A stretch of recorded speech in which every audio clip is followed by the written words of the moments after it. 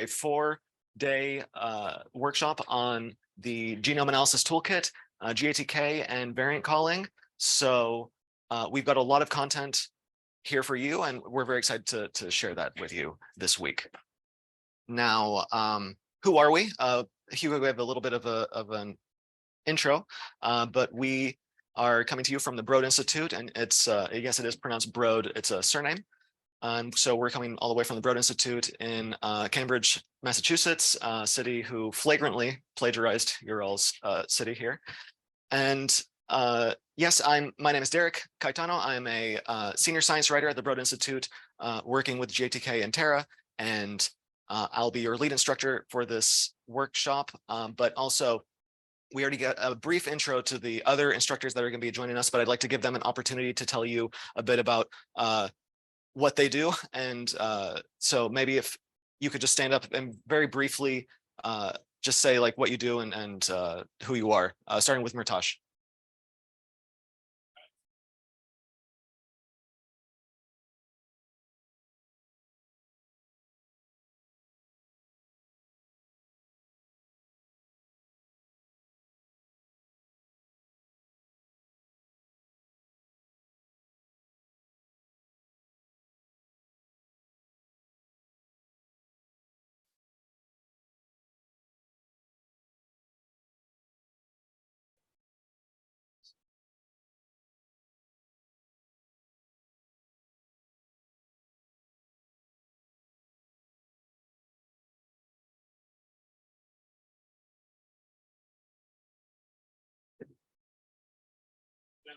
Yes. I've been Broad like 7 years.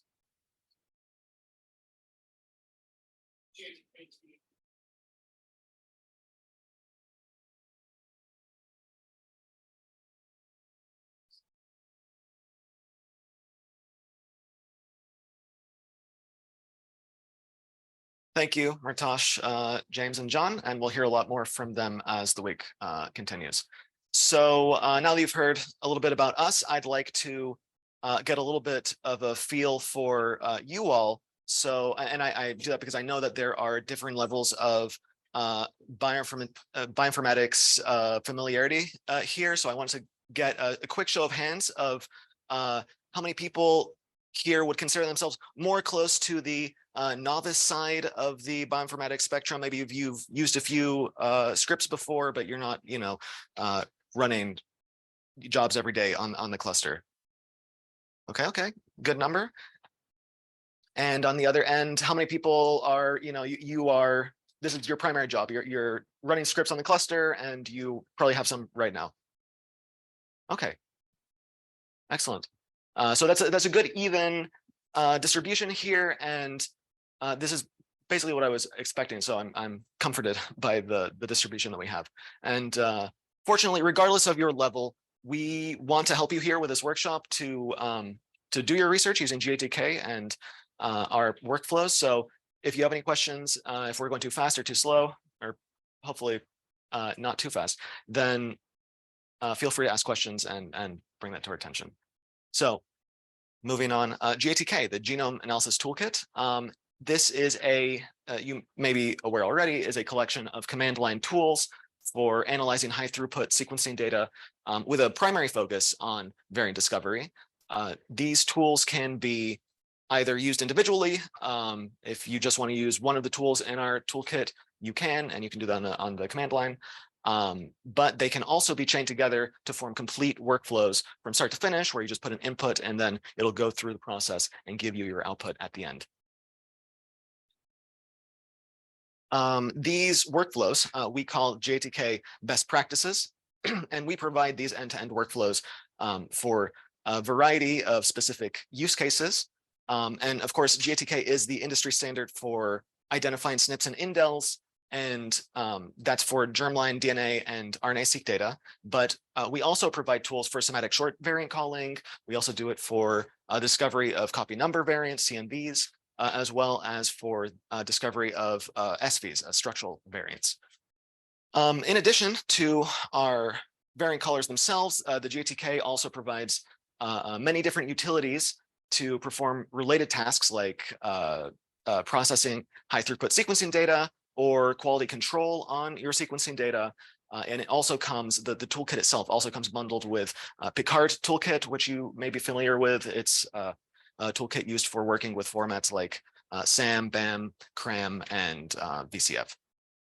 GATK is also engineered for speed, scalability, and versatility. And what that means is that it's able to be run on your local machine, on your laptop, whatever you have available. But if you want to scale that up to a university or institute server, you can. If you want to scale that up to a server farm, you can as well. It will meet you where you are with the amount of data that you have available. And GATK has been around for a long time.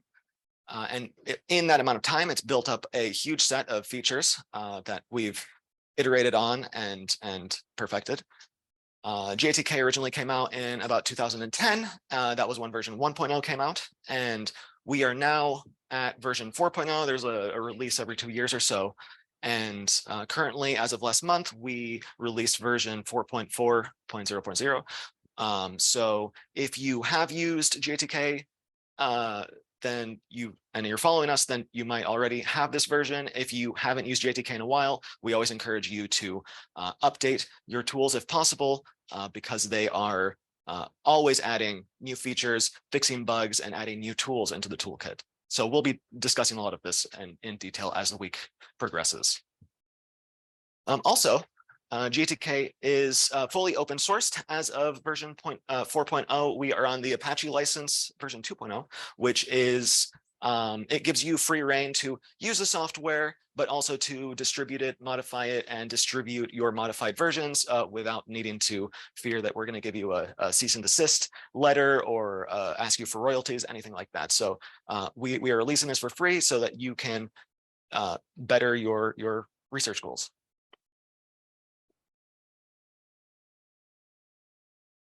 So yes, GATK has best practice workflows for all of the major variant classes that you might be interested in. As we've discussed before, GATK is the pipeline itself is mainly for discovering variants after the reads have come off of the sequencer. So if you are dealing with germline cells, we encourage the use of HaplotypeCaller in GBCF mode if you're looking for SNPs and indels. If you are looking for somatic SNPs and indels, we have a different tool called Mutex2 that you're able to use. We'll talk a bit about that during the workshop. If you are looking for germline copy number variants, we have a tool for that called GCNV. And for somatic copy number variants, we have a tool called CNV and ACNV, allelic CNV. We also have another recently released tool called GATK-SV, which is used for searching for germline structural variants. And this is just scratching the surface. We have some other pipelines that we use for RNA-seq data. We'll be talking about that later on and some other workflows.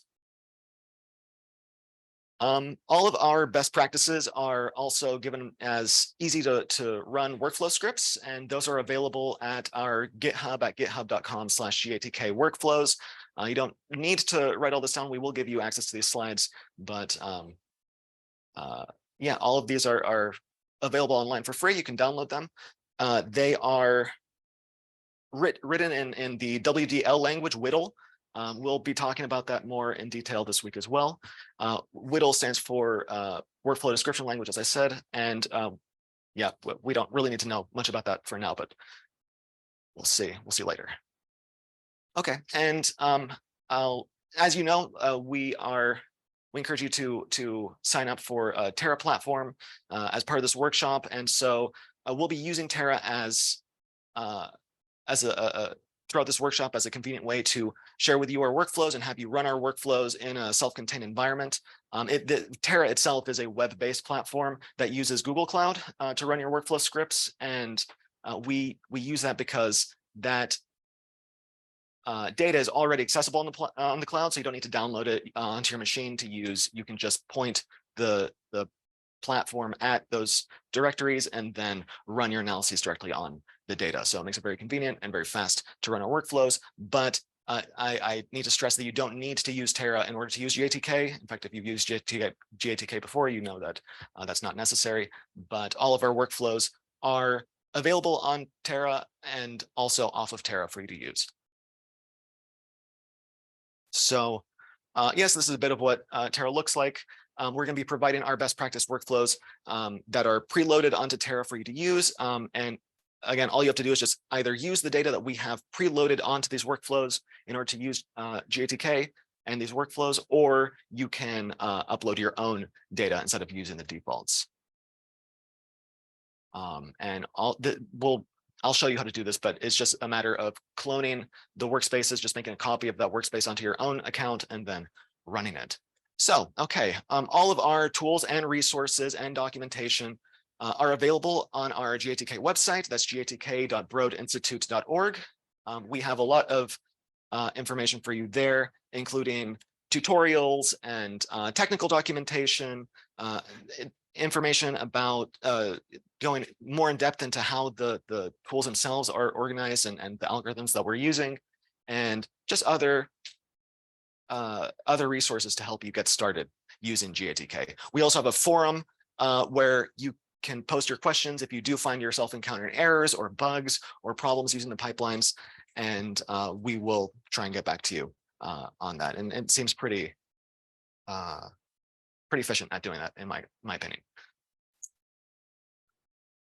In addition, on the website, we have a link to the GitHub where you can just go and download the latest version of GATK. So as I said, if you're still running an older version of GATK, then we always encourage you to download the latest.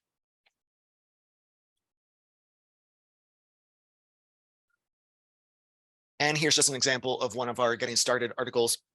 This is just one out of many of the articles that we have, but if you, I'm not expecting you to leave this workshop at the end of the week and immediately start using all of the things that you have learned during this time. So if you find yourself a few months from now, a year from now, wanting to get back into using GATK, then definitely the articles and documentation that we have on the website would be a very good resource for you to be referencing. A lot of the information that we're going to be covering during this workshop is written out in our documentation. And so, yeah, I mean, that's what we are making all this information available to you, but hopefully in this condensed workshop environment, you'll get a crash course and be able to be up and running ASAP. So as for the agenda, Hugo did run through a little bit of the agenda of what we're going to be doing for the week, and I'll give you a more detailed agenda in a moment. But for day one, that's today, we are going to be going over introductions to the platform, getting you started with the process of pre-processing your data and how it comes off of the sequencer. And then we're also going to be getting an intro to germline variant discovery. For tomorrow, day two, we're going to do a little bit more germline variant work with germline variant filtering, and then we're also going to be doing some output evaluation. For day three, we're going to be looking at somatic variants and CNAs. And then finally, on the last day, we'll be looking at mitochondria, germline CNVs, and single-cell RNA-seq data and pipelines. So all of our workshop materials, they should already be listed in that Google Doc that Hugo shared, but the link to our presentations and our agenda is located at broad.io/GATK 2023 public. I encourage you to go there now so you have it accessible. And from there, there is an agenda that you can click on, and it has a hour by hour breakdown of our agenda for the week. And so you'll see like how we planned out lunch breaks and bathroom breaks and which talks are coming in which order to get you ready. And of course, the presentation slides are there as well, so you can click on them on their folders for each day, and so you can click on them and then see, follow along with the presentations if we're moving too fast or you want to look ahead. Yep. Okay. As I introduced, GATK, in addition to being able to be run on the command line, can also be run using Terra, which the majority of you have already logged in to and have an account for.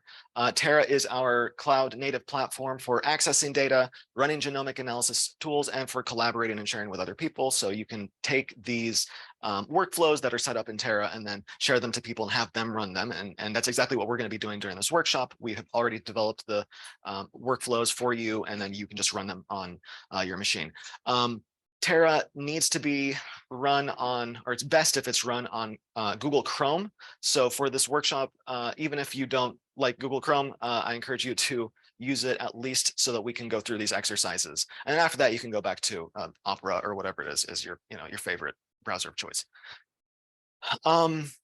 So yes, I'd like to take this as an opportunity to have everybody open up Terra on their machines. You've already done that, the majority of you. I know that some of you had, you put up the red sticky, which meant that you didn't have an account, or alternately that you were colorblind, hopefully the former. If you don't have an account, then it's easy to do. Just make sure that you click on the menu button, click login, and then you should be able to sign up with any Google or Microsoft account that you have, and it will just generate a new profile for you. So for the 5 or so of you that had those issues, I'd encourage you to try to do that. You can verify if your account went through, because if you click on the menu button, it'll open up and it'll have your name on the drop down instead of a login button. If you do have issues with that, we will have a break after the first series of presentations. So if you find yourself still having issues logging in, or you can't generate a profile, then let me know in the break, and then we can go more in depth. However, the second thing that I want you all to do once you've logged in is to verify that you have access to our billing project. You'll need this so that you can actually run the workflows. You don't need them you don't need it to see the workflows, but if you want to actually run the exercises, you will need to be able to be added to our billing group. And so the way you do that is you click on the menu button at the top, you scroll down to the groups, or sorry, you click on your name and it'll open up a little sub menu. And on that section, you click on the groups button. And then what you're looking for is a group called workshop-GATK-2304. That's the year and the month. And that is a temporary free billing project that we've given you access to. If you don't have access to it, actually, really quick, why don't we use the stickies again and put the green sticky up if you do have access. Give me the red sticky if you don't have access to the workshop billing. Okay, so there's a fair number. Okay, so for those of you who don't see this workshop GATK 2304, then I encourage you to go to broad.io/GATK 2023 billing. That's the website for our survey. And there's only one field on that survey, and that is the email that you used to register for Terra. So when you register for Terra, whatever that email was, just give me the that email in the form, and then during the break, I'll go through that form and then add you manually to the billing project. It shouldn't take that long, but just if you had already been. If you registered for this course with the same email that you used for logging into Terra, then I had already added you as of yesterday. So anyway, we'll sort that out during the next break. All right. Okay, and so during the workshop, we'll go in details. You don't need to do any of this, but I'll show you how to access our featured workspaces, including the workspaces that we're going to be using during this workshop, and then also later on how to make a copy so that you have it on your profile. You'll be able to access all of these off of the workshop as well, even once we revoke the billing project in a few weeks. So all that information will still be accessible to you, including the scripts and pipelines. And yeah, I'll show you how to make a copy once we get there. Okay. Yeah, this is important. So we'll just move on and go to the next section. Do we have any questions? Are there any questions or comments so far? Excellent.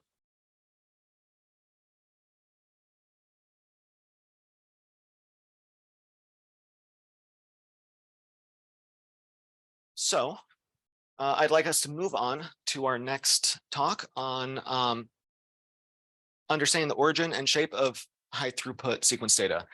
This is just the data that's going to be coming off of the sequencer. If you're going to be working on bioinformatics data, the data either is going to be, you're either going to directly be working with this data, or you're going to be working on data that has come downstream of this. So it is important to understand where all of this information is coming from, so that you can help identify errors that you might encounter later on down the line.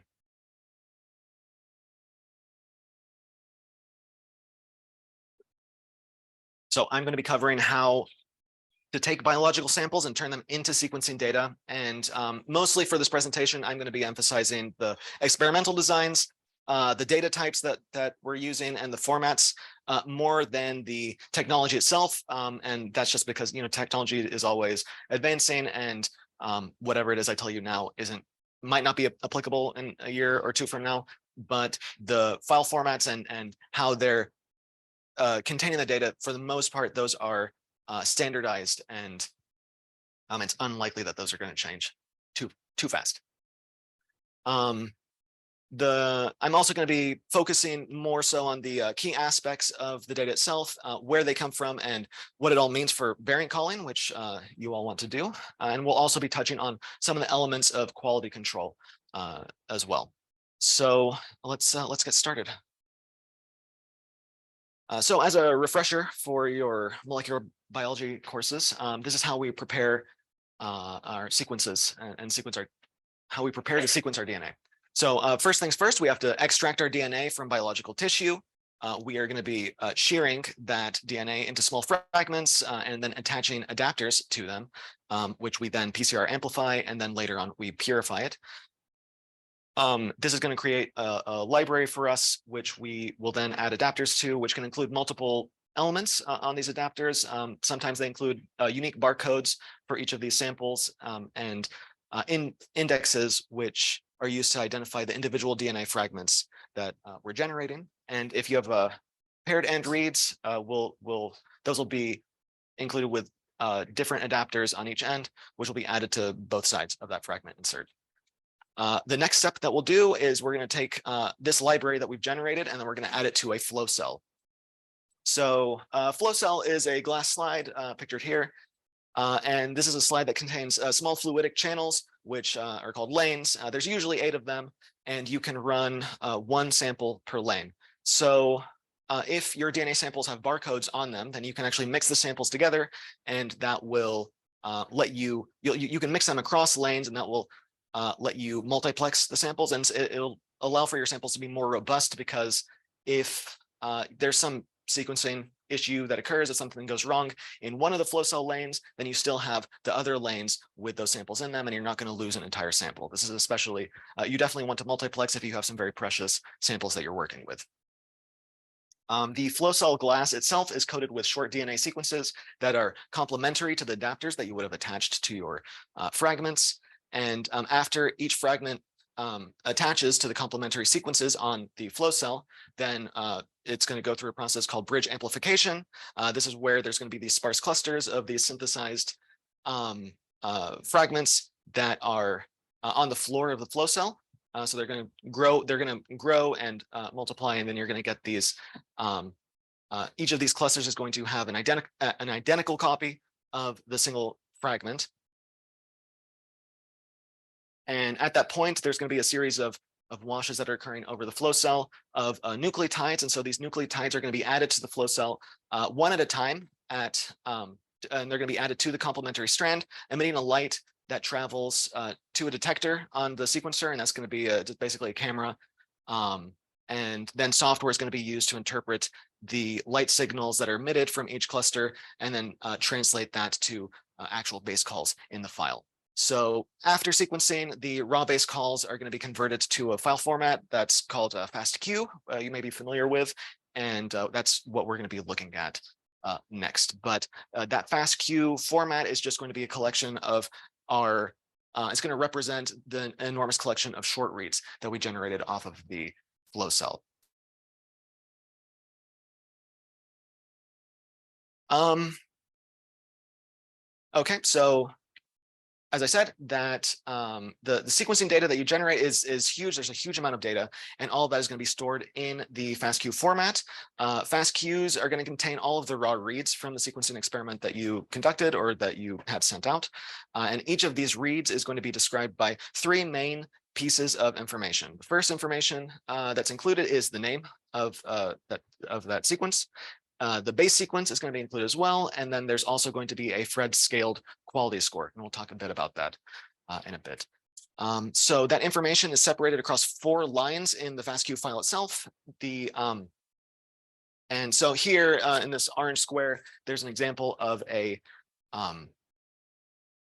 individual read that's included there. And so Phred quality scores are stored as ASCII code. And the original quality scores that will have come off of the machine are very, very small. But to make these scores readable, we Phred scale them using a formula on the slide. So it's their Phred value equals -10 times log of some value. And right. And so then we store that in the file itself, and then we round that value to the nearest integer, and then we store it as an ASCII character. So that allows for an extra character that we can use. So the quality score of that Phred value, you can get different scores for each of these reads. And so some of them are good, some of them are not so good. I've given some examples here. If you have a score of 10, that gives you a 10% error rate. So you'll have like a 90% confidence. If you have a score of 20, that's 99% confidence with only a 1% error rate. That's pretty good. If you have anything above 20 for your Phred scores, that's pretty decent. Ideally, you would get something closer to a score of 30, which is 99.9% confidence or a 0.1% error rate. But if you're working with something 20 or more is generally good. So yeah, the issue is that with these FASTQ files, the reads themselves, they're going to tell us the base sequence for each of the sequences that were sequenced, but they're not going to tell us anything about where in the genome those reads actually map or where they're aligning to. So that means that that's the next step in our process. We're going to need to map and align our reads, and to do that, we're going to need to understand the different types of sequencing that we might be using, and also the different kinds of reads that they produce. So different types of sequencing experiments are going to produce reads that map to different genomic locations, and that has different advantages and disadvantages. The 2 types of genomic sequencing that are most commonly used are whole genome sequencing and exome sequencing. Whole genome sequencing is going to produce even coverage across the entire genome. I've shown you what it looks like more or less here in this example. And that's going to end up resulting in a lot more data for you to align with and use. Unfortunately, that is also going to cost a lot more money. So that may not be something that you want or are able to do for your experiments. The second type of sequencing is exome sequencing, in which only the sequences in the exons are going to have coverage. And of course, that's going to lead to a lot more biased coverage, which may lead to issues in your data analysis. Possibly, but it has the upside of being significantly cheaper, so probably more approachable in a lot of cases. And so in this example, you can see that there are stars here for different variants. So if you are using whole genome sequencing and you find that there are you're more likely to find that there are variants in intron or intergenic regions, and those types of information would not be visible if you were only running an exome panel. You'd see that they wouldn't show up in the reads at all because those parts were not sequenced. So we can visualize the difference in coverage between whole genome and exome sequencing using a genome browser. So this is just a toy example, but here we can see what it actually looks like. Here's an example of whole genome sequencing in IGV and exome sequencing in IGV of the same samples. And you can see that there are a variety of SNPs and insertions here. And so on the top for whole genome sequencing, the SNP here on the left is exonic, and it's captured by both types of sequencing. It's captured by the whole genome sequencing as well as the exome sequencing. But the SNP on the right is intronic, and so you can see that it's only covered by the whole genome sequencing, but doesn't show up in the exome sequence. There's also an insertion there that likewise is intronic and doesn't show up. So if you are using exome sequencing, you have to know the regions of the exome that your particular kit is going to capture, and that information you'll have to find out before or during you actually using them.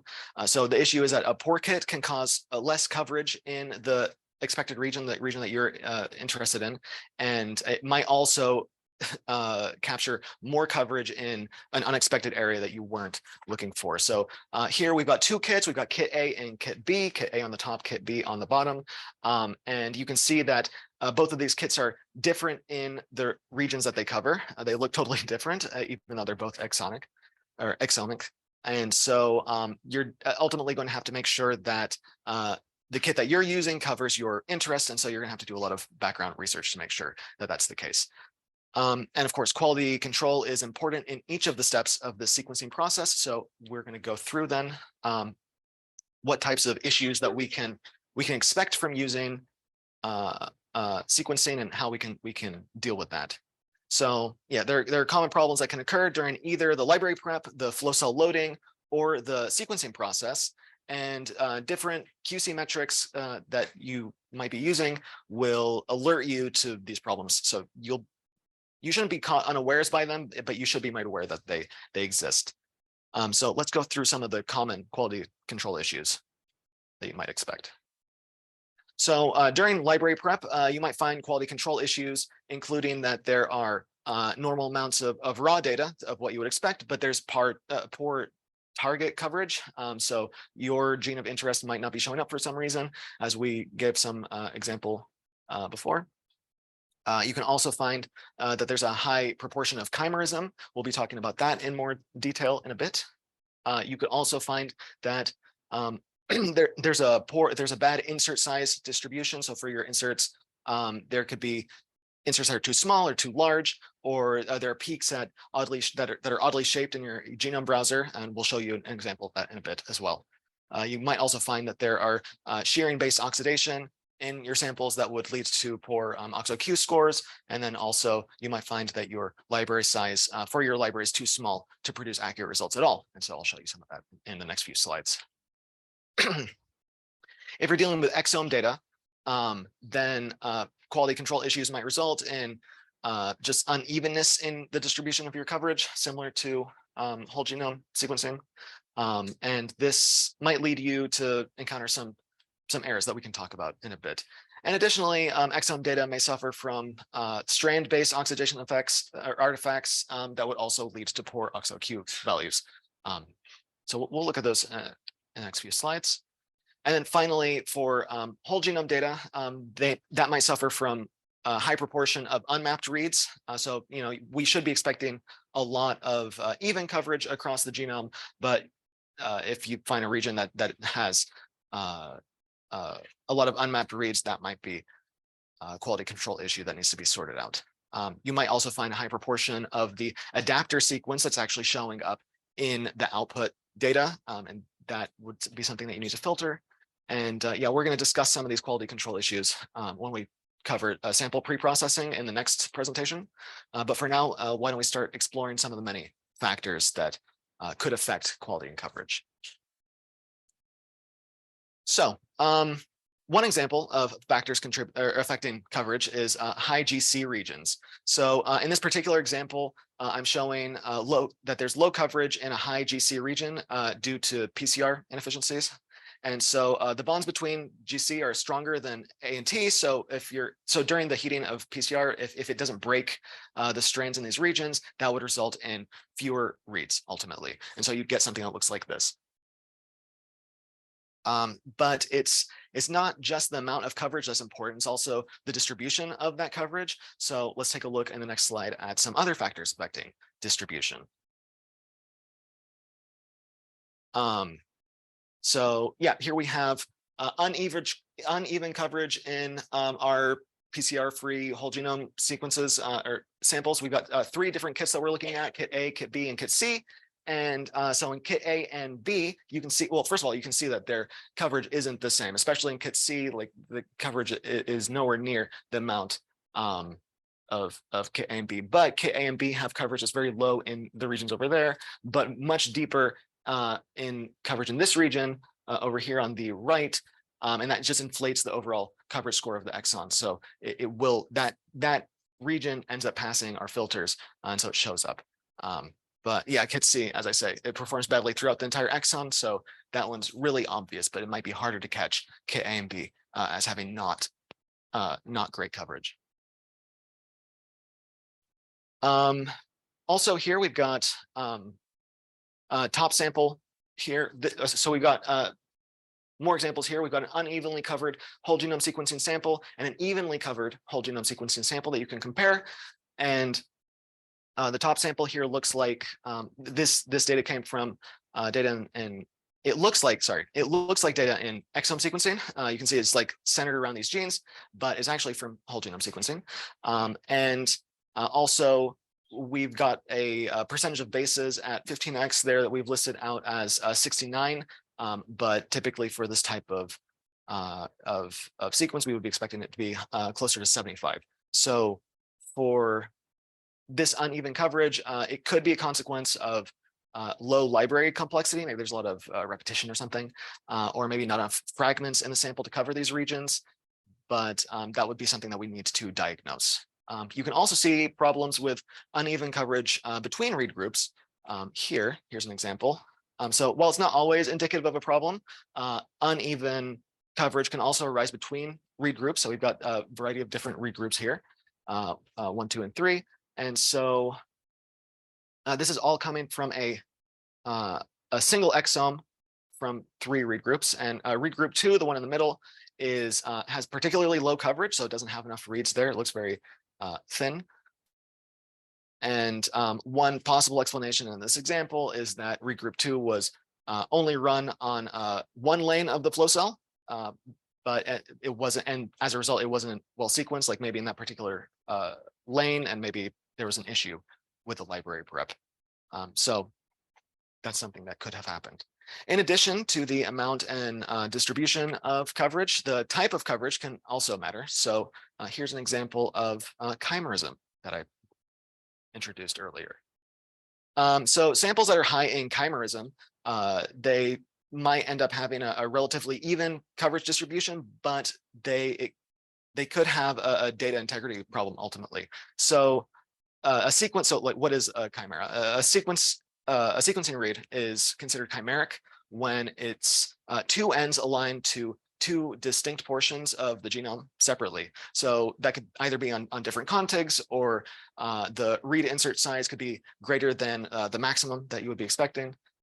So high chimerism is often results from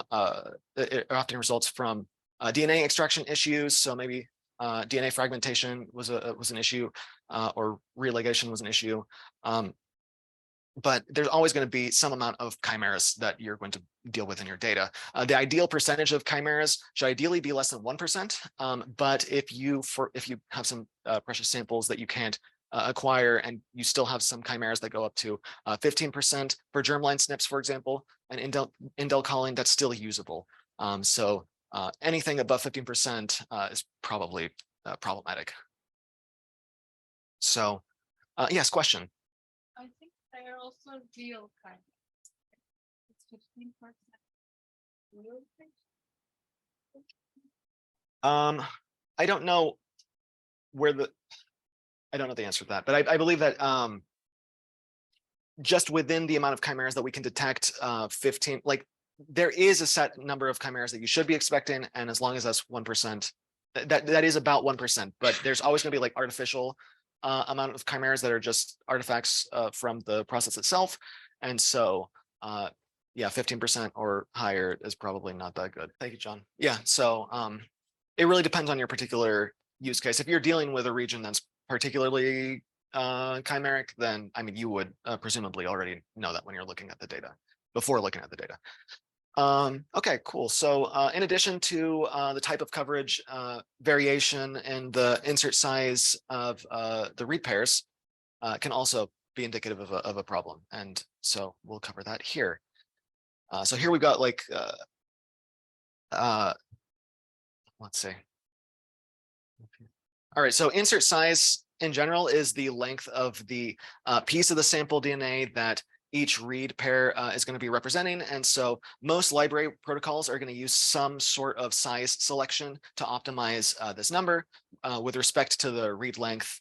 But in this particular sample, which I'm showing here in the left graph, there's a really strange spike near 21 base pairs. So this is a graph where we're looking at insert size on the lower axis, and the vertical axis we have our counts for those inserts. And so you can see that we've got a distribution here where there's like a normal distribution here and a peak around 400, which is what we are expecting. But there's this huge spike there, which is at 21 base pairs. So in this particular case, from this example, there was a bacterial contamination in like some cheek swabs that they were using to generate this data.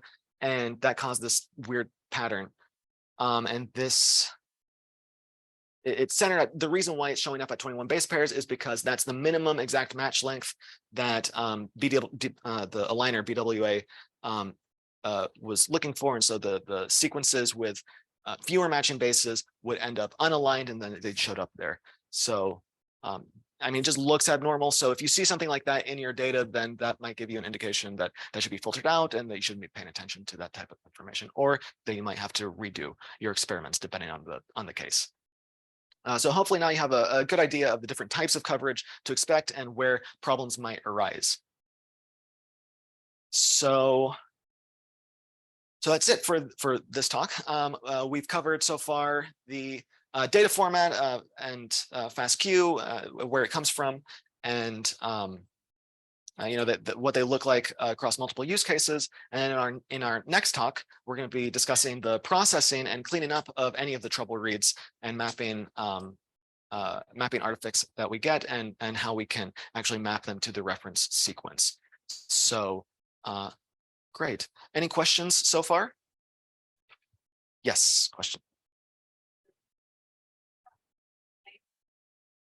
Oh, right. There is a slide on that. Let me see. Okay, so the read, so yeah, when we're covering the flow cells, the read groups are going to be IDs that we that generally specify the combination of the sequencing library. So like the sample that you were putting onto a specific lane, but also includes the sequencing run, which is the flow cell itself. So the read group would be, you can have multiple read groups for the same sample if you have different cells for that sample across different flow cells, but that information would be integrated into your FASTQ files. And so these are all things like you're never going to get the exact same run twice in a row, even if you have the identical sample. So you always want to make sure that you are keeping track of those read groups ultimately. Great. We'll continue on to the next talk. And then after this talk, we will we'll break for 20 minutes so you can, you know, get some coffee, use the restroom, and other things. So let's see. Or no, wait, I think no. Okay, we'll be fine. In about half hour, we'll do that. Great. So next presentation, we will be going over an introduction to data preprocessing. And so this is so after our samples have come off of the sequencer, we have our FASTQ file, then we are going to want to map those sequences and then clean up that sequence data. So right here, we're going to be talking about the primary analysis of these files. We're going to be turning our biological sample into usable DNA sequence data itself instead of just a hold on. Yeah, great. And yeah, so before we had our FASTQ file and it was just all the sequences themselves, but they weren't aligned to anything. They were just the collection of reads. This time we actually want to figure out where in the genome they correspond to, and that's what we're going to be talking about. That's our goal for this talk. And of course, we're also going to be touching on some of the elements of quality control, which will, when we're doing our quality control, it will require some anticipation of the early stages of our secondary analysis, like what do we want to do with this data later. That will tell us and inform us on how we can do some QC on our samples. So as we covered in the previous talk, all of our data is going to be produced by the sequencers themselves. However, it's going to come out in this FASTQ format, which is just it's only the paired reads without any mapping information. So this data that we are getting in the FASTQ format is likely to suffer from a variety of technical biases and artifacts that might affect our analysis ultimately. And it's definitely going to include some artificial duplicates in that sample as well. And this is going to be artificial duplicates that are reads from the same original molecule, the same fragment that was being passed through the sequencer. So as a result, we're going to need to map these sequences. We're going to need to sort them, and then we're going to need to clean up our reads before we are actually able to use them in any meaningful capacity. So in order to do that, we're going to have to take a look at our best practices for pre-processing our data to account for all of these things. And in this talk, I'm going to be going through that pipeline, this pipeline here at the left of the slide, taking our samples from UBAM or FASTQ format, mapping them to the reference, taking those and then marking our duplicates, and then doing some base quality score recalibration. And ultimately, we will get our BAM file, which is ready to be analyzed and moved on to other parts in our pipeline.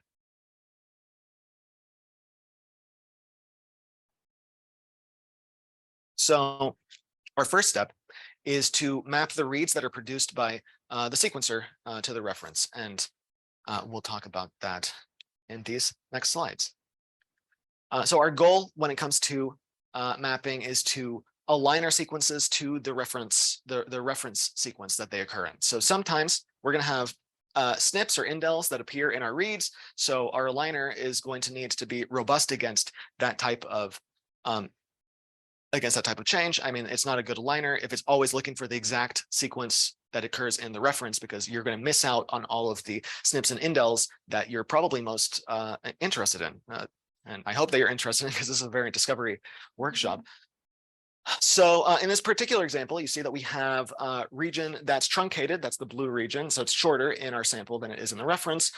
Region 2 actually is duplicated. You can see that there's 2 copies of it. And then region 3 actually it has a SNP or an indel. And then there's also SNPs and indels in our other fragments as well. So if we could read our sample from start to finish, then it'd be super easy to identify where these variants are, but we don't actually have any of that info handy. So instead, our sequence has to be broken up into countless fragments. And since our reads start out as a pile of short reads, we're going to have to map our sequence bit by bit. So we can't just do it in order, because it's just a random collection. We're going to have to be more methodical. So most parts of the genome don't look like other parts of the genome. So that makes it relatively easy to align them to the reference for the most part. And so all of the reads in this example here align in a way that in the way that you would expect them to align.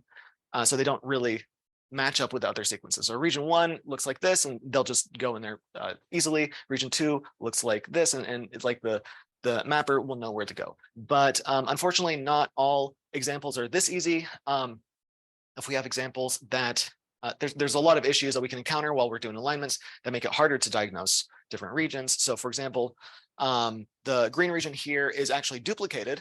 So since it's a duplicate, it makes it very hard to know where to align it. Do we align it to region 2A in this example, or 2B? If they're equal, then where do the reads actually correspond? So this type of example is actually where the majority of the cost in sequencing goes to. About half the cost of sequencing is used during the actual mapping and alignment phase, and it's for this type of region. So we'll go through some examples here to see what that entails. Yes, question.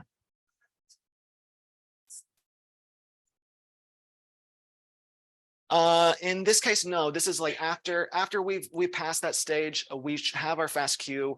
Ideally, there would be we would have dealt with the chimeras if we had too many. At this stage, this is all of your sequence data is going to end up like this if you have a FASTQ. You're going to have some duplicated regions, and you're going to have to deal with them in some way, because again, if we're looking at this region here, region 2, if you have this region here, it maps there, no problem. But if you know that there's a duplicate, then does this fragment, does it align here or does it align here? If they are identical, then how are you going to figure that out? You might not even be able to figure it out.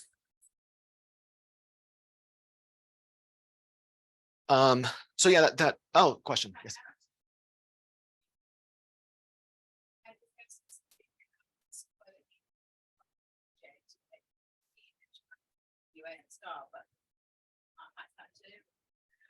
There are lots of different tools that you can use. Yes, obviously you can use BWA. We are going to be discussing some alternative aligners here. So yeah, it really depends on your use case and what your preferred method is for your pipeline. I wish we can say the ones included in GATK obviously are the best ones. So but we'll cover some of those. We do recommend STAR for RNA, and BWA is the standard for a lot of genomic alignment. Okay, so how do we deal with the issue of having duplicates and trying to align them? One of the ways that we can deal with this is by using paired end sequencing. That helps a lot. And so if there's a repeat that exists in our reference genome, then paired reads are going to end up giving us a lot more context as to which segment it's going to map to. So for each of our reads, the individual reads, we're going to know exactly where the expected size, what the expected size is. So it should be about 300 bases. And then we can sequence it in two different directions. So it's going to be forward direction and then backwards direction. And that's why they're paired reads. They've got their two different directions identified. And then we can use algorithms to that know this information. They've already been worked around to identify that information, and then they can align those reads to each other so that they overlap. So they're going to end up looking something like this in a stepwise formation. So this is going to give us a much more solid basis for understanding how each of the segments align with each other, because if our fragments are overlapping over a repeated sequence, then there's essentially only one or two ways that it could be ordered. So what do these reads look like when they come off of the sequencer? We tend to like to keep all of our data together. And so we try to keep our metadata attached to our data whenever possible. So this helps so that if we encounter an error or an issue along the line, then we can just backtrace that error and find out through the metadata where that issue is. If we had deleted all of that information, it would make it a lot harder for us to diagnose the issue. So in our BAM and SAM formats, we have the following. We're going to have the following data included, and so this is after we've done our alignment.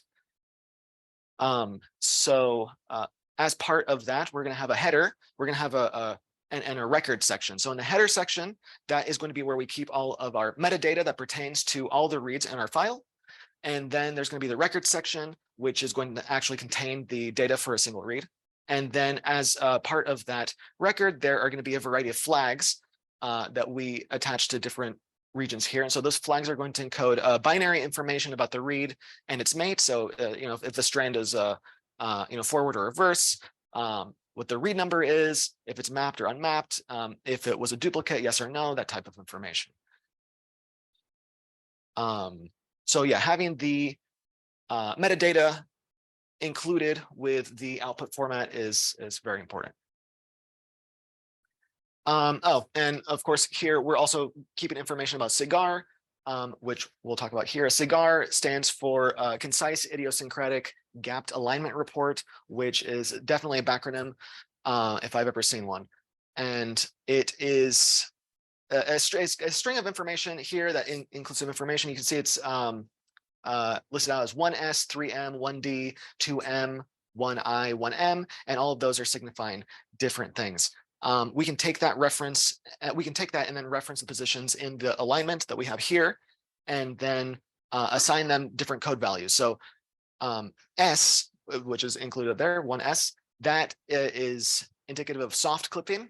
So soft clipping means that we keep the bases, but we don't consider them to be part of the sequence itself for whatever reason. So sometimes this is necessary for a sequence because it might be at the beginning or the end of a read, and it might be mostly just adapter sequence that found its way into the read. So we would include that as an S for soft clipping. There's also M's. So an M stands for match. We want to make sure that the read and the reference align to each other. So we're going to be looking for those matches. But then we also have D's and I's. So D stands for deletion and an I stands for insertion. And so these are going to be useful when we want to identify how well a particular read is going to align to a particular position. And those are going to be the types of information the type of information that we're interested in catching. And then there's another flag which isn't covered here, but it's N, and N stands for unmapped. We'll talk about that in a later slide, but these are going to be unmapped regions that are given as a placeholder code. And so I'll explain about that in a second. And yeah, we also have POS down there. That's a position that's a position, and that's going to be the alignment start position, that not including soft clipping. So it's going to ignore the soft clipping and start that beyond that. So we can move on then. So I had mentioned that we'd like to keep our data together as much as possible, our metadata and our data together, and so we can find any errors later down the line. And in practice,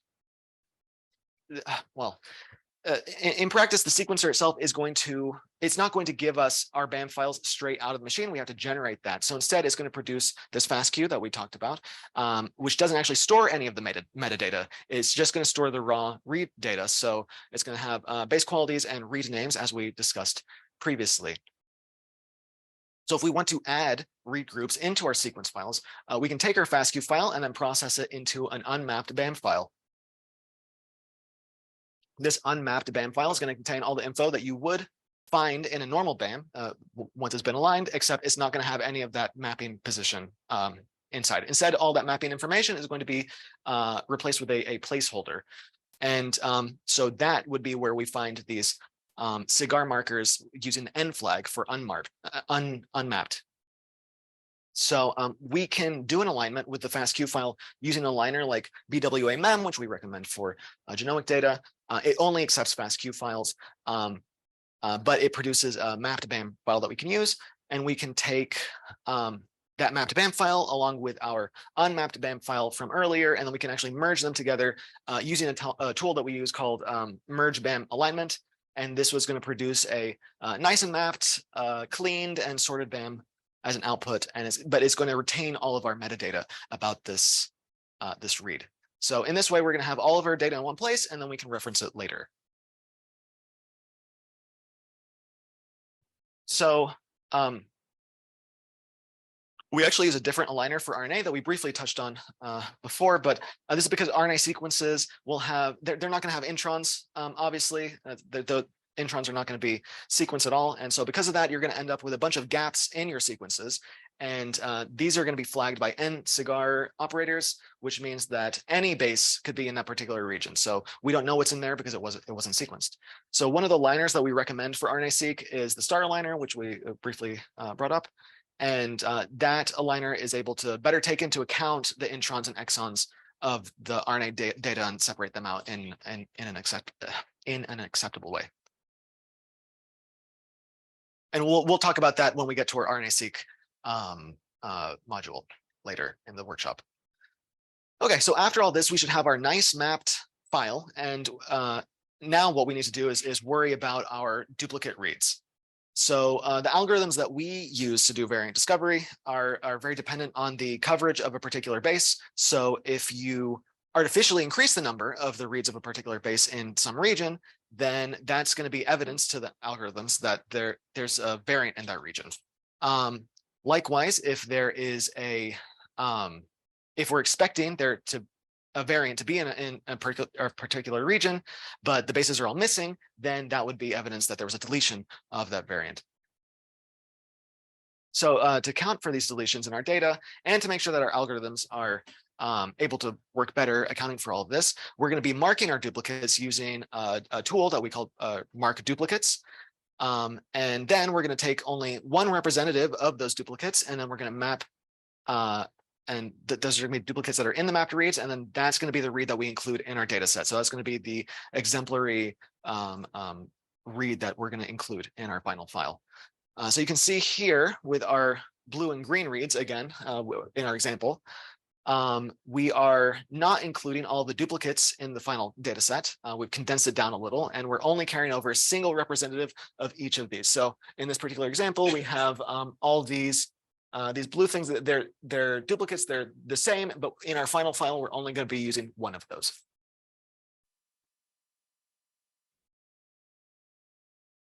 So where does duplication come from in the first place? Library duplicates are made if you do PCR in your protocol. It's going to create copies of fragments that increase the probability that each of those fragments is going to be read. But the flip side of that is that you're likely to find you're likely going to read a bunch of copies of that same fragment, and that's going to show itself into the FASTQ. There are also optical duplicates that can come about. These optical duplicates are an artifact of the sequencer. So the sequencer is doing PCR on the flow cell to generate these little clusters of the same fragment of DNA as we were discussing earlier. And that's going to increase the fluorescence of the detector in that region, and it's going to get picked up by the camera. But the issue is that there can be certain aberrations in that process. In each cluster formation that might occur that could, for example, like a fluorescent fragment could jump across the flow cell or something, and that would cause an optical duplicate. So the camera or the sensor that's looking at this could notice that there's like more of the signal or duplicated signal, and that's going to get read into the file. So library and optical duplicates are often distinguished to estimate the number of unique pieces of DNA in the library. So that is often how it's looked at in the final file by the algorithms. So how are we going to determine these duplicates in the first place? Well, first off, we're not going to actually look at the bases themselves because they're going to be duplicated. That's not going to give us enough context to tell what's going on. Instead, we're going to look at the alignment positions of the bases on the 5' end. And so we're going to be looking at the unclipped position to do that. So we talked a little bit earlier about soft clipping, where the beginning of a read doesn't map very well to a reference, and so we kind of ignore it. We mark it as a soft clipped region, and then we don't look at its positional data. So we're still going to be taking the positions of those bases into account when we're looking for duplicates, but we're only going to be looking at the positions. We're not going to be looking at the bases themselves because, as I said, that's mostly just part of the adapter or some other region. So we're not interested in what's there, but we are interested in where it is. So for example, here's a set of duplicates based on their start positions, which were included here. And so if your sequences are a paired end, then we can also do the same thing with the 5' end of the mates. So if you have paired end reads, then you can do it in the opposite direction as well. But we're going to be looking at the 5' position of each reads and taking into account the soft clipped positions, which are labeled in gray in this example. And then we're going to look at the base quality scores of each read and then choose the one with the best scores to act as the representative of that bunch. So as I said, again, we like to keep our data and metadata together so that we can review that data if we encounter any errors later on in the pipeline. So what we're going to do, instead of tossing out all that information, since we like to keep the data, we're just going to mark the duplicates that we find, but not remove them. And we're going to do that using the flag in the SAM file itself. So most of our downstream tools look at the flags for each read, but they're going to ignore the duplicates themselves. So here is a pileup view in IGV. So on the left, we have it set to show the duplicates, so we're going to see everything. But on the right, we have it configured to hide those duplicates. So you can see that there's significantly fewer reads that are visible, which makes it easier to manage in our pipelines, and that we'll be going over later in this workshop. But we still have all the information accessible if we do want to see if there are any artifacts or issues later on down the line with our tools. So we still have all that information accessible. We just don't need to look at it. So now that we have our mapped reads, we've marked our duplicates. And so at this point, we have a lot of reads that are probably good by this stage in the pipeline. However, we don't know how good the base quality scores are. We don't know how good like the quality of our reads are. So we have a tool called Base Quality Score Recalibrator, or VQSR, which looks at what the expected quality for each of the bases in our reads are. So it's going to be looking at what the empirical quality is based on there being mismatches, insertions, deletions, that type of thing between the reads, and then it's going to and the reference, of course, that we might not have originally expected, but then VQSR is going to come along and it's going to adjust those base qualities to make them more correct to what we know it should be at. So, for example, in this particular plot, we have two plots here. The one here on the left, we're showing the reported quality on the horizontal axis and empirical quality on the vertical axis, and this is going to be we've got two sets of data here. So we've got our purple dots. These are going to be the qualities that are reported by the sequencer itself. And then we've got our blue dots, which is what we would expect the dots to align to with each other. And that would ideally form a vertical line with a slope of 1. But you can see that in actuality, our data here that's being reported by the sequencer is less. So we need to find a way to get that closer to reality. So for each of those reads, we look at what the differences in quality are based on different covariates, and we adjust the reads based on those covariates to align them back up to the diagonal line. So as a specific example, one of our covariates that we look at is dinucleotide context, and that's what I'm showing here on the right side plot. And so each dinucleotide pair is going to be represented on the horizontal axis, and the accuracy of the quality score is for each pair is going to be represented on the vertical. And you can see that in this example, we're underestimating CG and overestimating TA on the extreme. So you can see that CG down here is very, very low, and TA is high. And that's going to be based on a baseline of 0 that we would be aiming for in an ideal case. And that baseline is the blue line here that we should be expecting. So because we know that the empirical and the reported qualities should actually be the same, but they're not, that means that we can make adjustments to each of these dinucleotide pairs that we're looking at here. And then after reading through all of the reads and then seeing what the quality scores are, we can do that. And then there are other covariates that we can use as well, but this is a good example here due to the massive discrepancy between what we're expecting versus what is actually being reported. All right. All right, so how do we calculate these empirical qualities in the first place? So like I said, we go through our reads and then look to see if there are insertions, deletions, or mismatches between the reads themselves and the reference. It's a pretty straightforward calculation itself, which I've written there. However, the only caveat is that when we're doing these calculations, we're going to be ignoring known variants because they're not going to give us, we're expecting there to be variation there. So our known variants themselves are going to be coming from a list of common variant sites. So that should be accessible to you when you're doing your analyses. But if it isn't available, then we can bootstrap calls for the sample using without using VQSR in the first place, and then use those calls as our quote unquote known variants. So then essentially we can take the information that we do get and then just put that back into the cycle and use it. So we can track the number of observations and the number of errors alongside the covariate context that we were examining and put that together. And then finally, we can calculate a Fred-based quality score at the end, which is what we're looking for. So this is going to be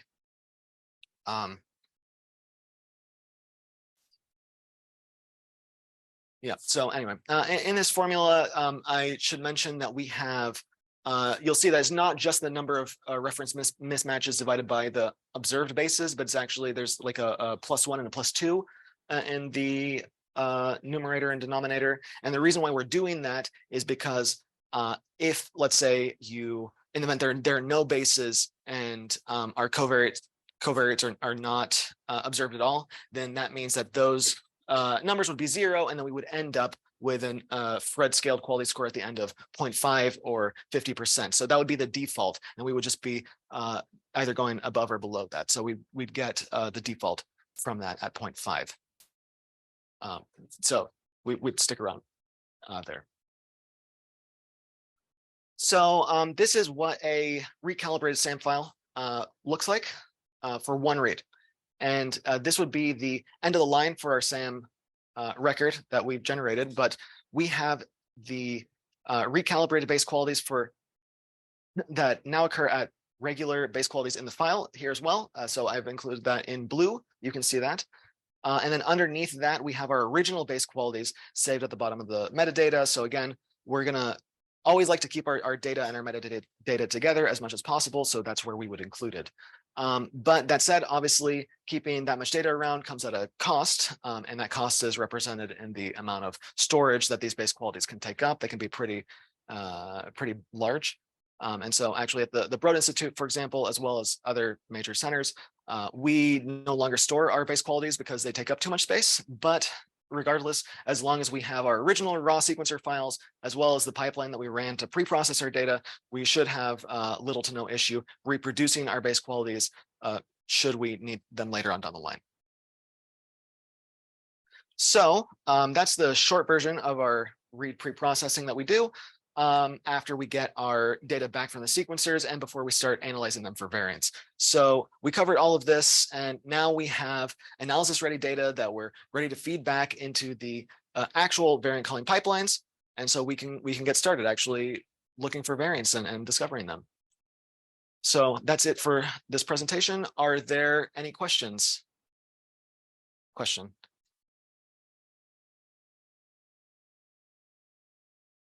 When would they be trimmed? That would be part of the library prep, or you mean in the analysis?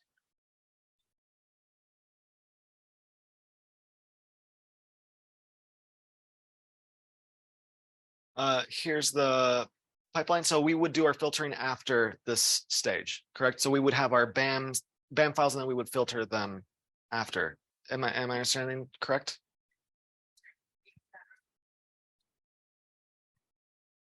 Oh, I understand. Yeah. So you would be looking at that. So I showed the example where we had our peak where it was like 21 base pairs, and so that was obviously wrong. And so you would filter those out. I mean, you would know that that wasn't supposed to be there.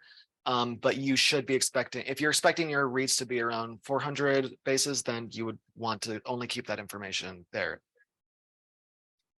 The question is, would we always be looking for issues in the quality of our scores when we're doing this? That would be in the FASTQ step. And so I showed that example of the bacterial contamination that was causing a huge peak at 21 bases.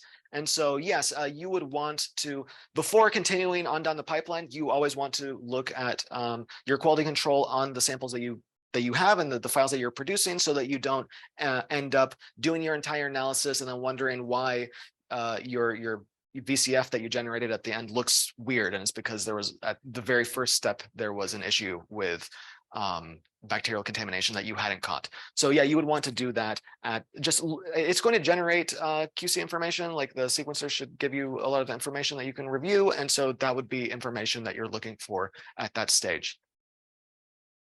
I think I saw a question over here. Yes.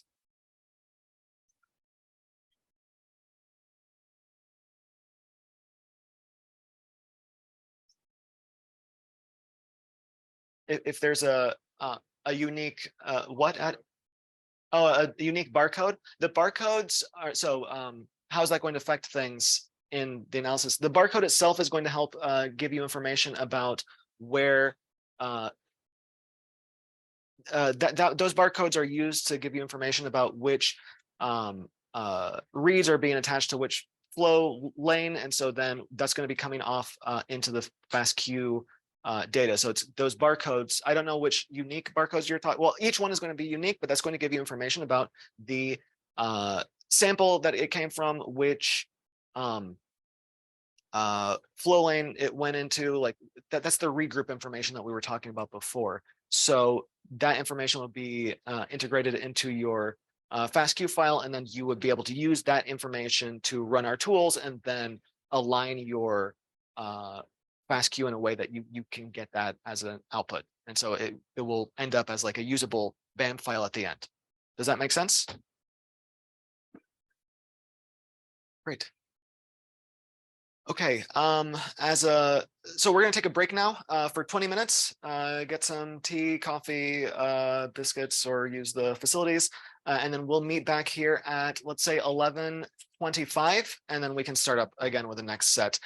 Just as a quick reminder, if you did not have access to a Terra account or a Terra billing account, then please let me know. I'm going to be doing that in the meantime and getting you all access for the next portion. Question. Oh, sure. Okay, so let's take a break and meet back at 11:25.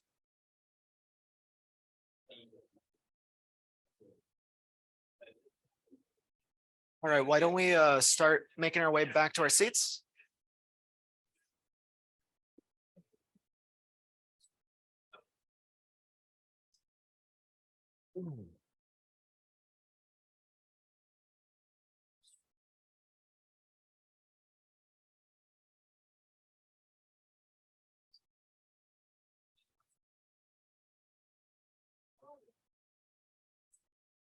All right, everyone, let's start making our way back to our seats so we can get started.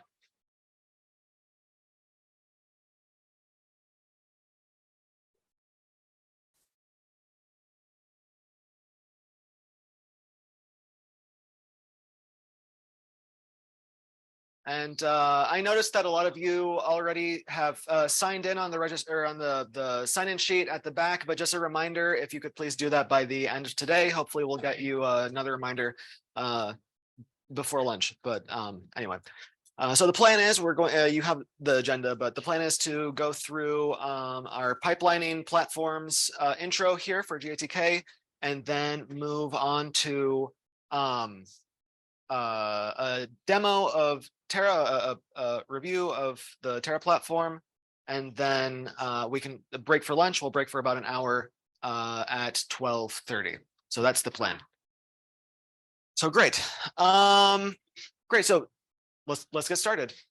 GATK itself is a series of pipelining of tools that are used for different pipelining steps. We discussed that a little bit at the intro. So I'm wondering, I saw some people here have already had experience with GATK. How many people actually have used GATK before? A show of hands. Oh, okay, a good number. And how many of you have never used GATK before? All right, get out. I don't want to say, no, I'm fine. You're fine. You're fine. Cool. So in this talk, what I want to do is cover the workflow description language, WDL, that we had, I briefly discussed earlier today.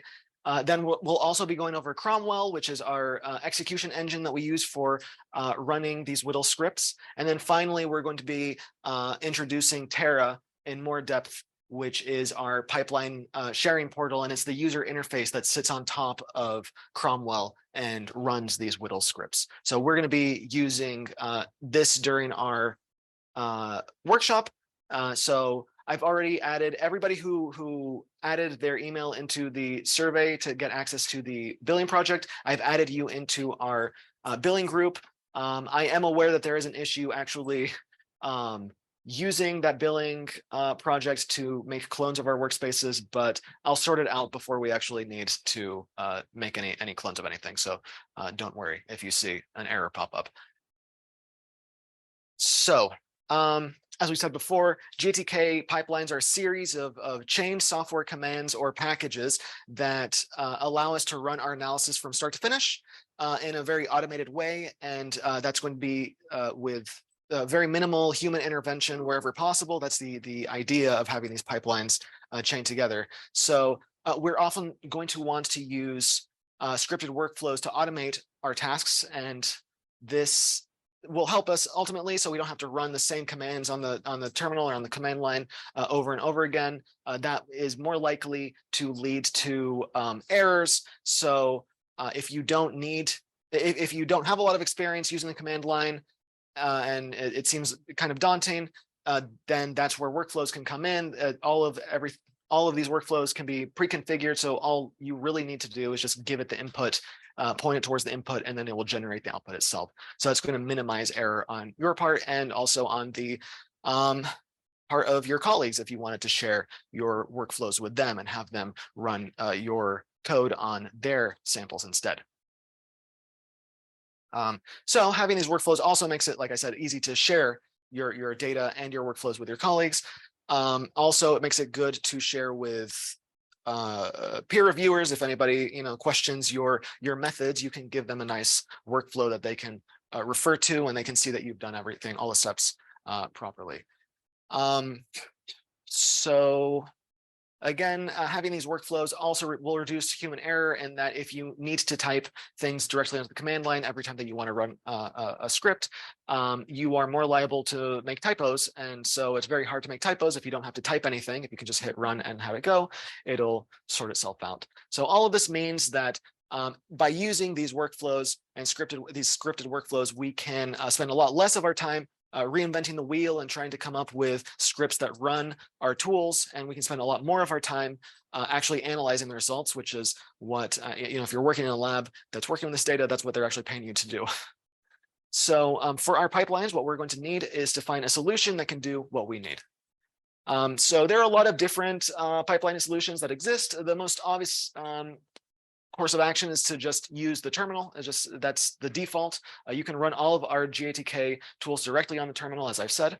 But there are also many other platforming options that can help you wrap your code in a way that you can run them from your browser even. So Galaxy is definitely a popular choice. Maybe some of you are already familiar with Galaxy or have used it.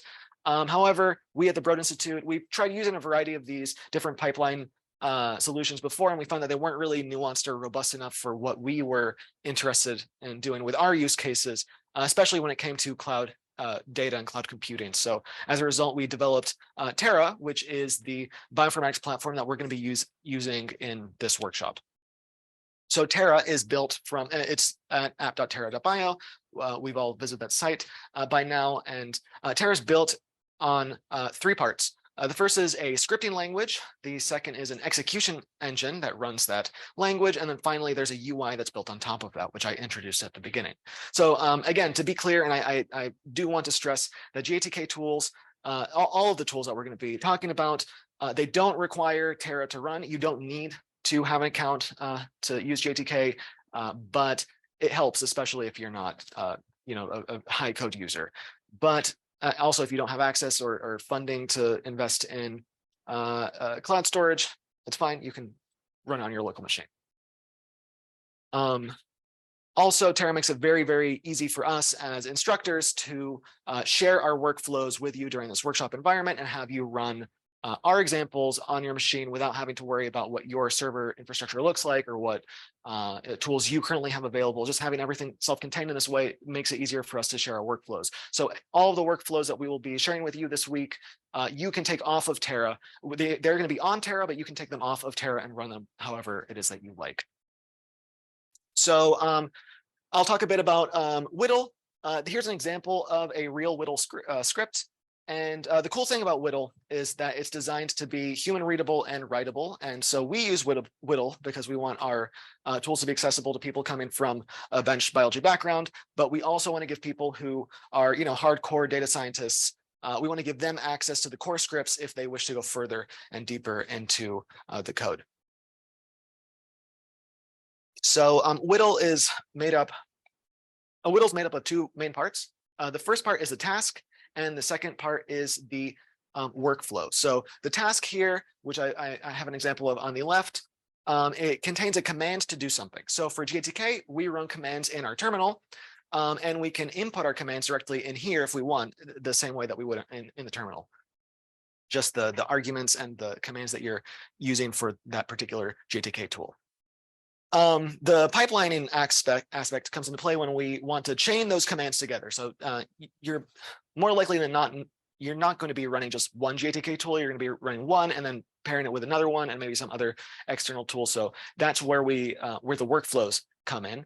And here's an example of a workflow on the right. And Whittle's able, what's convenient about Whittle is that it's able to determine which of the tasks needs to be run first in a workflow, and we'll do that in order to keep things as efficient as possible. So it will look at all of your commands and say, like, we can run these things together, we can run these other things together. It makes it very easy and makes your scripts run faster. We also use containers for all of our workflows in Terra. A container is going to be packaging together all the software and dependencies that are associated with that program together in one unit. If you have any experience trying to run other people's scripts, then probably you know that one of the most challenging aspects is trying to make sure that you have all of the correct software installed to be able to run it. And of course, if you'll also need to make sure that the version of the software is the same as the version that your colleague was using when they were running the script. Also, it's the same one that they had. You know, if they're using an older version of a software, you have to make sure you like downgrade that or update your script to account for that. So it can be kind of complicated. So containers are going to take a lot of the guesswork out of running pipelines on different platforms. And so they're basically like little virtual machines that provide they provide an isolated environment where you can control the software that's been installed.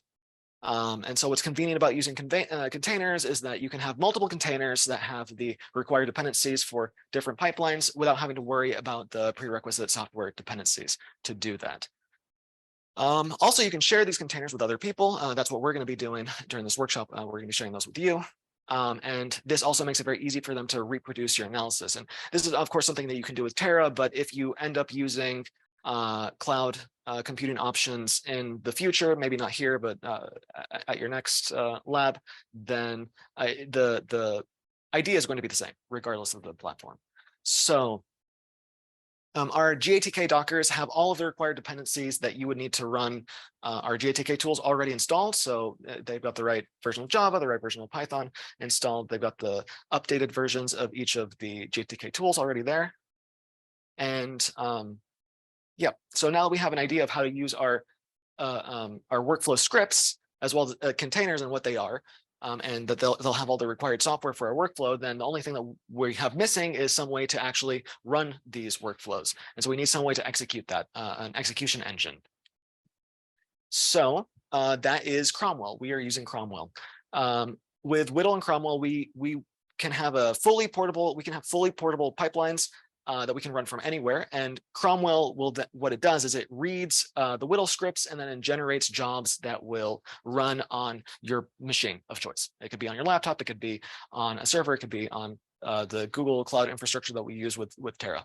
So this makes Cromwell very versatile. As I said, it can connect to any backend that you have, and it can do that to run computations, which can help us standardize our workflows, even if we move to a different university, even if you move to a different university or institute that uses a different server setup. So if you wanted to set up Cromwell to run these workflows on your computer, you could, and then you can take all those workflows to your next job, your next institute, and use it there. So as I said, it works. Cromwell works locally on local servers and also on the cloud. And you can also set it up however you want. Of course, we recommend using the cloud because it makes it easier to share massive amounts of data. But yeah, in this workshop, we're going to be going through some examples that use Google Cloud Services, but GATK and Cromwell run locally on HPC infrastructure, Alibaba Cloud, Amazon Web Services, and also more recently, Microsoft Azure. So the cloud is, as I've said, it's very easy for sharing data. The traditional way of sharing data with people is by bringing the data directly to the researchers themselves. So, for example, I mean, you could send a copy of the data over to somebody to use. I've had people send me hard drives before to use, and that it can take a lot of time. It can also take a lot of time to download that onto your machines and get it into the format that is usable for you. So it can be very slow and clunky and sometimes redundant. I mean, I think that essentially all universities and large institutes have have their own copy of the human genome, even though it's like the same across the board. So it's a huge waste of storage space to just have all these copies of data flying around that are the same.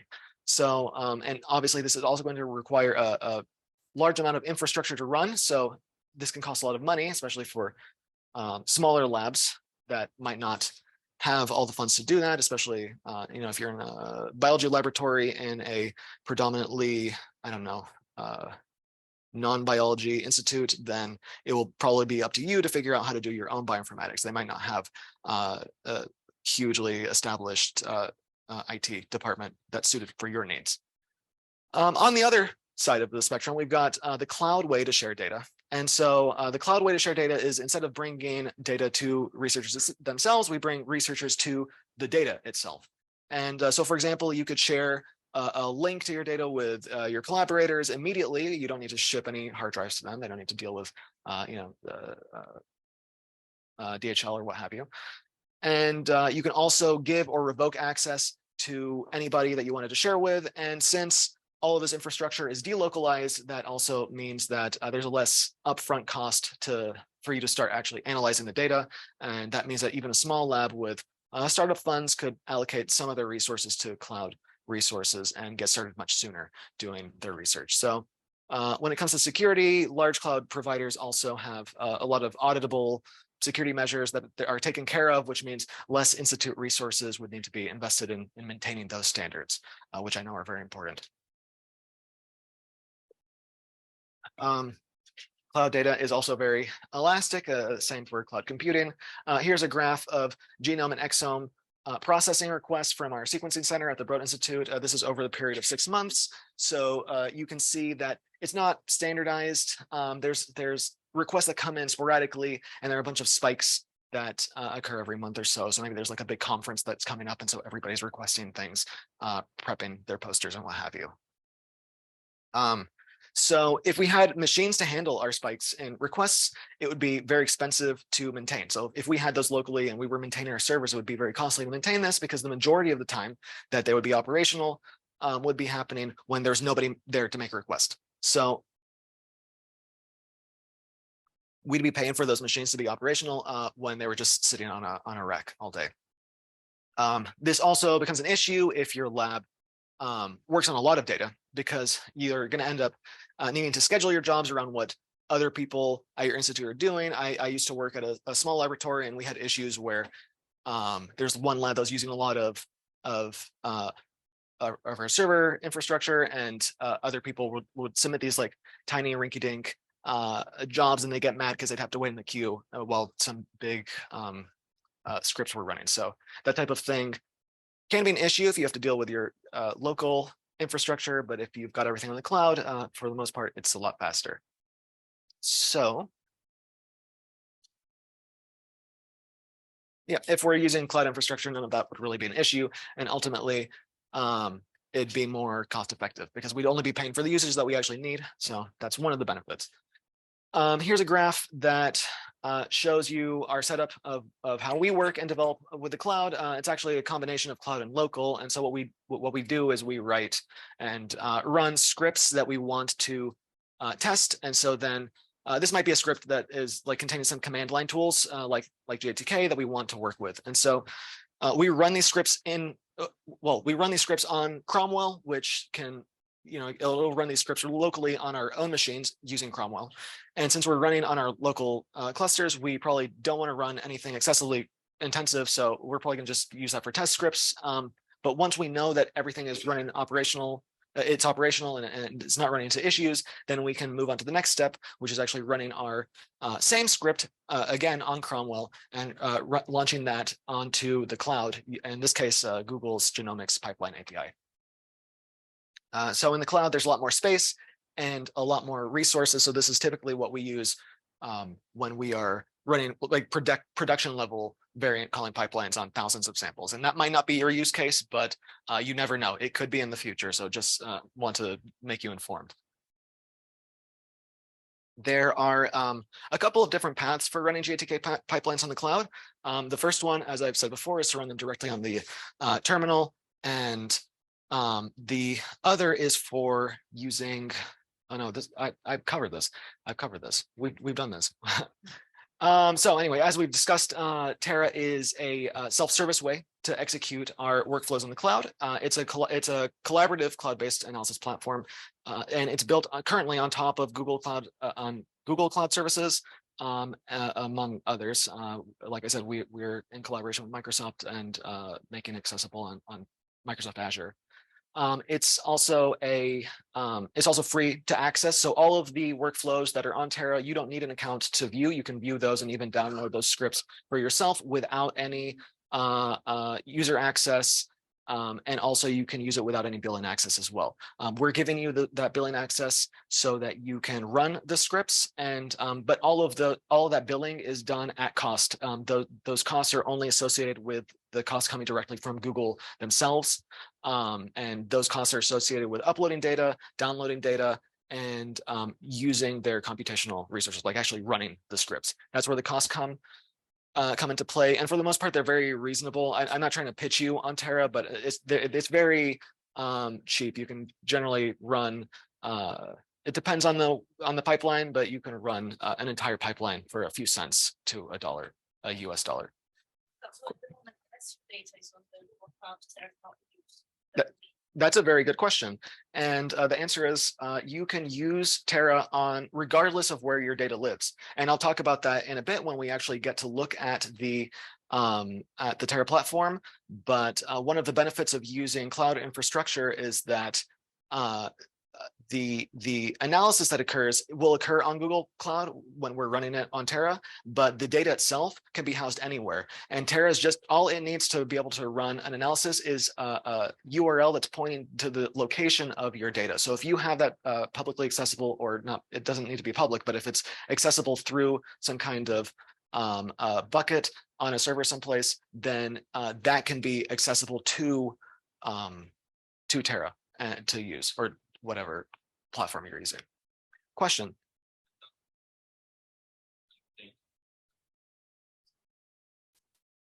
So the question is, would using data outside of Google increase the cost of running a pipeline? And the answer is, if anything, it would make it cheaper, because Google wouldn't be housing that. So as I said, the costs associated with using a platform like Terra come from uploading data, downloading data, and then running the data. And if the data is housed outside on, for example, an Amazon Web Services server someplace, then that could be like a reference data, for example, then there wouldn't be any costs associated with that from the Google side, and especially not from the Terra side.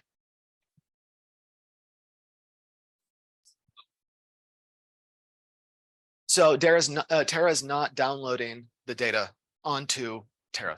Exactly. Well, I'll show you this when we actually get to look at Terra in the next section. But that's an excellent question. I'm glad that you all are thinking about this. You're getting ahead of me here. Did I see another question around here? Okay, good. So just so you know, there's a lot of articles that we have available. So I showed you an example of our GATK articles. If you are interested in Terra, we also have a Terra Support site at terra.bio that has a lot of articles that are specific to using Terra. So if you are interested, all that information is there as well. And we'll show some of this later, but one of the benefits of using a platform like Terra is that you can share your data and your pipelines in notebooks that people can then view externally. So you can share this with collaborators or peer reviewers. A lot of people do. And so once they have access to, I'll show you an example of this later, but actually it's right here. There will be a dashboard that can explain like what is inside of this notebook. This is a Jupyter notebook. And then what people can do is they can make a copy and then input their own data and then run their data on your pipeline and then get the output. And so they can, reproduce your results or come up with new results. So yeah, these Jupyter notebooks, they're basically digital lab notebooks, and Jupyter is an open document format. It's based on JSON. And they have, maybe you've used something like this before in your previous labs or previous university classes. Like I said, they're very convenient. And what makes them particularly convenient for our usages is that Jupyter notebooks have blocks of text. Like you can insert blocks of text interspersed with blocks of code, and then you can run the blocks of code directly in the notebook. And using R or Python commands, you can also plot data directly into the notebook and do a large number of analyses that are probably not worth outlining in this presentation, but we'll see examples of this in the exercises that we're going to be running tomorrow and the subsequent 2 days. So obviously, using Jupyter notebooks makes them an ideal use case for a workshop environment like this, because you all can see things and you can run them immediately after looking at them.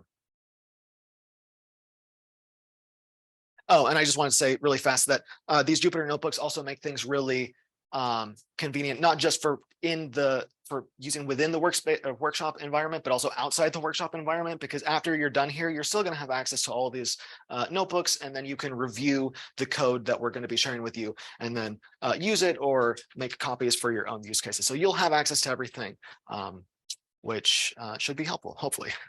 So, okay, that's the end of this presentation. Are there any questions before I continue on to actually showing you Terra? Fantastic.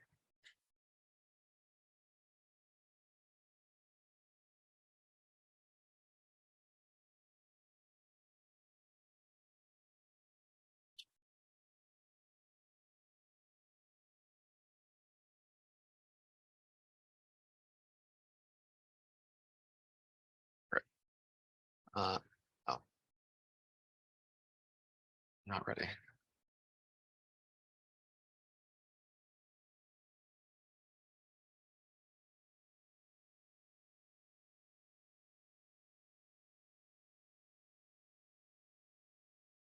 Wasn't ready. Give me a second. It's not loading. No, here we go. Okay, strange. Here we go. Here we are at Terra. If you want, you can follow along. I'm not going to ask you to clone any workspaces or anything so that we can use them, but I'll show you how to do that. As I said, I discovered that there's an issue with the billing project, and apparently you can't actually use it. You have access to it, you just can't run anything. I'll sort it out by this afternoon so that you'll be able to follow along with our exercises. But here is Terra, and maybe I can make it bigger so you can see it better.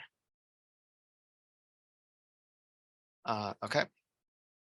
So hopefully you're all familiar at this point with how to log into Terra. And if you are logged in, you'll see your name there. That's my name. Hello. And I'm just going to give you a quick tour of what there is here before I actually go into more depth into how to use this. And this will save us a lot of headache and time later on when you're doing the exercises, because you'll already know how we're organizing the data for each of our workspaces that we're going to be sharing. So as I said, I highly encourage you to use Terra in Google Chrome. There are some errors that we tend to get when they're used in Firefox, for example. If there's an update or something, it can sometimes mess up some of the links that we have. So from the menu, we've got a few options here. The first is your profile, where you'll have access to the billing groups. That's the one that we added you to. There's also information about the different cloud environments that you have access to, and an opportunity to sign out, but we're not going to deal with that. Here is, if you click on this workspaces button, you'll be taken to all of the workspaces that you have access to, and some of them are going to be public workspaces. But if you make your own workspaces during this workshop, they will show up there, and you'll be able to search for them. We also have a library here of publicly accessible information, including data sets, featured workspaces, and code and workflows. I'll show you that in a bit. And then right here, we have our support links. And there's a lot of links here, guides to get started if you want to use this later on, tutorials, videos, and also a community forum that you can use if you have questions about using these workspaces later on down the line. And of course, we're in a workshop environment. If you have questions during the workshop or after the workshop, you can always contact us either in person or by email when we're gone. Okay, so I'll go ahead and go to the library section. We can explore some of what this has to offer. So we've got three options here that, as I said, there's the data sets. These are all public repositories for information that you can access. Some of these do require higher tier access, especially dealing with patient data, but there are like public repositories of data that you should be able to access, like the Human Cell Atlas. And so you can browse the data directly here, or you can import this data directly into Terra, and we may be doing some of that during this workshop. Here we have our featured workspaces. I'll get there momentarily, but we also have a section here for code and workflows, and we have some best practices workflows, some of which we will be discussing during this workshop. But there's also additional workflows that are available here at the doc store. These are just a lot of WDL workflows that are available that you can have access to. If I click on one of these, I'll show you later. But there's a repository not just for WDL scripts, but also Nextflow and Galaxy. It's a good resource to use even if you're not on Terra. And there's just a lot of information. This is essentially where a lot of our workflows are housed. And then, as I said, Terra is just the user interface that sits on top of these WDL scripts and the Cromwell engine. So like that information is coming from somewhere, and it's coming from resources like the doc store. I'll show you a bit about that when I go through the materials. So here we have our featured workspaces. And so a lot of our workspaces are going to, the ones that we are going to be using during the workshop are going to come from here, or links that we'll be giving you access to. There's a lot of different resources here, different workspaces that we featured because they are part of our best practices or do things that we would like people to have easy access to. So for example, if you're focused on working with RNA data, then you can type in RNA and you should get a list of applicable workflows that you can use. Also, if you're interested in like Germline, then you can scroll through. I mean, there are a lot of workflows here, but it's manageable. You can scroll through and find out things that you're interested in. For the purposes of this demo, I'm just going to be going through this COVID-19 workspace. This is one we developed a few years ago. And just by clicking on it, you'll be taken to the workspace itself. And so this is just one workspace. All of them essentially follow the same format. You'll have a dashboard with general information about the workspace, what it does, what data is included, who to contact. There's at the bottom, there should be contact information for who created the workspace and who to get in contact with, and how it works. A lot of our workflows actually include billing information. So it tells you how much cost would be associated. And like I said, for the most part, it's a few cents. There's also a data section here. This tab will give you information about the data. Well, it's going to be housing the data that we're going to be using. I'm going to go in a lot more detail here to give you information about how that data is being linked and where it's going to. But so I'm not going to go in detail right now this second. So just be patient, but that's where it's housed. Next, we've got our analyses tab. This is going to be a place where we have our Jupyter notebooks that we can then use to run an analysis on our outputs once we have them. And then our workflows tab, this is going to be where we have all of our workflows that we can run. And there's a variety here. You can see we have, for example, FastQ to UBAM script. We've got one for fetching SRAs to BAM. And then just a variety here that are necessary for this particular workflow. You don't need to know anything about what this workflow is doing, or what this workspace is doing, but I'm just showing you that for the majority of the workspaces that we will be covering, there's going to be a variety of these workflows, and we can just choose which workflow we want to run, and that will be the script or that portion of the pipeline that we're going to be using. And then finally, we have our job histories tab. If I click on this, it is if in this particular case, this workspace was run a few times, and you can see that it'll tell you information about your job. It's the same thing that if you have experience using server, you would find a similar thing on the server side. There should be a queue that you can look at and see if your jobs have completed or not. And that's what this is. Also, this will tell you if there are any errors that occur. And so you can just click on any errors that are there, and it'll tell you what happens. You can get information about those errors or post about them on our forum if there are any issues, or contact the people who created the workspace. So I'll return to the beginning here.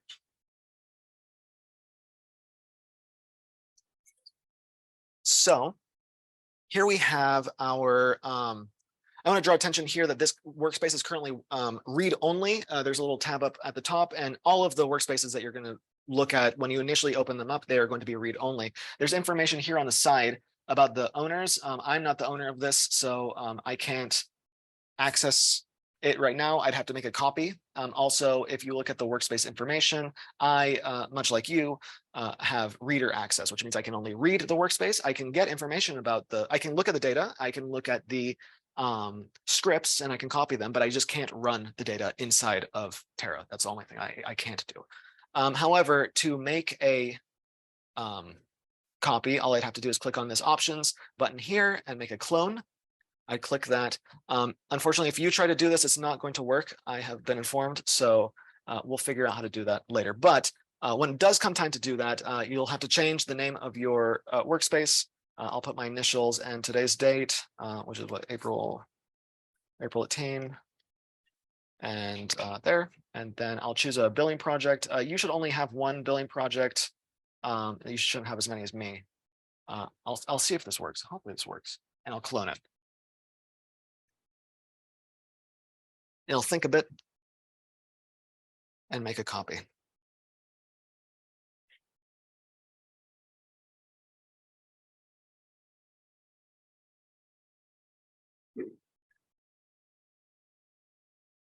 There. And so this is my copy. You can actually see, I forgot to mention, but if you look at the top, there is the title of the workspace. In this particular case, it's the one that I made. It's DCA 230418 COVID-19. Before it would have just said COVID-19 up there, but this is a good indication to see if you're at the right location. Also, we can look at the owners section here on this dashboard.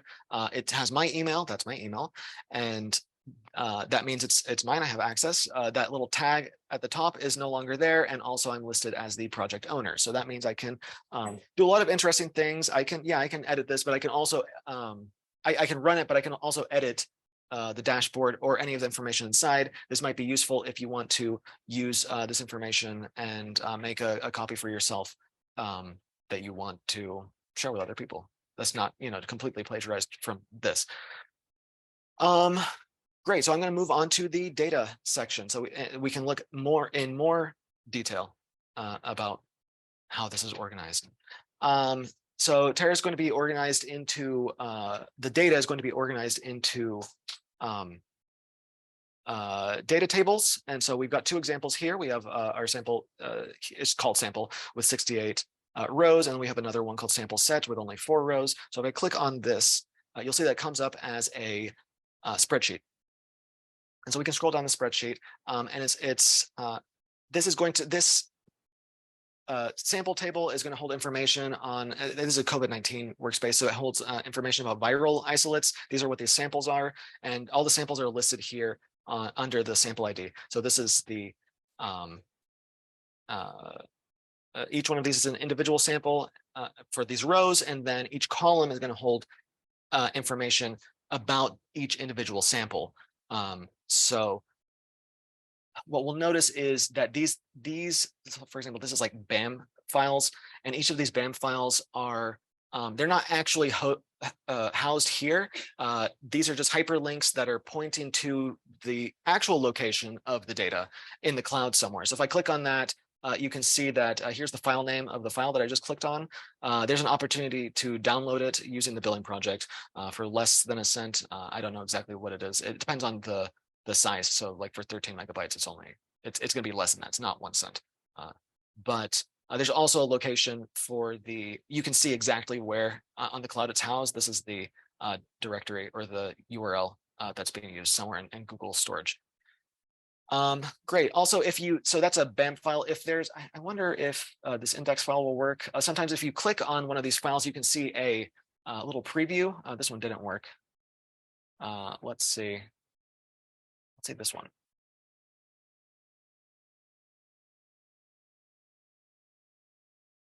No, I guess I should have been more prepared. Sorry, Zeal.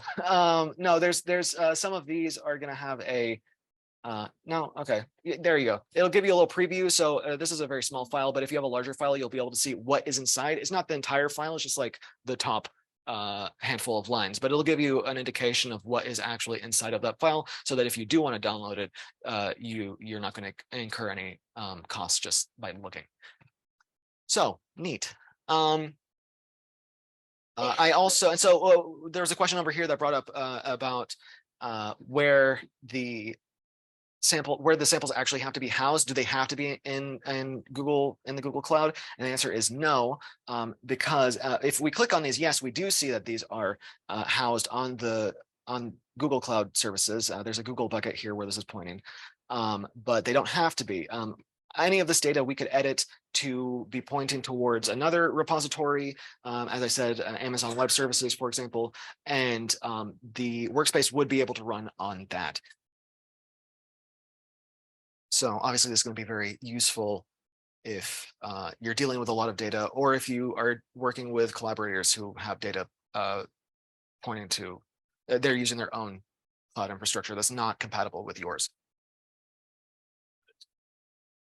So unfortunately, this data table is kind of hard to navigate and make edits to. I mean, you can't edit. I can edit this value if I wanted to, but it would be a lot easier if I could just, download this. It's a spreadsheet. So we could export it off of Terra using this export button. If I click on this, oh, sorry, I can select which rows I want to export, and I can just export it, and it will just export as a TSV, and it will download. There's no cost associated with that. It's just a spreadsheet. And so that's a TSV file. I have a copy here. So this a TSV format it stands for tab separated values format. It's essentially just a spreadsheet saved as a text document. And it looks, if I open this up, I've already opened this up in Google Sheets, and you also have a copy of this on the drive. But if you look at it, it essentially looks identical to the information that was housed on the data table, which makes sense. I mean, it's the same information. The only difference is that the column ID that we have here is different. It's not called, here it's called sample ID, and then here it's called entity : sample ID, and that's because we need, Terra's looking for what is the name of this table, and it's looking for the entity : icon. So that's the syntax that's used there, but that's all you really need to know about it. And yeah, of course, here we can see that these are just all of the various BAM files, the locations of those BAM files, and the assembly lengths of the values that we're including there. You can include any information here. It doesn't have to be what's listed here. If you wanted to have like a data table with only one value, you can do that as well and upload it. Oh, and of course, if you edit this, file, you can re-upload this into Terra using the import data button, and then you'll be able to add your own custom data into here. And then I encourage you, after this workshop is over, to pick your favorite workspace that we demo, and then try and import your own data and see how it works out, and see if it gives you the outputs that you use. You'll have access to our billing project for the next week or 2 weeks or so. I don't know the exact date, but it should be ample time for you to play around and see if the workflows are working out for you. Great. So there's also some other information here. Oh, and you can also have as many of these tables as you want in these workspaces. We've got another one here that is mostly empty, I believe, because we are going to, this workspace is not only going to read data from these data tables, but it's also going to write data back into it. And so I believe that some of this is going to be fleshed out when we run this workspace. Down here, so that was it for tables. We also have a reference data section. And so when we do this, if we click on here, it will give us a little pop-up, and we can add reference data into here. So this reference data has a collection of your default, model organisms. We got like the HG38 we can add. And if we click on that, it will generate a little directory here with this cloud information. It's just being pulled from the cloud. And so you'll have access to all the FASTA files, index files, et cetera, that are associated with this, and the interval lists that are associated with this, this model organism, human. But of course, not everybody's working, with mouse or rat or human. So unfortunately, if you click on the reference data, like your, I don't know, yeast species isn't going to be represented. So fortunately, there's an other data section where you can add other files that you might want to use to run your workflow. There's a workspace data section. It's a bucket from Google that's generated automatically when you open up a workspace or when you make your own cloned workspace. And so this is information that's housed. Well, no, sorry, this information is coming with the workspace. It's information that is just additional that you can run this workspace on. But down here in the files section, this is like essentially just a Dropbox that you can add any additional information you want. There's a notebook in this particular workspace, but if you wanted to add your own custom reference data, you could do that here. And so you could reference all of that information in the workspace when you actually run it. And of course, you can also, since this is just like a Google Drive, Dropbox type situation, you can add any type of file in here. It could be like a text file, movie file, PNG. It doesn't matter what it is. But if you wanted your script to reference that in some way, then you would put it here in the files section.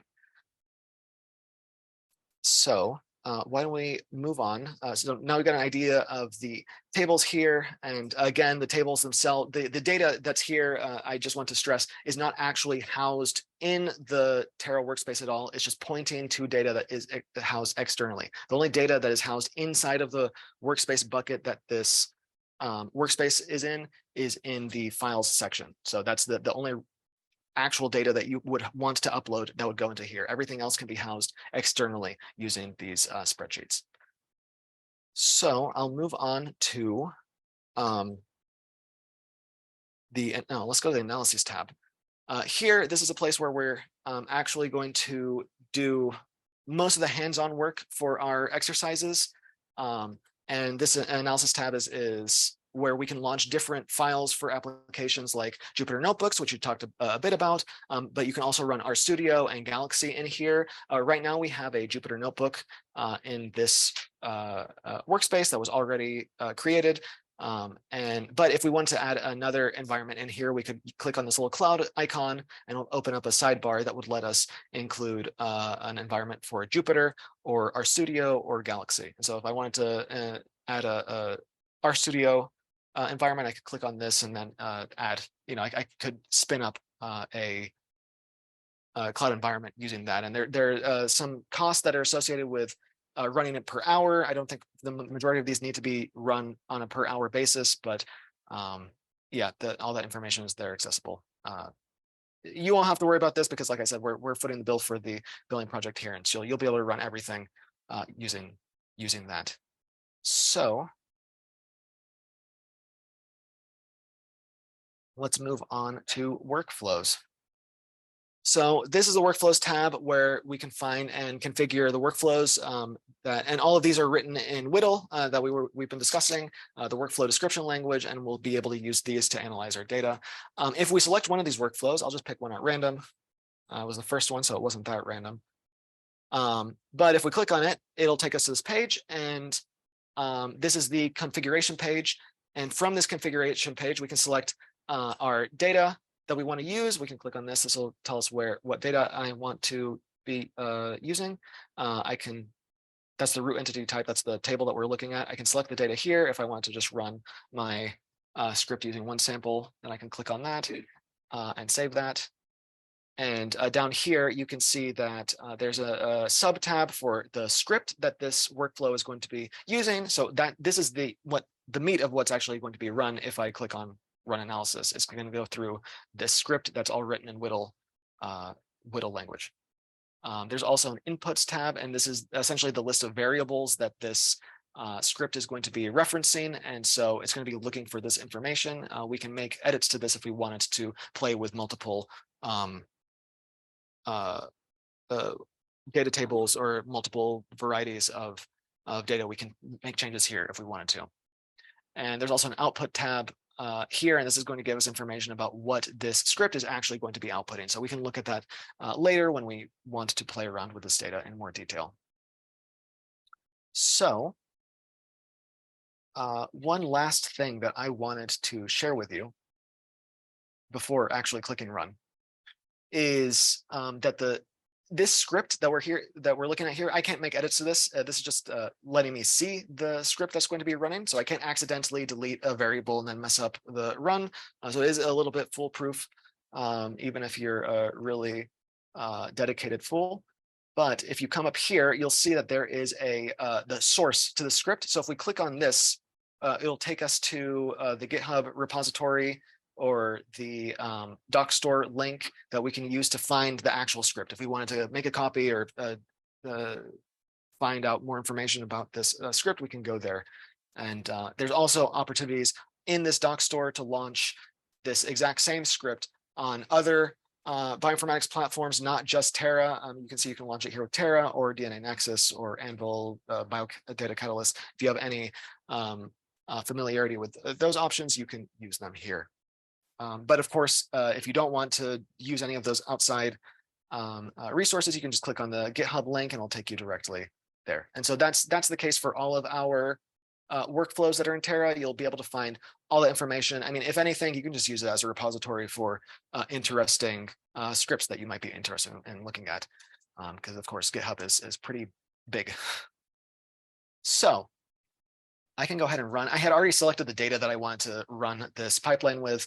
So I'll just click run and give it a second and just hit launch.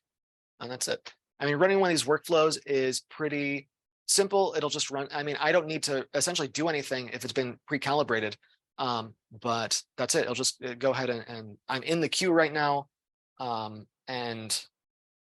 When it's ready, it'll stop saying queued and say that it's running. And then once it's done running, it will tell me that it is either that it failed or that it actually ran successfully. And so at that point, then we can visit our analyses section, which is currently generating. Generating a notebook, and then we could click on that notebook and get our outputs and then run them. You can see this is the Jupyter notebook as I was discussing before. It's in preview mode right now, but later on we would be able to just click on here and just hit run, and then run through our data and generate graphs of the outputs that we had generated. So this is like all of your post analysis or your post output analysis that you would want to do. In this particular COVID-19 workspace, they have examples already of the types of output that they're looking at. And this would just be a case of regenerating the data using the sample that I had selected. I probably should have selected the entire set of samples, but I'm not going to do it. It might take, depending on the workflow, it could take like an hour to run. So we're not going to sit around here waiting because some of you probably want to get lunch. But yeah, that's it. That's essentially all the information that you need to know to get you ready to start using our platform for our exercises. And of course, before I log off of here, I just wanted to remind everybody that there is support here. So if you wanted to get more information about tutorials, videos, or access to the forum, you can. All of that is here on the sidebar. So great. Any questions?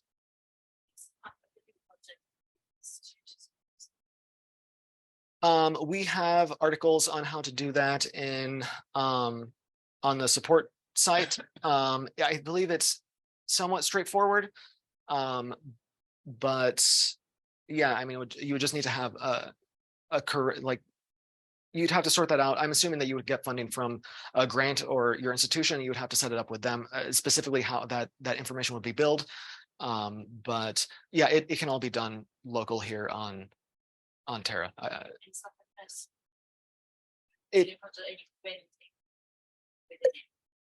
Yes, you can do anything here in Terra using that billing project. It would give you access here. So if you go to billing, I can have access here and create a new billing project. And then I would have to, I'd have to log in. I'm not going to do this right now, but you'd have to log in with like the admin level access. And then after that, like whoever's going to be managing that billing project would have to be the one logged in, and then at that point you would add in the billing information, like where the I don't know where the money's coming from ultimately. I haven't. I'll be honest, I haven't set up too many of these billing projects. I just use the ones that they assigned to me, but I understand it's very easy, and we have documentation on how to do that. It should be easy because we want you to be able to do that easy. And what's convenient about the billing project is that once you have that set up, you can then go into groups, and then you can assign people to different groups. That I have way too many groups, but you can assign people groups for that billing project. So for example, I have one here for this workshop, and so all of you are in that group, and afterwards I can revoke access so that if you have a collaborator who's going to be using that, then they'll be able to use it temporarily to run their things, and you can take it out when they leave the lab or whatever. So yeah, it should be pretty straightforward for the most part. Question?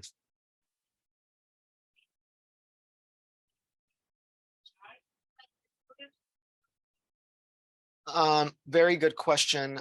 So when you, let's say, I'll go here. So we go back to the data. Any data that shows up on the data tables, you will not be charged for, because this is just going to, it's a spreadsheet. So it's just going to house links as text. So if you have that data accessible already on a Google bucket that you have access to, or it's a reference data from an institute that's accessible on the cloud, then you would put those URLs into this data table, and you would be able to access it. No. It could also be, like I said, Amazon Web Services, Ali, whatever that they're using, like all these other services. If they give you access to some kind of public-facing URL to access that data, then that would be what you would input into this data table. If you have any data that is not accessible on the cloud, then that would have to end up going into the files section that I showed you here, and then uploading that data would incur cost. Like I said, it's not too much, but if it's terabytes, then yes, it could rack up. Of course.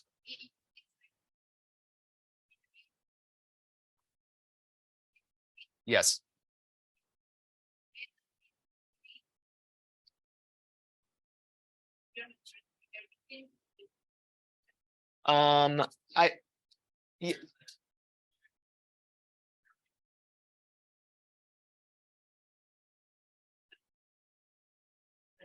Yeah. So again, there's a checkbox there that will let you do that, just so other people can hear.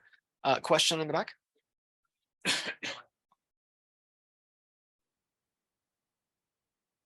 Oh, sorry, one more time.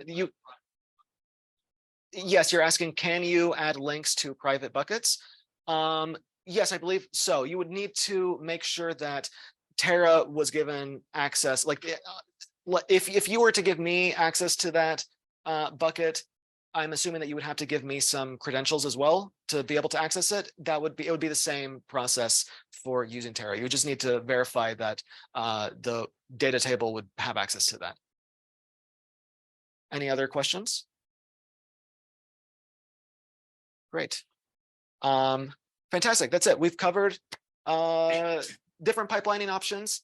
We've gone over WDL scripts and where you can find them, and we've gone through a demo of Terra and how to navigate it. And so I think that we're all at this point ready for the next steps, which is actually getting involved with variant calling and analysis. So we'll do that after lunch. But for now, I think that we should break for lunch and meet back here in an hour. So that's what we'll do. How about we'll start up again at 1:30. How's that sound? 1:30. Be back here.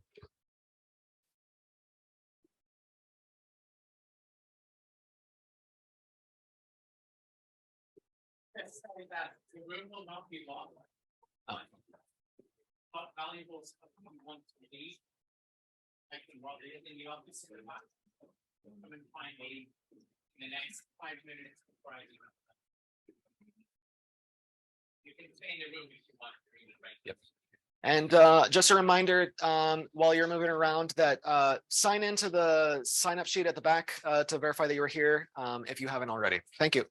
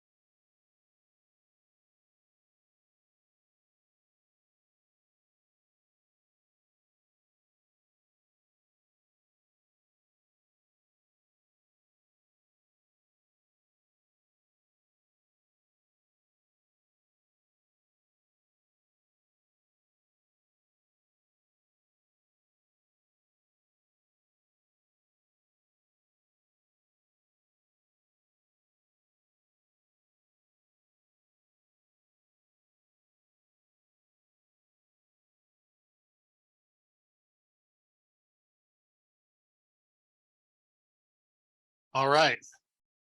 Oh, good. Everything works. You can see that. Let me make this a little bit nicer for everyone, if I can.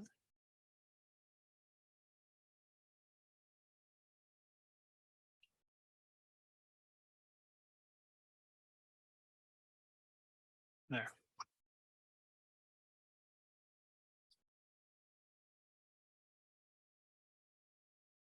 All righty. So I hope everyone had a really good lunch. We had a pretty good lunch. So I've got a couple of talks for you for this afternoon. This one is going to be on an introduction to variant discovery and germline variants and a little bit into somatic variants. Just going over the different kinds of variants that there are, what our pipelines look like at a high level. There's not a lot of detail here. We're going to drill into all of these individual topics over the next few days, but this will give you a good overview of what we're doing in terms of variant discovery. So, there are 3 billion sites in the human genome. That's a lot of nucleotides. We are diploids, so that means there's 2 copies of all of this stuff in us, and we share a lot of that genetic material between all of us, no matter what background we come from. As long as you're human, you're 99.5% the same as anybody else. The common variant sites that there are tend to be biallelic. So I said we're diploids. That means for all the variants that typically show up, the same variants are in both copies of your DNA. This is important because a lot of the things that we assume when we're calling variants have to do with the diploid assumption that that is here, and several other things like that. So the right now, the current version of the human genome is GRCH38, HG38. It came out in 2013. For anyone that's been doing this for a little while, you might remember HG19. Yes, we jumped from 19 to 38. That's not a typo. And it fixes a lot of the issues that were in HG19. For some history, it surprised me coming into the field that there were new versions of the human genome all the time. Like there's new versions of software. Well, we're on revision 38 of the genome right now. There's a new version from the telomere to telomere consortium that's in the works. There's not all of the resources that we'd want for it yet. So we're still using GRCH38 in most places, but that is even better. So in all of the ways that HG38 is better than HG19, there are even more ways that the T to T reference is better than this. But for our purposes, we're going to use this reference, HG38 or GRCH38. So what are the different kinds of variants? This is kind of a high-level overview of the different kinds of things you might find when looking at genomic data. This is an example of humans, but these things are found in pretty much any organism that you'd want to sequence. So at the highest level, there's two different kinds of variants. There are germline variants, which are present in every single cell in your body. These are inherited variants that happen when you were born or when you are first, dividing if you're a single-celled organism. There are also somatic variants, which occur in individual cells in your body and proliferate over time. These are typically the variants that end up causing cancer and other things. We accumulate these variants over time. And for both of these categories, there are several different kinds of variants that we can look at. On the leftmost part of this slide, you can see what we typically think of as a SNP or an SNV, which is a short variant. Any short variant that we're going to talk about here is a variant of 50 base pairs or less. There are also structural variants and copy number variants, some of which I'll talk about in a moment, but those are typically, for structural variants at least, typically events that span more than 50 base pairs on the genome. And as far as this short variant goes, I say it's a SNP because in the reference we have an A base, and you could see a bunch of these reads in this pileup have a C. And I would say there's enough evidence here to say that yes, in fact, in this particular sample, there is a C there as opposed to the reference. Next to it, you can see this indel, which in this case is a deletion. You see, rather than having any bases at this locus, there's a dropout in coverage, which is represented by this dashed line in between the other regions of your reads.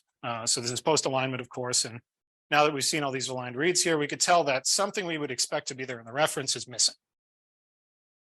Similarly, we can see large copy number alterations in our samples. In this case, there's an entire region that we would expect to be there, and it's totally missing from our sample. Similarly, we have a region here that's only hemizygous deletion, so one of our diploid copies is missing that region. The other one happens to have it. And conversely, we could see a copy number alteration that's in fact a gain or a duplication of a region, which shows up in this case as extra coverage relative to the coverage across the rest of your genome. Now we come to SVs, and we talked a little bit about this when we were talking about chimeras earlier. There were a couple of questions. Well, an SV can often look like a chimera because we have the first part of it that's aligning to chromosome 1, and the second part that's aligning somewhere in chromosome 5. Now, if you weren't necessarily expecting this to happen, you might call it a chimera, but in this case, all of these reads align to the same region in chromosome 5. So you can be fairly confident that this is a real phenomenon. We have callers that can do this, that look at phenomena like that. Then lastly, a lot of samples will end up having contamination. This can be for a variety of reasons. One anecdote that I have is that a lab was sequencing a bunch of tigers when some human samples went through, and sure enough, my friend who was doing this saw a lot of tiger DNA in his human data. He was trying to figure out why. It took a long time, but it turns out that the lab just wasn't very judicious when they were pipetting samples. So this can happen, and when this does happen, we use PathSeek. Now, my example is fairly strange in this case because usually it would be bacterial or viral contamination, and in this case, you'd use the PathSeek tool, and really it's a pipeline to filter out anything that isn't human or isn't in your reference genome. So we sort of had that mock-up. This is what these things look like in IGV, so in a real genome browser. Here we have a bunch of inserted bases. They're indicated by this purple eye. You can see at the top for this pileup, there's two different colors up there. Those are the colors of the bases represented at its site. And the sizes of these lines are their relative allele frequencies. So you can see there's enough evidence here. There's probably a G to C SNP somewhere in there. Again, there's another SNP here that's probably looks like a T to A SNP. And then there's some change in coverage. So if we look at the reads here, the coverage level drops down all the way down to this level. I don't know what the actual numbers are, but if you look at the coverage here relative to the coverage in this region, you can see that it decreases. So there might be a copy number event there. And because of all of these soft clipped reads, and that's the signature for soft clipping is basically this, where you see a bunch of bases that are represented in each of these reads. Or really, this is mismatching or soft clipping, depending on how you set it up. But in this case, it's soft clipping because it's probably an SV. So these reads don't actually align to this part of the genome. One pair of this read does, and the other pair belongs somewhere else. It's not really clear, but this is what a signature like that may look like.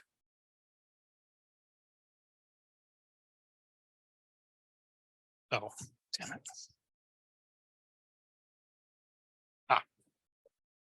So now that we've got a bunch of variants, we should probably talk about what the file format is.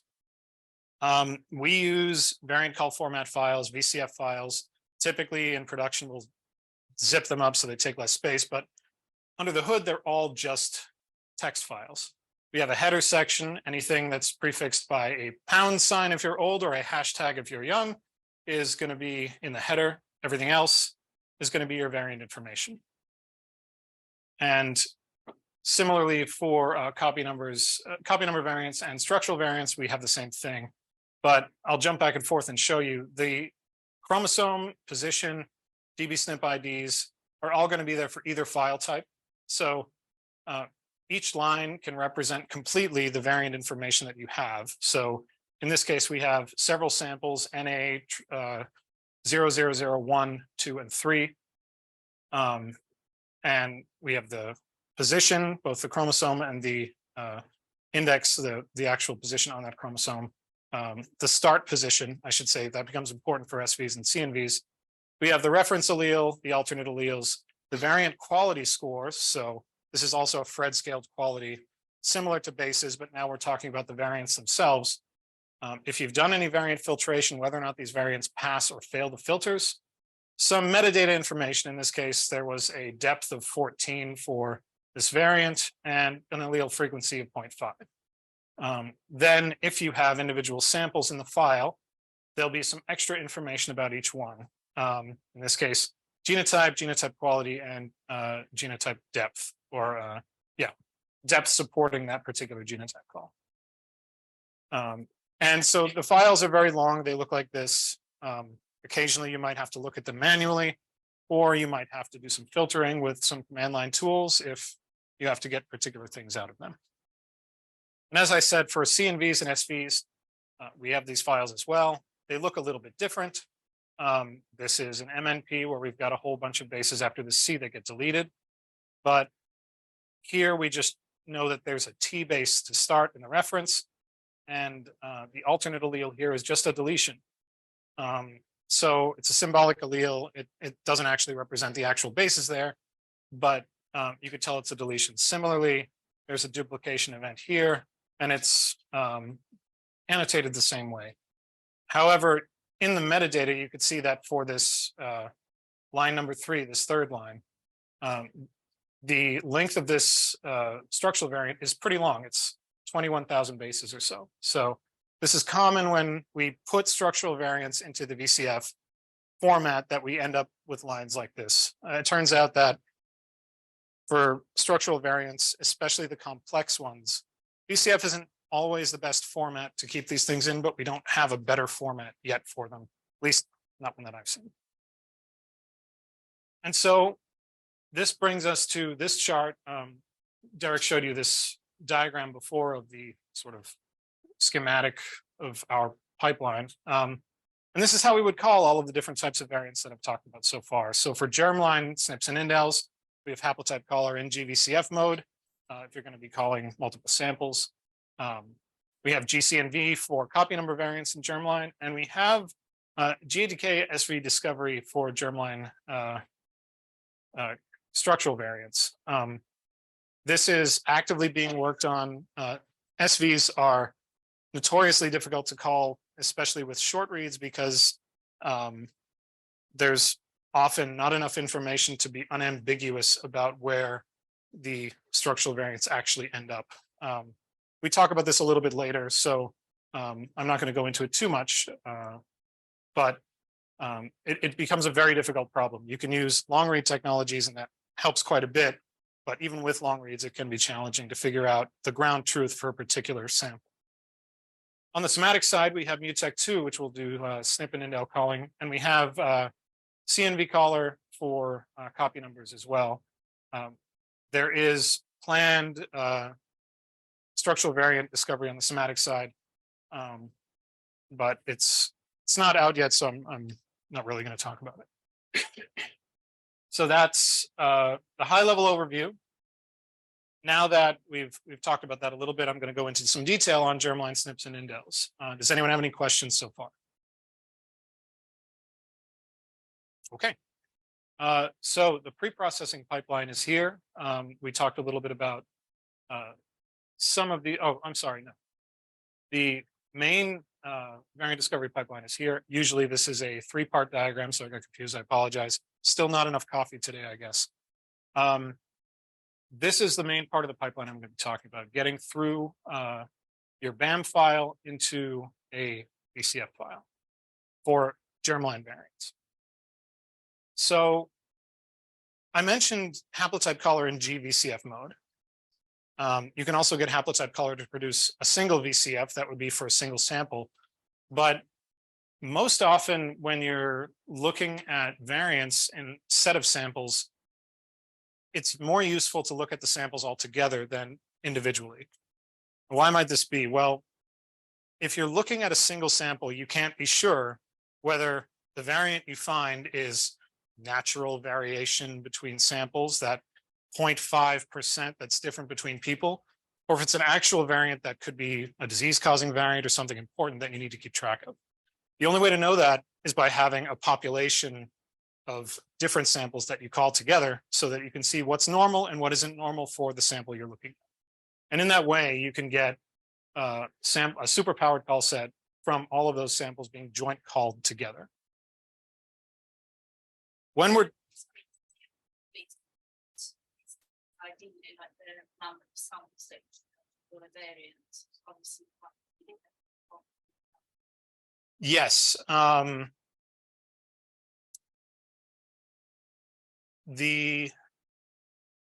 There is a way to do that. I'm not an expert in that. It gets somewhat complicated. The gnomAD paper actually, and I could send you a link to it, goes into detail on how they did this in the gnomAD call set, which has something like 200,000 samples in it. I'm going to talk about that tomorrow a little bit. I won't go into the detail of like how they've calculated how much variation they think is left to calculate, but there is a way to calculate that, even in smaller call sets.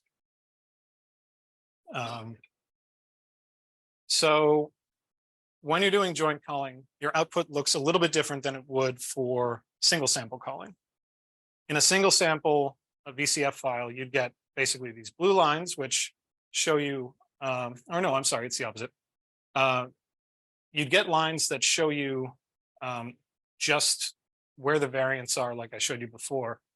But in a GVCF, you get lines not only for your variance, but also these blue lines, which show what the reference actually has there. Now you might be asking yourself, why would you care about keeping the reference information in a VCF file? It's supposed to have variance. Well, you get these extra annotations, which include the depth at that site and the likelihood that this is actually a reference call, and other kinds of metadata that help HaplotypeCaller when you're doing joint calling actually do the assessment of whether or not this is a variant, or if you've seen enough information that gives you enough evidence to say it's actually just a reference call. So really the difference between these two files is the GVCF, so the genomic VCF files have these blue lines that contain non-ref alleles. And once you're done joint calling, in the final VCF, you only have the variants that you expect to have.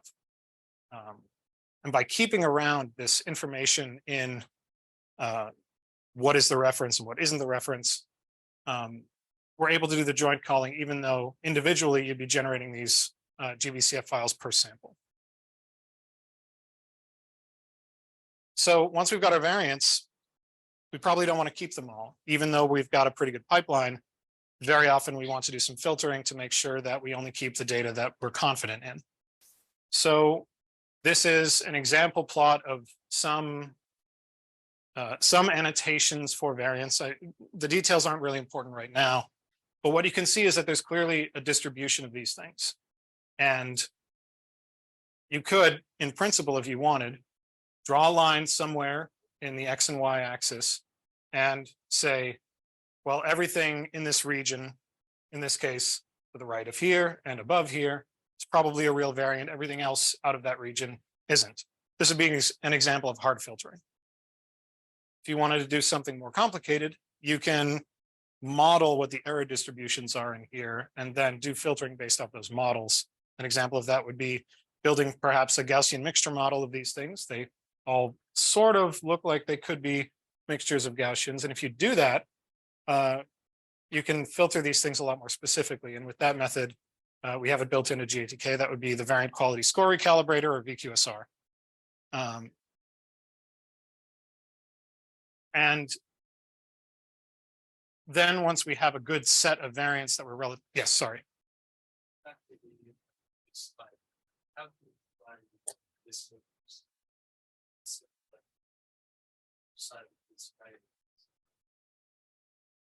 That's a good question. So the question is, how do you decide which variants are real and which ones aren't, which ones are artifacts, and how do you train the filters to do that?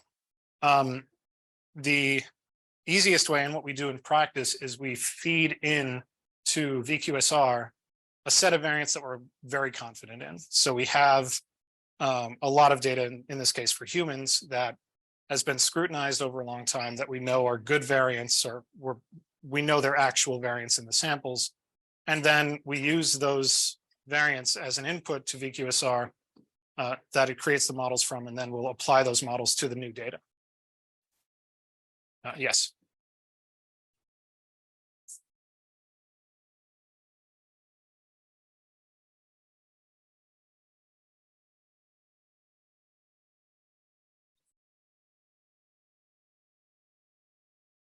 Yes, so the question is, if you don't have that panel of known variants, what do you do? Do you bootstrap and then use those bootstrap variants to do the filtering? And yes, that's exactly what you would do. So you would run through the pipeline, you'd call the variants, and then if you could, you would do some extra analysis to find variants you're confident in. But if you can't, you would effectively just say, okay, all of these variants that I found, let's assume that they're false positives, because I have a lot of really good, high depth, high quality data.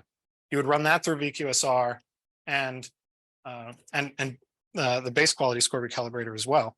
And you would end up with some refined set. Now, because these variants also include some real variants, it won't be as good as if you have a curated set of variants already. So you'll probably lose some of the real variation. But that's one way to bootstrap your call set for VQSR filtration. Yes.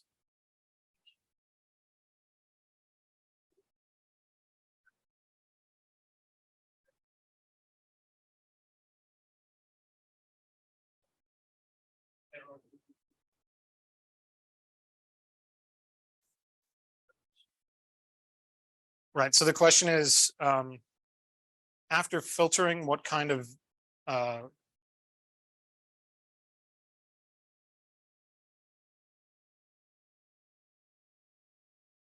so what is the information that it's using to filter? Okay, so the question is, what information does VQSR use to do the filtering? And the short version is after variant calling, you end up with a bunch of annotations in your variants. In this info field here, things like the allelic count, the allele frequency, the base quality rank sum, the clipping rank sum, and other measurements in here. Read position rank sum is a big one that VQSR uses. So VQSR looks at specific annotations in the info field by default, and based on the known variants and the variants that you get, builds up the models automatically, and then applies those models to your new variant set so you can have better confidence. So now you've got a good set of variants that you're pretty confident in. They've been filtered. And you want to know some more details about your sample. So let's say in this sample, you want to have even more confidence about the genotype for the variants that you have. And you really want to drill down because this is a sample for clinical data. This person is sick. You want to make sure that you get it right. So one of the things that you can do then is you can do some genotype refinement so that you know exactly what the genotype of your sample is. So once you've got the variants, you can go back and then look at what your genotype actually is at that position. Again, we're diploid, so you would expect either 2 copies of one allele, 1 and 1, or 2 copies of a variant allele at that position. So let's say you had 417 de novo variants from your raw calls in the genotypes. You can filter that down based on some population information. So those big joint call sets like gnomAD or 1,000 genomes or dbSNP can be used to filter down the variants that have higher likelihoods for your genotype. Because you would expect about 30 variants here instead of the 417 that you called. So you do some genotype filtering, you end up with only 17. That's pretty good. Then we can apply another filter to only leave the high confidence de novo variants. And from there, you have 8 that you have to interrogate rather than the initial 417. So as a clinician, if you're looking at clinical data, you have to go through this step so that you have a small enough data set that you can actually look at it. 417 variants may not sound like a lot, but when you have all those IGV screenshots to go through and all of that other data, it becomes very quickly intractable. It would take a very long time. So now you've got a good set of variants, but you don't know what genes they're in, and you don't know if they're going to affect any coding regions either. So the next step after that is to start annotating your variants. This is part of tertiary analysis, as we call it. And you can ' a functional annotation tool on a VCF file to tell you for each variant, is it in an intron, or is it upstream of a gene, or maybe it's in a 5' untranslated region. Maybe it's synonymous coding variants, so the codon doesn't actually change from the amino acid perspective. That won't do anything, that's fine. Or maybe it's really, really bad, like a stop-gained mutation, a nonsense mutation. So you've truncated the protein, and now it can't do its normal biological functions, and this is probably going to be an issue. As you might expect, in humans at least, there's a lot of intronic regions, there's a lot of intergenic regions in our DNA. So most of those variants are not going to be actually doing anything as far as we could tell. There's an asterisk there. There's promoters and things like that that are upstream and downstream of variants, which is why we have annotations for upstream and downstream. But by and large, if it's in the intergenic regions right now, we don't think it's doing anything. But if there's something like a stop-gain mutation, 3 codons into the protein, then again, you're going to have a problem. So functional annotation can give you this added info in each of your variants that you can then use in addition to the filtering you've already applied to be even more certain that you found something that you need to look into.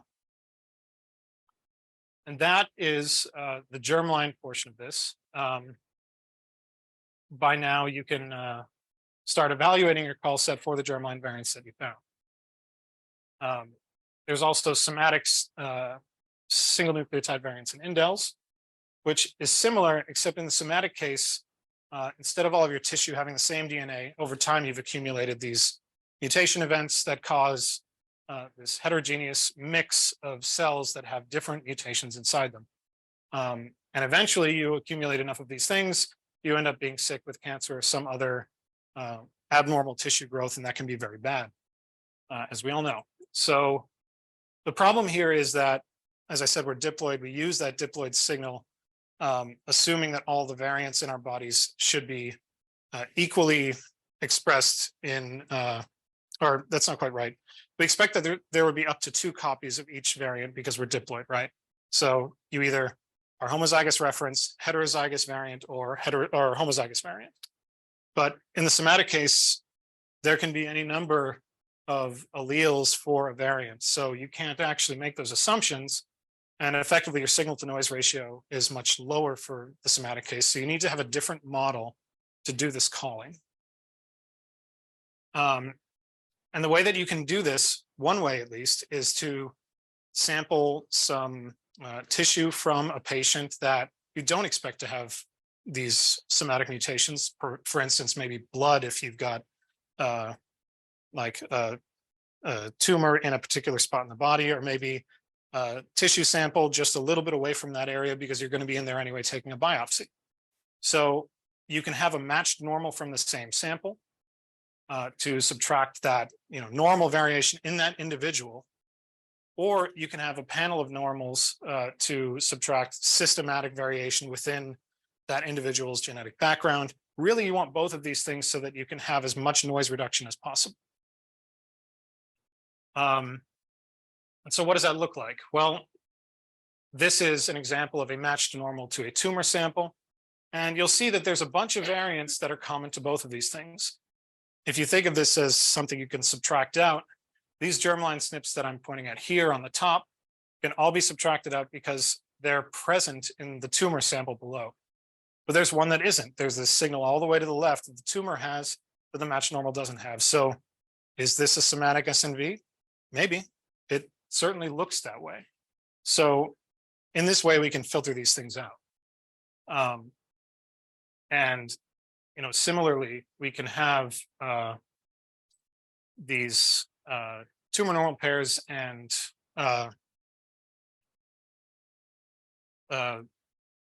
germline events as well that we can look at together so that we can do similar filtering. It's sort of the same operation. This variant is, in fact, an artifact. It's not expressed in the normal. And similarly, there's some variation in the germline, but not in the normal sample. So the filtering will take these things into account as well. And again, we're going to run through this stuff in a little bit more detail, but this is what the somatic pipeline looks like in a little bit more detail. It's similar to the germline pipeline, but you have a little bit more modeling to make sure you catch all of the somatic events. So now we could talk about somatic copy number variants. We talked a little bit about copy number variants before. What is a copy number variant? It's a duplication or reduction in some genetic material in the body. So we have normal tissue on top. Again, we're diploid. We have 2 copies of each of these regions. In the tumor sample, for some reason, we have 5 copies of this TP53 gene, and there are variants in a bunch of those reads.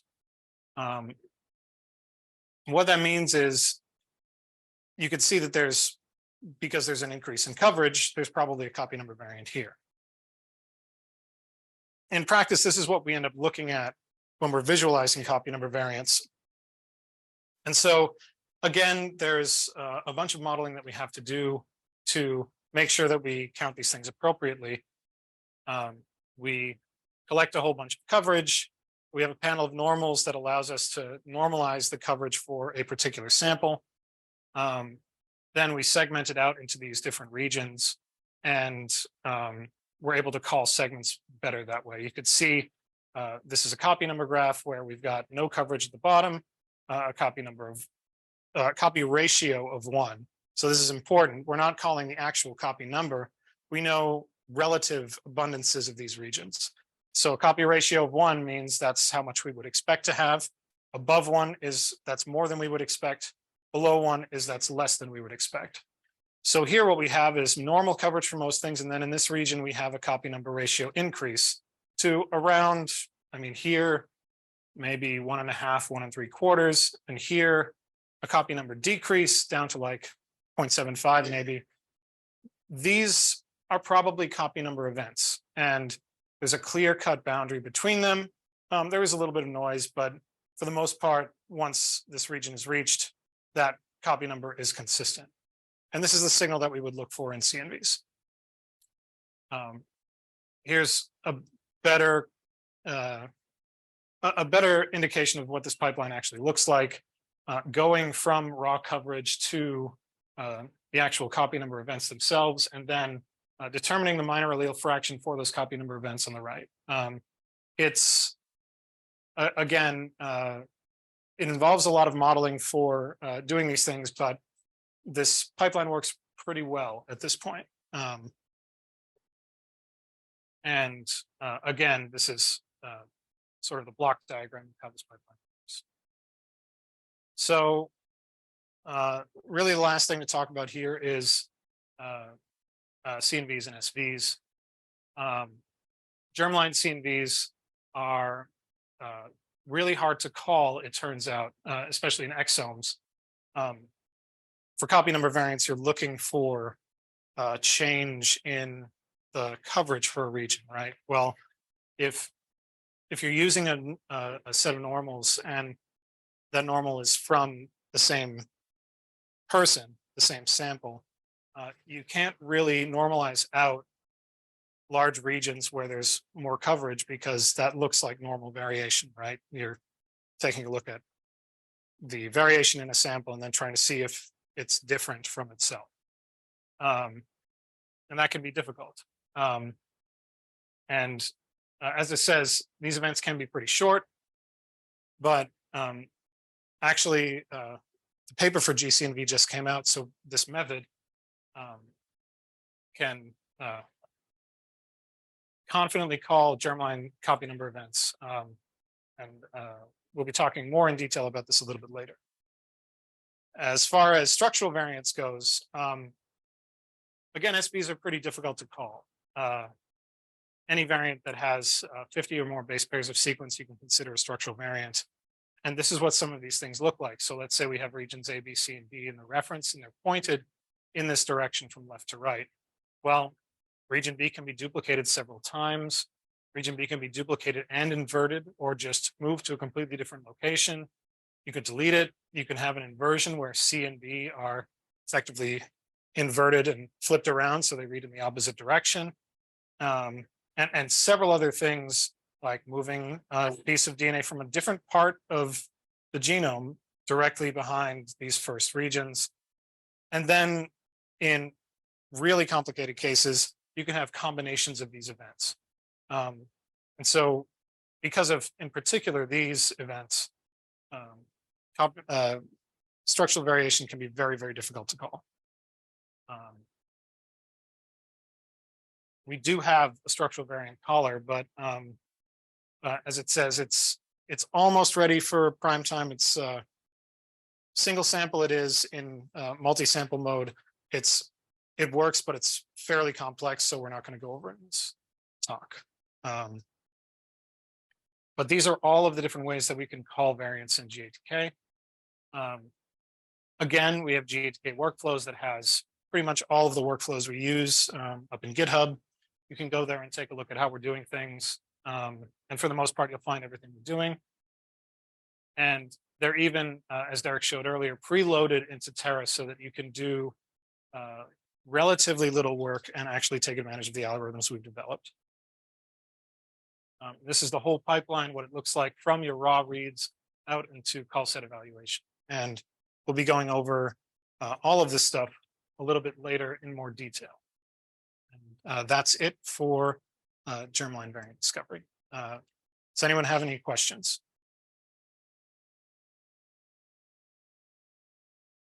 Yes. Control variants and putting down the variant. Let's kind of sequencing.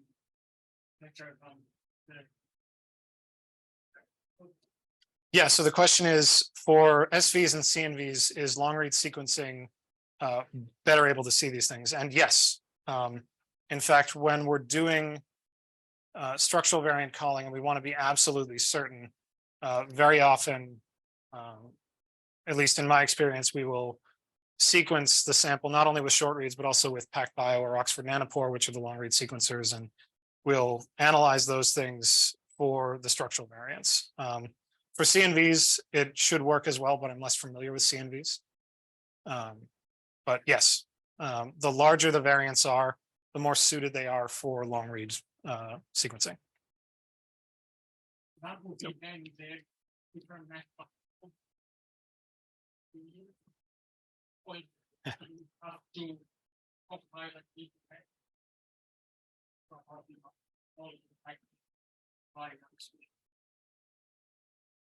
That's a good question. So it's the question is everyone going to move to long reads for these variant calls, or are we going to have some hybrid method where we do both short and long reads? And I think short reads are still extremely valuable. They're not going away. They're not going away anytime soon. And I think like GATK, the SV caller in GATK is built for short reads, and you can still call SVs with it. But I do think that moving forward, there's going to be more and more long read sequencing, specifically for looking at larger variant events. So I think they'll continue to coexist. In short, yes.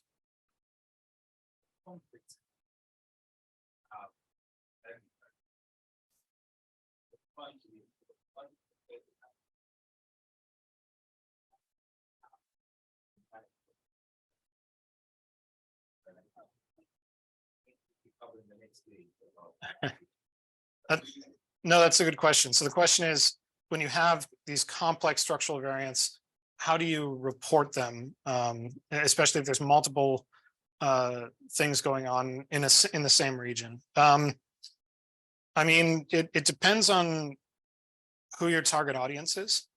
If you're giving structural variant data to another researcher, a VCF file with some very complex annotations is probably good enough. One of the things we started doing on the long reads team is we use graph-based methods a lot, where rather than purely aligning to a reference, we'll build a graph of these structural variants so that we can actually see what the connectivity is between different reads, irrespective of the reference, in a reference-free context. Then once we have a good assembly of the structural variant, we try to align it back to the reference, and very often that can be better in terms of understanding what the actual change events are in the SV. So then we would, give maybe the VCF file and the graph file we were using or something like that. There does not seem to be, and guys, correct me if I'm wrong, there does not seem to be a good way to represent really complex structural variants right now. So it's a little bit piecemeal.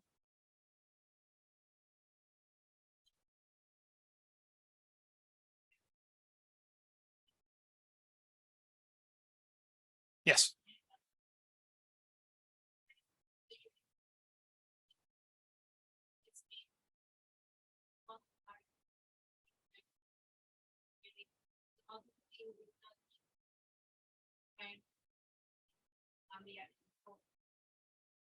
So the question is, for variant filtering, there are things like gnomAD and dbSNP. How do you calculate the threshold so that you're not throwing away too many variants? The really short answer is it's very hard. I don't have a good one-size-fits-all answer. What we seem to do in practice is empirically, we've calculated some values that we use for the confidence thresholds for the different databases, so gnomAD and dbSNP and 1,000 genomes and things like that, when we're using them in VQSR to do the filtering. And I'll show you that a little bit tomorrow when we do the variant filtering exercise.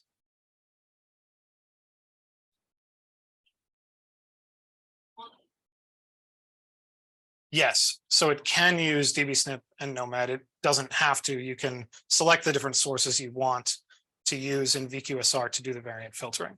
And you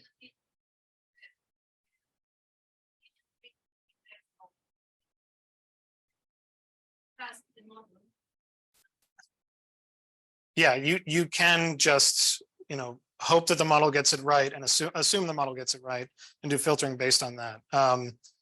But again, like, depending on the situation, by the time you get down to this level of variant filtering, you're probably going to be looking at the data pretty closely. So it's going to be a little bit on some level, it's going to be a little bit iterative, where you if you have an expectation of the number of variants that's lower than you'd expect or higher, then you'd want to adjust your threshold accordingly.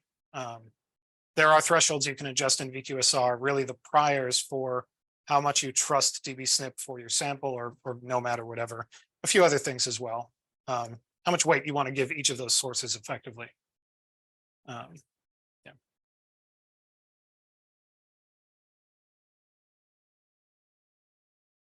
Okay, I think we have a short break, is that right? Yeah, so 10-minute break. I guess we can get back together at 2:30 or so.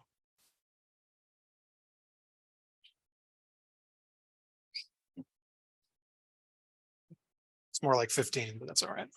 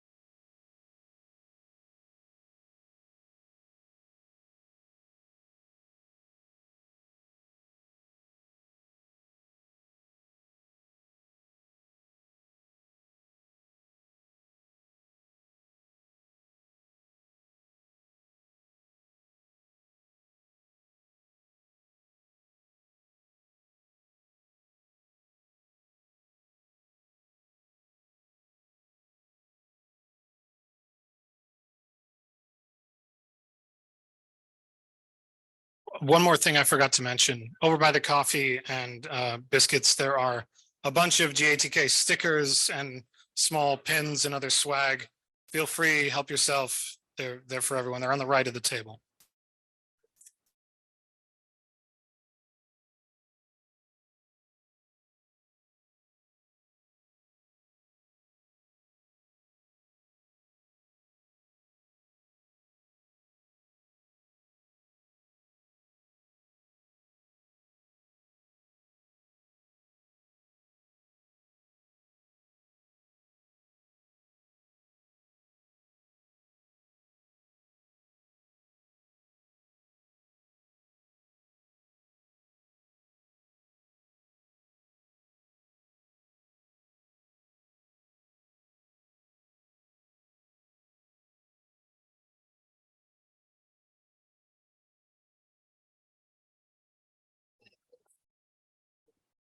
All right.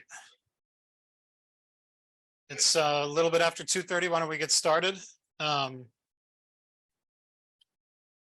So this is going to be the last module of the day on joint variant calling. Tomorrow we'll start up with talk about HaplotypeCaller, I believe, which is the tool that we use for germline variant discovery and one of the tools we use for joint variant calling. So this is again the little bit more detailed view of the variant calling pipeline that we have for our best practices. We're going to be going over this joint calling step here. Really from this GVCF step and HaplotypeCaller in GVCF mode down to joint calling a cohort and getting a proper VCF file out of it. So the slide should look pretty familiar as I showed it to you before, but again, when you're calling variants and you're going to be calling variants for multiple samples or even a single sample, it can be hard to tell if the variants that you find are natural variation in that species or if they're actual variants that are causing potential problems or novel variants for your sample. The only really good way to do that is by looking at the population profile for whatever your species is that you're looking at and doing some determinations based on the variant frequencies in populations. And as such, when you joint call things, you have a lot more power to look at variants that are in your sample, whether they're real rare variants or whether they're false positives. And in fact, you can also think about this as a type of variant filtration in that you have higher confidence in variants that may only occur in one or a small number of samples because you know what the population background looks like. So what does this look like in practice? Well, here we have a pileup of reads from 3 different samples. In the top sample, we've got a bunch of A's. We've got four reads that support this A allele, 2 reads that support this G allele. And in the bottom sample, we have 3 reads that support the A and 2 reads that support the G. In the middle, we have only this A allele. Now, let's say we're looking at sample 1 and we're only looking at sample 1. Would you call this variant? I'm not sure I would. I don't think there's enough evidence. Similarly, I'm not sure I'd call variant in sample N alone. It's not quite enough reads at that position to have good confidence that that's real. We've only got 5 reads. Here we've got 6 reads, but 66% of them are this other allele. It's really not clear. If we call them all together, though, if we have the same context when we're calling all 3 or all N samples, then what do we see? Well, we see sample A or sample 1 has 4 A alleles and a couple of Gs. All of these samples in here have just A's for this position. And another sample has this same allele at this same position that's not an A. So now we have evidence from 2 different samples that there's something going on here. That is starting to look like a variant. It's starting to look like something real and not an artifact. So this is another scenario that doing joint calling will help in. Here we've got a single sample on the left, and the reads are colored by their direction. So orange reads are read from right to left, blue reads are read from left to right. And you can see that at this position, there's a few different C's and there's a few different A's. These C alleles, they're only happening on these reverse strand reads. These A alleles are happening on both strands. This is sort of schematized in this table here. We have a lot of evidence for this reference allele A. We don't have a lot of evidence for this C allele, and it's only happening on one strand. There's some strand bias here, and there's some allele bias. So would you call it? Would you call this variant? In a vacuum? I don't know. I'm not sure that I would. It's only on the reverse strand. It seems like it's probably an artifact, but there's really not a good way to know without having context from other samples. So here we've got a whole bunch of samples that can help us solve this problem. and we can bin them into whether or not there is allele bias. In the case where there is allele bias, we probably want to filter out this site because there's some bias there in all of these samples, and we may not be able to trust it. However, if there's no allele bias, if we've got equal representation of both of these alleles, then we can start looking at strand-based information. Once again, if we see a bias there, we can filter it. And if we don't see a bias, then it looks like it may be real. And this is sort of the workflow that we can use to look at what the different biases are for a particular variant with population context that can help us retain variants that alone might not have enough evidence, but together do.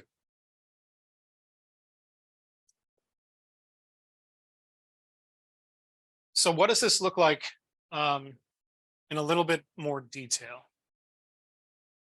On the left here, we have theoretical distributions of different kinds of variants. We've got common variants in the middle with a really nice peak to them.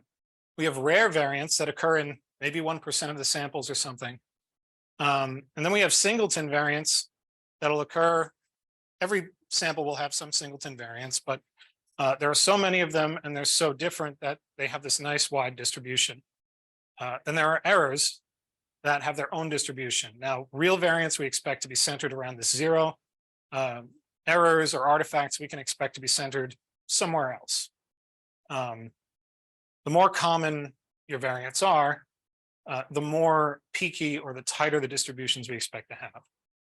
So when we look at real data with these same kind of plots and normalized on the same scale, and this is the read position rank sum metadata for this field, what you can see is the single sample run. So we're only looking at a single sample. One of them in the cohort has this nice wide distribution here. It's very similar to the singleton variant distribution. So there's a bunch of variants here. We can't really be sure how confident we can be in them. But instead, if we call them all as a cohort in gnomAD, what you'll see is this giant peak, pretty close to this 0 mark. And you can even see a smaller peak right at 0, which, maybe there's another event happening there. But now that we have this really nice peaky data, we can draw a much simpler line across this dimension for read position rank sum and say, okay, well, now we know that everything above 500 we can have good confidence in. And this is just one dimension of the various dimensions that we can do filtering in, that being read position rank sum. So as we get more samples, we're able to put them all together in the same context and make it easier to do filtering for the different kinds of variants that we have. As you get more samples when you're joint calling, you get better sensitivity for different variant types. This does seem to peak around 600 samples. So for certain variants, once you hit the 600 sample mark right about here, you're not seeing a bigger gain in detecting more SNPs. Similarly with indels, it's a little bit less clear, but the threshold is still about 600 and you end up plateauing. Now you might ask, why would you ever want more than 600 samples then? Because you're only going to be able to call these variants in this 600 sample cohort with this level of confidence. If you have another sample that you're not joint calling, you end up with the same problem. So if you want to joint call a lot of samples, even though your sensitivity may not go up, it's still very important to call them together because you have the same context. And so if you're calling all of these samples, you might be concerned that if you have very, very rare variants like the singleton variants I mentioned earlier that occur only in a single sample, then you might lose those things if you're filtering based on these large populations. By and large, that doesn't happen. You can see the singleton counts here. Again, it's a little bit, there's a little bit of variance here, but you can draw a horizontal line for the SNPs and the indels. Indels are much clearer. And you can see that as the number of samples in your cohort increases, you're not losing, for the most part, these singleton variants. When you get to extremely large cohort sizes, like you would get in gnomAD or some other really large call sets, you may start to lose these singleton variants because of the differences between these distributions that I showed you earlier. This ends up looking much, much smaller than the peaky distributions when you have really large samples, really large numbers of samples. But I think for most of the people in this room, that's probably not going to be an issue. It certainly isn't for me when I'm normally doing this stuff. I have not hit that level of number of samples for this to be an issue.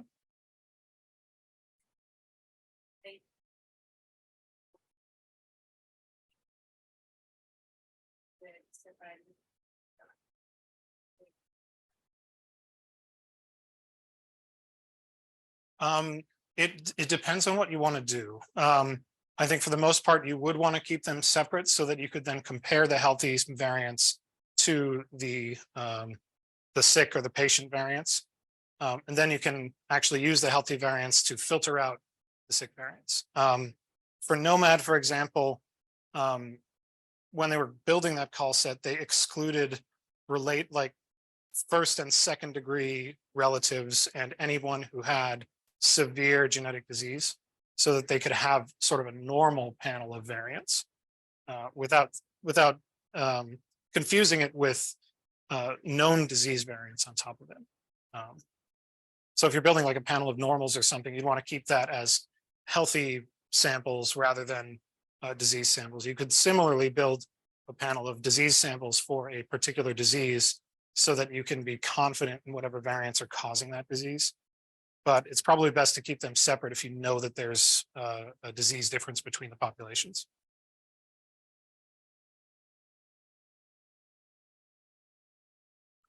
So here's another kind of hands-on example. We have two samples here. We have a pileup for sample A and a pileup for sample B. Are there variants present in these samples? If we look at them individually, in this pileup, we know that these are two sites that are very important variants. So these are sites that, if you have variants at these sites, and these are specific dbSNP IDs for variants, if you have these, then you are very likely to get Alzheimer's disease. So this is something you want to, if you're looking at your genome anyway, you might want to look at these so that you can plan ahead, unfortunately.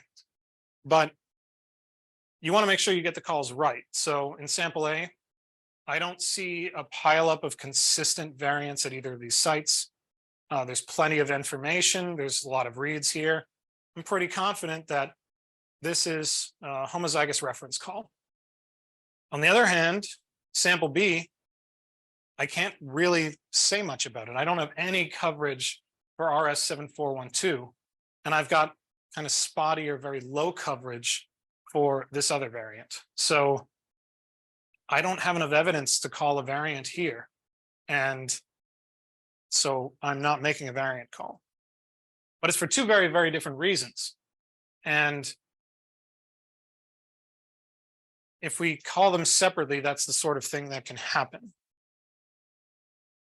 Instead, if we call them together, we might get a different result.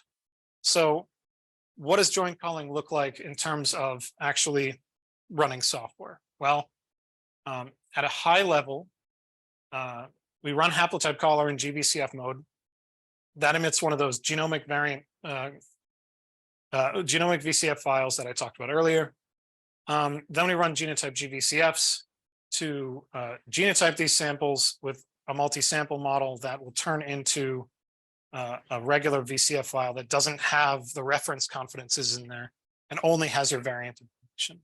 I'm skipping over this a little bit because James is going to go into detail about how a lot of this stuff works.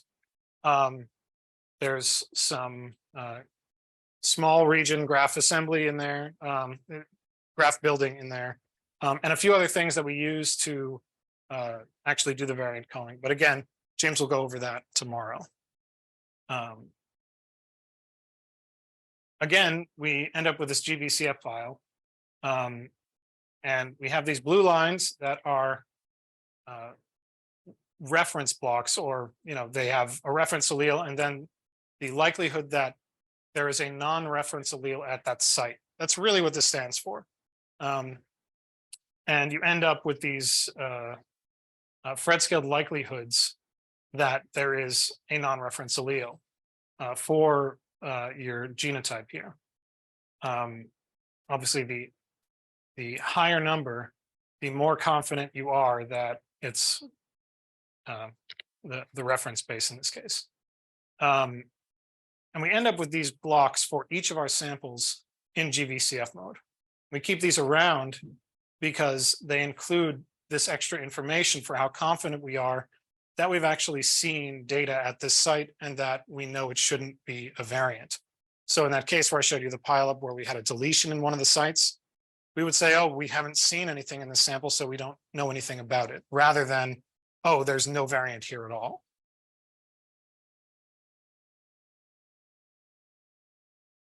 The differences between VCF files and GVCFs are talked about a little bit more here. In HaplotypeCaller, you can have it kind of merge all of these blocks together for the non-variant records, and you end up with one likelihood for each of them. Or you can do it at base pair resolution where you have an entry for every base in your reference. As you might expect, this makes your files very, very large.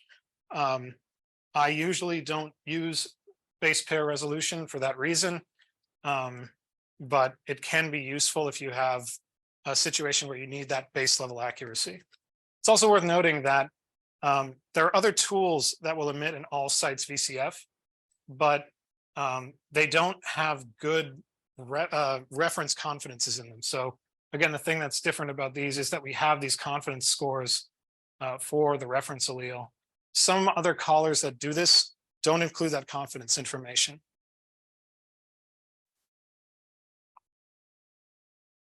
So then the question might be, well, I've got all these GVCFs, I've run HaplotypeCaller. How do I generate this final VCF with all my real variants in it? And the process to do that is fairly straightforward. We use GenomicsDB import usually to import all of our samples into a single entity, a single GenomicsDB file. It's not a VCF file, it's a different format, which can support up to about 100,000 samples, give or take. I haven't pushed it that far. I've been told that this works, but that's a lot of samples, so be careful. In GATK4, there was a different way to do it, but in a little bit, I will tell you why I'm not going to talk about that. This is what it looks like from a command line. If you have a couple of samples in your that have already been called for GVCF mode in HaplotypeCaller, you can use GenomicsDB import, give it the name of the GenomicsDB file that you want to use, all of your samples with a -v flag, maybe some intervals if you know you're only looking at chromosomes 20 and 21. And this will create this GenomicsDB entry for you that you can then use for the joint calling exercise that's next. When we're joint calling after we have a GenomicsDB file, we use genotype GVCFs to do that. It can take a single merged GVCF file or this GenomicsDB file. Usually we're using the GenomicsDB file, but you can use a regular VCF, or sorry, a regular merged GVCF file. And again, this is sort of what it looks like. If you have a single GVCF file that you've merged, you would run it like this. It's fairly straightforward. The reference, the variance file, the output file that you'll notice does not have a G before the VCF because this is a finalized variant file that doesn't have the reference sites in it. It only has your variants in it. And I'm making an important point about that because if you want to do things like functional annotation or other kinds of annotation and filtering, you want to wait until you have your final VCF file. You don't want to do those operations on a GVCF file because that's going to have a lot more data that you don't need to annotate it. For example, you wouldn't necessarily care if your reference alleles get annotations because they're reference, they're not variants. And there's no reason to scrutinize them.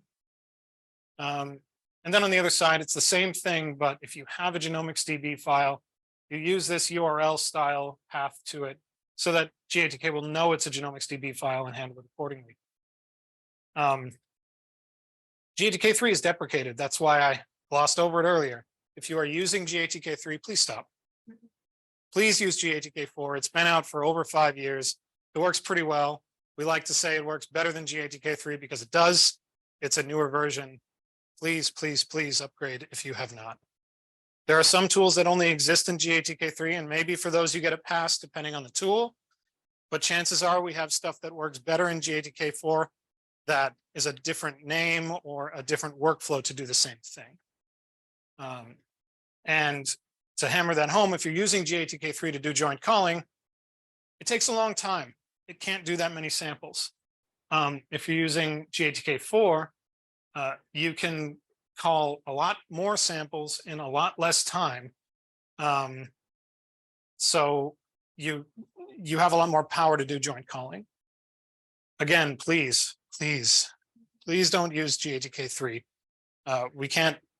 We don't support it anymore. It can do things for you. It can variant call, but I can almost guarantee that in virtually every case, you're going to get better results with GATK4. So what if you want to call really, really, really large call sets? I said, Genomics DB only works up to 100,000 samples. What if you're a data center that's calling 1 million samples?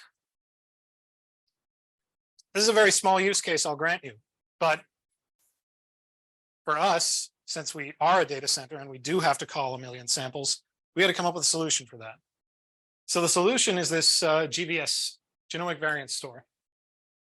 It's right now based in Google Cloud, and it effectively allows for all of the joint calling power that you would have with Genomics DB or Genomics DB import, all of that stuff, but it scales much, much higher.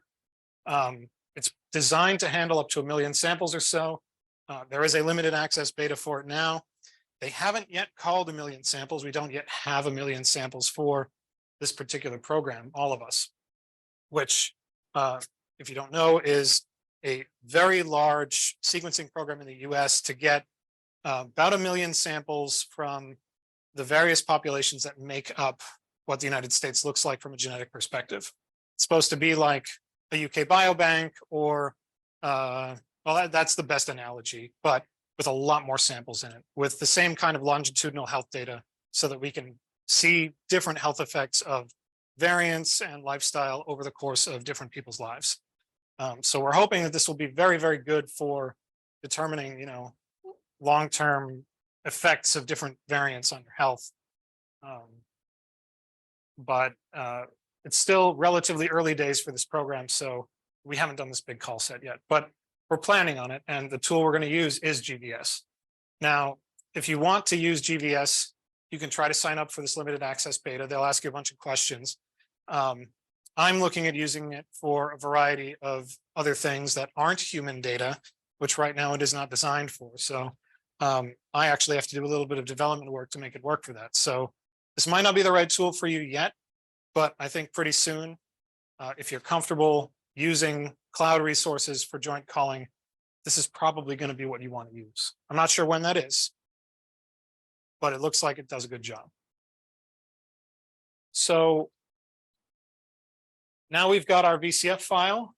The next things we might want to do are filtering our variants, refining genotypes, doing some annotations, and then finally doing some analysis on our outputs so that we can either get back to our patients and tell them that they, need to start taking a specific drug for this terrible disease they have, or we can get back to our desks and figure out what we want to do with all of our samples that we've called so that we can put out a paper or something. And so this next set of steps are the things that we would do to follow up with our variants. And that's pretty much everything I have for this. Does anyone have any questions? Yes. Well, at this point, if are the variants somehow ranked or sorted? Like Yes, good question. So the question is, by the time we get to here in our pipeline, do we have statistics on the quality of the variance? And we have some statistics already. There's some metadata that gets added when you do joint calling to each of the variants, but the actual filtering steps that will take place next use some of that information in addition to like a set of normals that you would use that you would find in healthy samples to do that sequencing, or sorry, to do that filtering.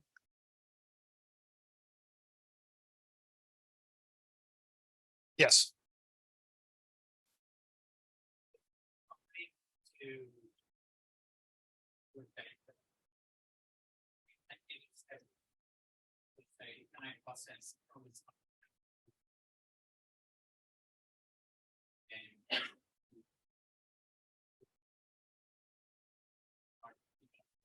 Mhm.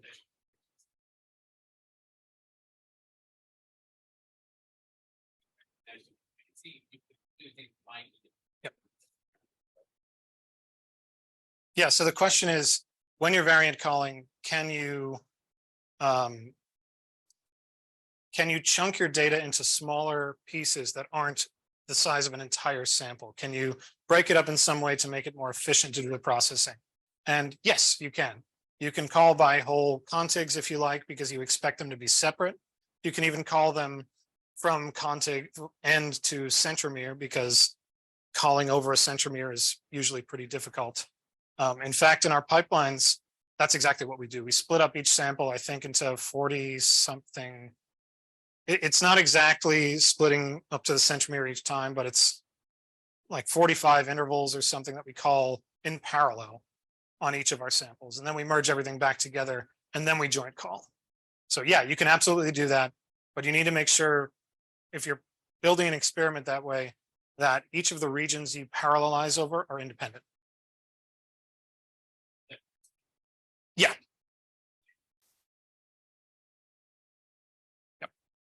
Yep. Any other questions?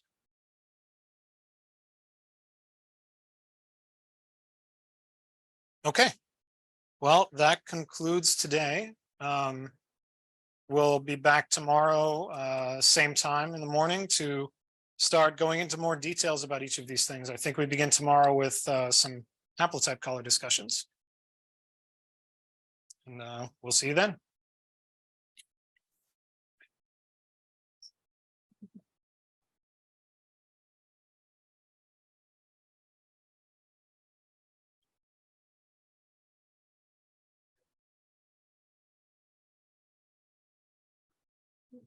Oh.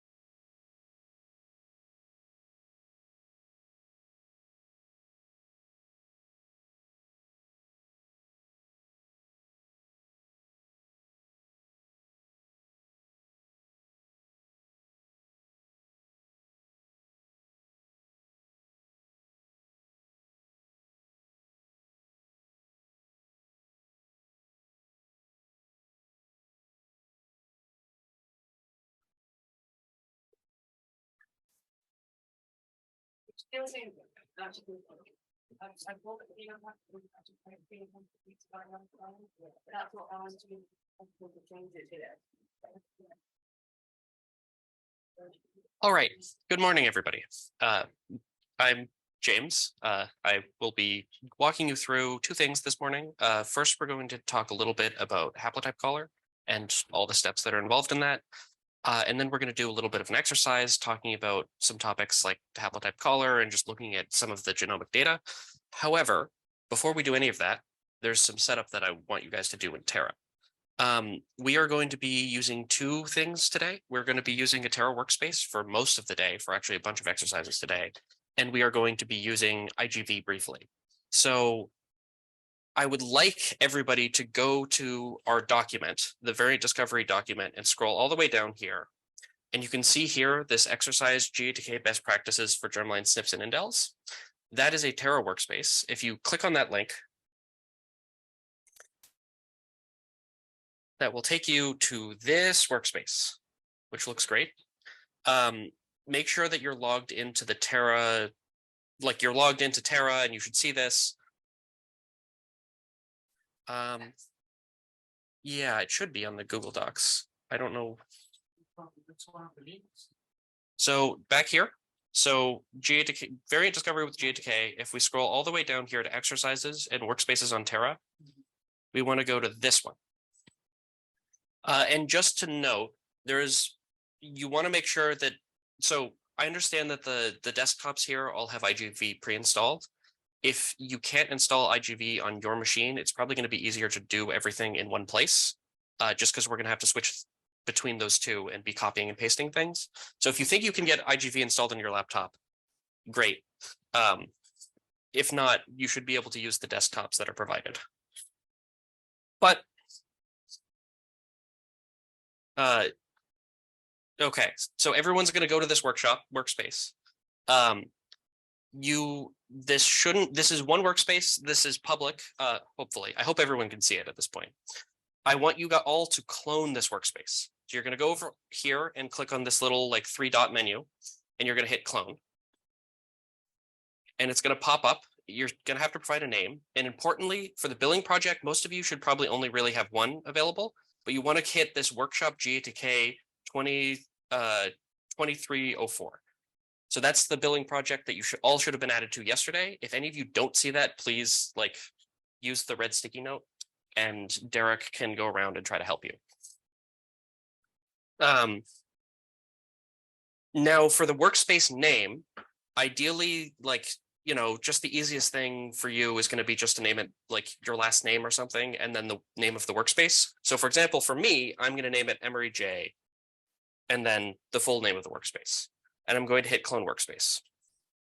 This will take a few seconds. It takes a minute or two for it to clone. But there's going to be one more step that we want to go through once it's cloned, just to make sure that everything is all hunky-dory for later, so we can actually make sure that you guys can access the Jupyter notebooks that we're going to be using for the exercises. So give it a minute. Terra is slow. I'm sure we're making it even slower by having all of us look at these things. Now, I want you to go over to this. So once this is good, you should all be staring at a workspace. And importantly, at the very top of the page, you should see your name or whatever name you entered for the workspace listed there. If you do not, or if you're having trouble with the instructions, please use the red sticky note and my colleagues will get to you. But now that it's set, you want to go over here to the analyses tab and give it a few minutes. So this is the step that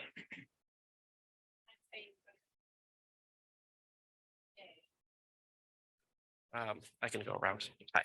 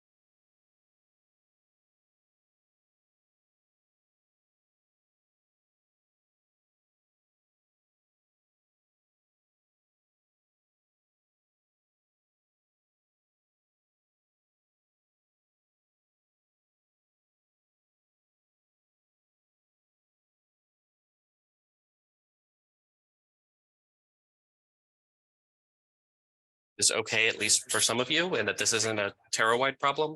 If it worked and you're seeing a workspace that got cloned correctly and has your name at the top, put a green sticky note up just so we know. Yeah.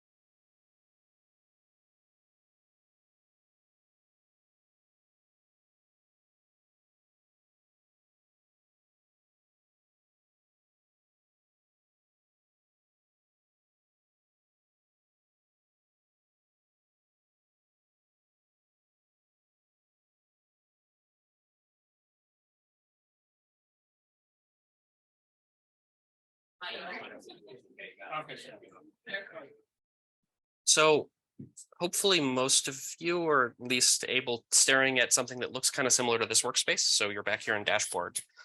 You should see your name plus the workspace name at the top. Again, we would like all of you to be able to clone this. This shouldn't be too difficult of an operation, but we're happy to continue helping you. We will have more time to hammer on this later. Importantly, I do want you all to make sure that you've at least clicked on this analysis page. You should see, oh, yes, I'm being told to increase the size. Just to click on this analysis page, you should see a bunch of files. So for most of you, what you will see is just a little pop-up box that says populating cloning workspaces, wait at least a few minutes. If you refresh the page after a few minutes, you should see something that looks like this. These are actually all of the workshops that we're going to be going through over the next couple days. So we want to make sure that everyone is able to get in here because this is going to be the content for the next little while. And there is one final thing that I want to recommend, which is that if you haven't yet, everybody should go and download IGV and make sure that it is present on your computer. We will go through how to set it up so that you can read the data that we're going to be generating in Terra later. IGV is like pretty standard software for everyone. Integrative Genomics Viewer. You can just go to the website, softwarebroadinstitute.org, software IGV download. That will be one place to get it. Yes. Question.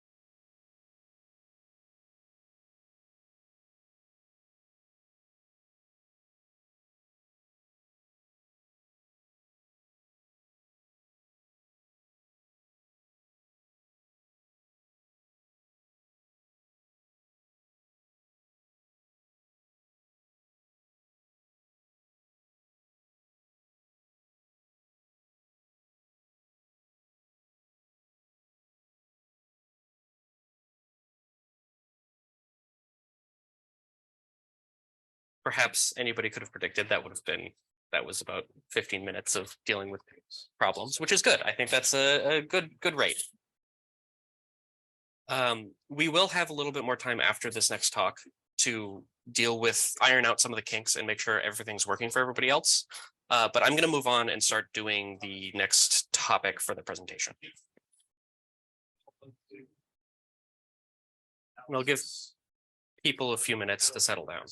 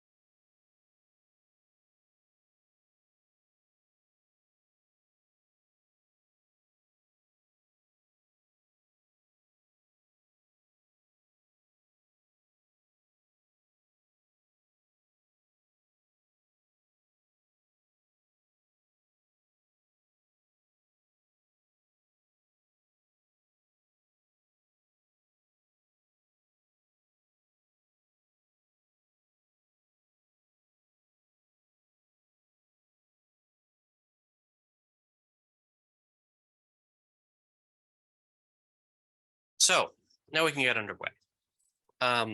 So I'm going to be presenting here about variant calling with HaplotypeCaller. You know, many of you are familiar with the name HaplotypeCaller, I presume. Just as a reminder for everybody, where are we in the overall pipeline? I think we skipped over the HaplotypeCaller a little bit yesterday, and we started talking about, you know, consolidating and running joint calling. This is the step that gets run per sample after we've done all of the read processing. So we've marked duplicates, we've done VQSR. Now we have our analysis ready, bam, with all of our reads aligned and marked, in duplicate marked and ready to go. And we actually want to now make our variant calls and spit out a list of VCF lines corresponding to where we had actual variation in each of our samples. And we run HaplotypeCaller generally, you know, a single instance of HaplotypeCaller, often multiplexed across sections of the genome across just one sample. And then those will later get consolidated for joint calling. So how does HaplotypeCaller work? You will find that many short variant callers follow a very similar set of steps. HaplotypeCaller can generally be thought about as having four distinct steps that sort of make up its operation. We start with identifying active regions. We assemble plausible haplotypes. We run what's called the pair HMM to determine per read likelihoods for each of those haplotypes. And then we genotype the sample. And that's where we actually construct the VCF line that we're going to output and determine the likelihoods that we emit to the user. So let's go through each of those in turn. So the very first step is identifying active regions. So as it turns out, the HaplotypeCaller, just from a software processing expense perspective, is actually very expensive to run over most sections of the genome. And as it turns out, you know, once you have your aligned BAM, you can sort of, if you were just perusing through an IGV, you would be able to visually tell most sites don't actually have any real variation. And so HaplotypeCaller is actually exploiting that fact to save itself a lot of compute. So what we actually do within HaplotypeCaller as the very first step is we scan over the entire genome and we look for any sites that have evidence of there being some sort of variation. And That evidence can be any number of things. It can be individual bases that mismatch with the reference. It can be lots of soft clips or insertions and deletions. It can be any number of things. But we look for those sites that occur. We look for sites where many of those events occur in tandem altogether. And we're actually fairly sensitive because, we'd rather waste time processing a site that might have a variant than not. But once we do that, we generate a list of basically a very spiky list of here are all of the individual positions on the genome that we actually care about for calling. Once we do that, though, we then smooth those positions out to generate a quote unquote activity profile. And the reason we do this is just because, as it turns out, if you have two adjacent variants, it's very likely that, when you go reassemble the haplotypes, whatever it looks like after you've aligned your reads might be some other event entirely. And you kind of want to make sure that you're assembling regions that are close by, just to make sure that you are getting the best idea of what the haplotype looks like. So once we've done our smoothing, we have a threshold that we use to sort of generate active windows. And those windows are what we actually call variants on. You'll see a little bit of an example of that later. The next step is once we have those windows and we cut our BAM down to just the reads that overlap with those windows, and then we process each of those windows in turn. And so what do we do in those windows? Well, we assemble plausible haplotypes. So this is the assembly part of HaplotypeCaller. We build a local assembly of reads, and you can see sort of a visual representation of what that looks like on the right. But once we've assembled the graph, we then traverse the graph to sort of extract haplotypes that correspond to what the true variant events look like at the site that we care about. And then once we have those haplotypes and we've called those haplotypes, we align them back to the reference to generate a list of variants using Smith-Waterman. So how do we construct that graph? In reality, this is sort of an artist's rendition of the graph. But what we use is we use a graph that's called a De Bruijn graph. You can sort of think of it as this, right? Where we have each node corresponds to one extra base added to the graph, and each edge is a connection between those nodes. So we start by just sort of poking the reference into the graph, and we use that as a base for all the connectivity that we're then going to put into the graph with our reads. Then for every read, we add paths into the graph corresponding to all of the bases of that read.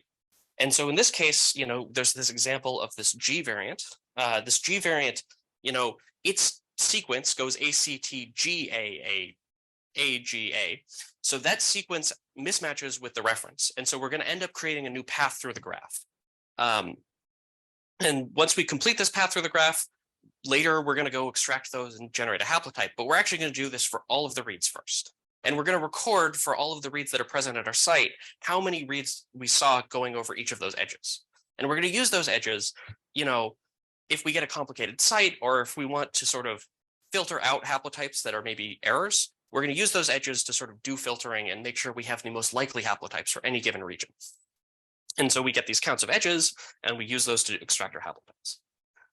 Why do we do this? Well, shouldn't BWA have spit out the correct haplotypes? Well, as it turns out, not really, for lots of reasons. The first and most important one is that the assembly actually will resolve a lot of sites that tend to be very messy and artifact laden. So this is an example of a site where at the top, this is IGV. We'll go over what IGV screenshots look like later when we're actually looking at IGV. But just to note, these bars here with numbers correspond to deletions. And so this is what an actual site that was run through HaplotypeCaller looks like before actually calling with HaplotypeCaller. And you can see it's incredibly messy. There's a bunch of reads with, the 12 base deletion, but some of them have the deletion shifted over. We have some reads that represented as a 3 and a 7 base deletion for some reason. We have also, and you can also see there's all of these like long, messy mismatches with lots of colors. In IGV, typically those correspond to soft clips. So BWA or our assembler or our aligner didn't know what to do with those sections of the reads. And so very frequently when we run HaplotypeCaller, the goal here is that we end up with this bottom situation, is once we take our site, we call haplotypes that are plausible at that region, and then we realign our reads to those haplotypes. It actually becomes really easy to sort of resolve what the actual variant was at that site. And so this is a very good example here, right? You can see it's definitely, the site has been cleaned up. Mostly you see the 12 and the 10 base deletion in our reads, and hopefully that's what everything looks like. We've cleaned up the site and it looks a lot easier just using that like data across reads to sort of generate a plausible haplotype as an intermediate. So also, again, why do we do assembly? One of the other advantages of assembly and HaplotypeCaller is it also sort of unifies representation issues. This is just an example of a site where there's actually two entirely equally valid ways of representing the same variant. In this case, we have an A and a C where there was a T, and you can either think of that as an A SNP plus a T insertion, or an A insertion plus a C SNP, or a C insertion plus an A SNP.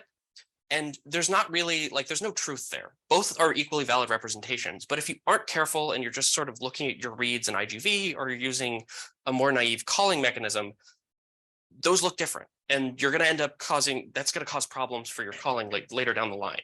When we reassemble everything and we align everything to the haplotypes, we unify that representation to be one unique representation. And it should be noted, like, if you are familiar with BWA outputs at all, oftentimes it can seem random. There is some internal logic to why it picks one versus the other, but very often, it's arbitrary what BWA will pick for representation at sites like this. And the other important advantage of doing this haplotype-based calling is we get phasing information, not quite for free, but pretty close to for free.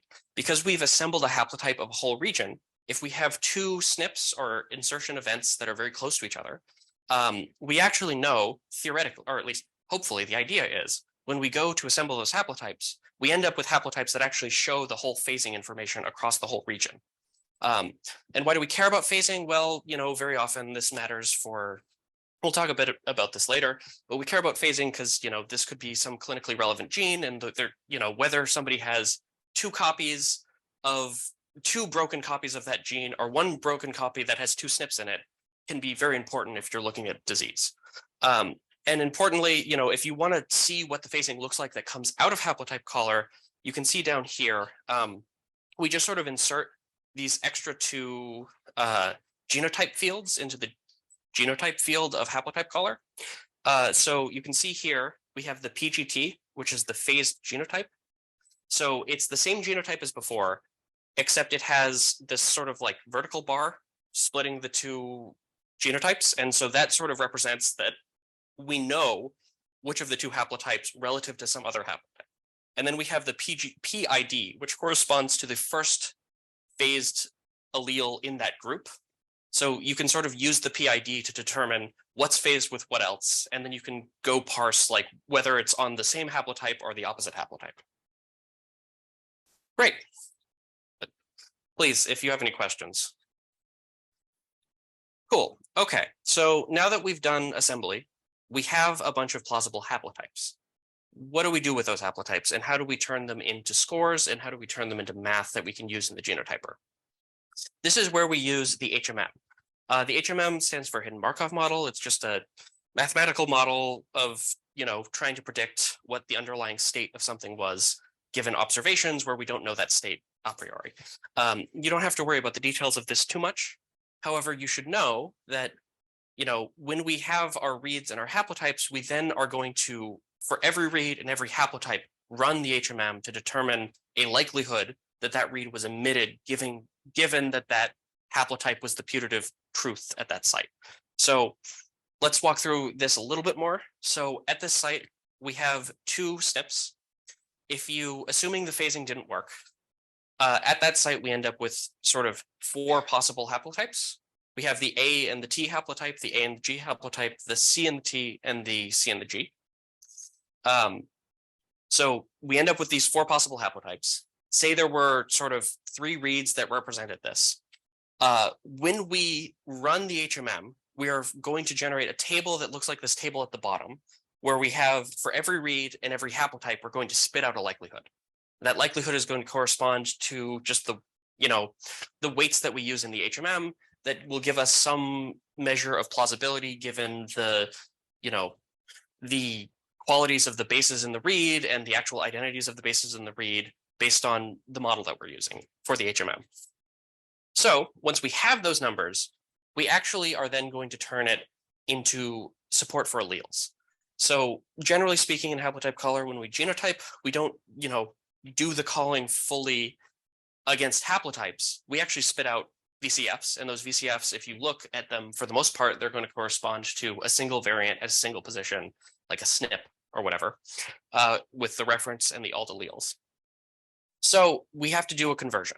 So we have all of this haplotype-based data, and in many ways that haplotype-based data can help us resolve calls better and do a better job genotyping, but we then have to convert it into alleles. And so how do we do that? Well, let's say we're looking at this first event. So we're looking at the A and the C haplotype, and we want to go spit out an array that is, what is our likelihood for each read given the A allele, and what is our likelihood for each read given the C allele? So the operation that we do for that is we're just going to look at all of our haplotypes, and we're going to say, okay, well, here's all the haplotypes that support that A allele. So in this case, haplotype 1 and 2, you can see they both have the A there at the front. And say we're looking at read number 1, and we want to say, what is the likelihood for read number 1 for the A allele? Well, we're just going to take the max of these probabilities here. So we're going to say, oh, well, this, the most plausible haplotype here is haplotype number 1. We're going to use that as a representative plausibility for our calling, and we're going to put that number in there as our likelihood. And then when we go over here for the C allele, we're going to do this, play the same game with haplotypes 3 and 4, and we're going to end up with 0.99 here. And we're going to do that across all the haplotypes, all the alleles, across all of our reads. And we're going to effectively have this table here at the bottom that is read cross allele as our sort of representative table that we use for haplotype calling or for genotyping later.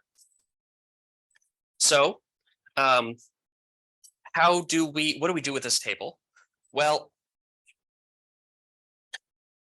we're going to plug those likelihoods in, which we now have a list of likelihoods of the emission likelihoods for read given haplotype that we computed doing, using the HMM. We're going to plug those into a diploid genotyping model. So remember that for our sample, for the most part, and HaplotypeCaller is fully capable of running in other ploidies, if you're interested, but for the most part, we're going to worry about diploid.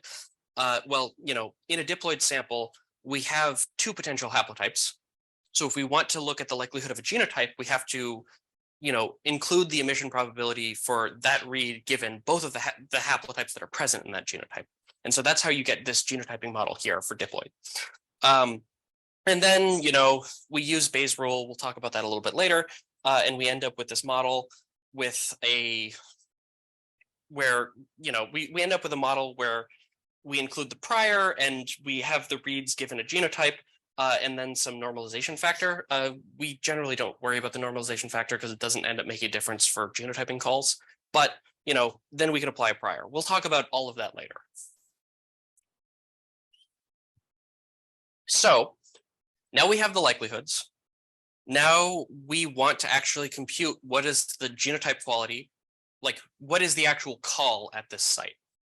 So the way we do this is, this data on the left, trust me, is that table from the previous slides, just run through this model.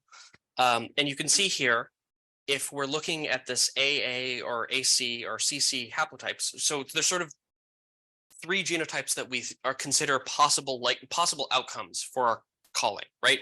And so if we plug in all the numbers from the previous tables, we can see here are sort of the probabilities or the likelihoods at this point, not probabilities because it's not normalized, the likelihoods for each of those alleles given all of the reads that we've seen.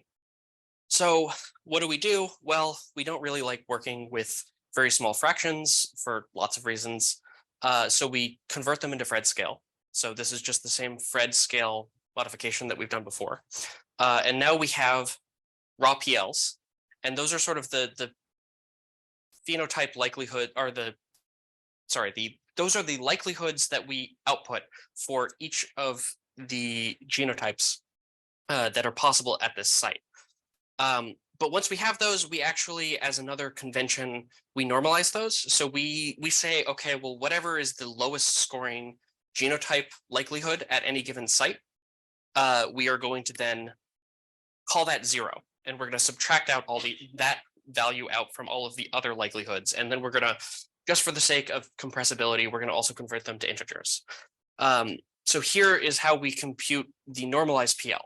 And so when you look at your output VCF, you can see here, this is just what the VCF line looks like at this site, right? You have a reference A, you have an alt C, you have this genotype. So we called it, because this was the lowest one, the AC. So this is 0 and 1, corresponding to the reference allele and the alt allele. And then here is the PL array. The PL array is exactly what we see above.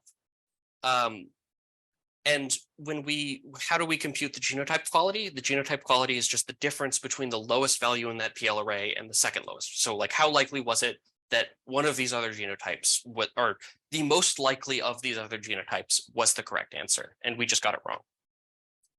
So that's how we genotype in the HaplotypeCaller. Again, if anyone has any questions, feel free to ask.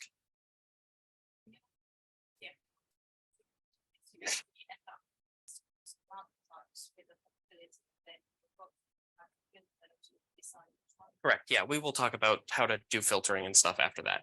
But you don't get a list of haplotypes. You get a list of allele, like you get, individual site alleles. So if 2 variants were called together on a haplotype, we're going to emit them as 2 different VCF lines that correspond to, here was the variant at site A and here was the variant at site C, sort of independent of each other, if that makes sense. Yes.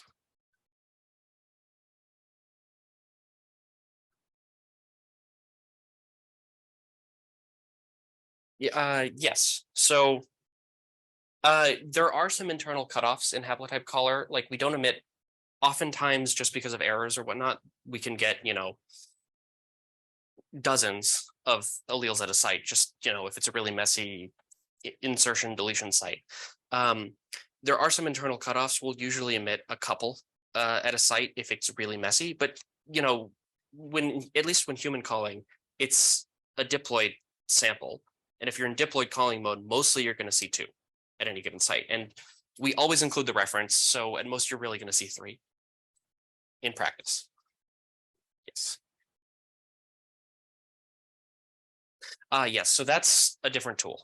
HaplotypeCaller is just caring about germline calling. If you want to worry about hot copy number variants, like oftentimes the diploid assumption, first of all, the diploid assumption can break down in the case where you do have a large CNV. But that's why we use these other tools for that. So there are tools for that. HaplotypeCaller is specialized towards this germline variant calling case. Cool. So I think I'm going to start moving on. So just as a reminder, so we've gone through what each of the steps of HaplotypeCaller are. As I've mentioned before, these are this is sort of standard for variant calling in a lot of tools. This is the basic steps that Mutect also goes through. These are some of the basic steps that other callers that are similar to HaplotypeCaller use. So now we have a bunch of VCFs, and now we're ready. In this, as it stands right now, is only good for single sample calling, because we've just run our VCFs through for a single sample at this point. As a reminder, what most of your analysis and what our general best practices should care about is ultimately going to be joint calling, because there's a lot of statistical power to be gained from joint calling. So if you want to output a VCF that for your sample that is eventually going to be used in joint calling, here's where you would input GVCF mode. So it's an extra mode in HaplotypeCaller where we are going to output a PL likelihood for the reference only call for every site in the genome. And there's some caveats to that. So we we worry about compressibility because that actually becomes very huge. So we actually condense down adjacent sites that have similar probabilities, but so there's some work that goes into that. But generally speaking, if you want to then run joint calling in the HaplotypeCaller after the fact, you want to output a GVCF at this stage for each of your samples. And then we put everything into joint calling to then refine those genotypes. So how do you do that? How do you run HaplotypeCaller? It's fairly simple. You just need a reference you need your input BAM that has been processed, and then you just need to output an output. And that's it. HaplotypeCaller is very simple.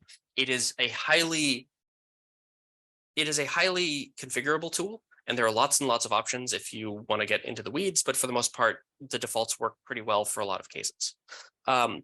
If you want to produce a GVCF, you basically just need to add this extra argument ERC, which stands for emit reference confidence GVCF.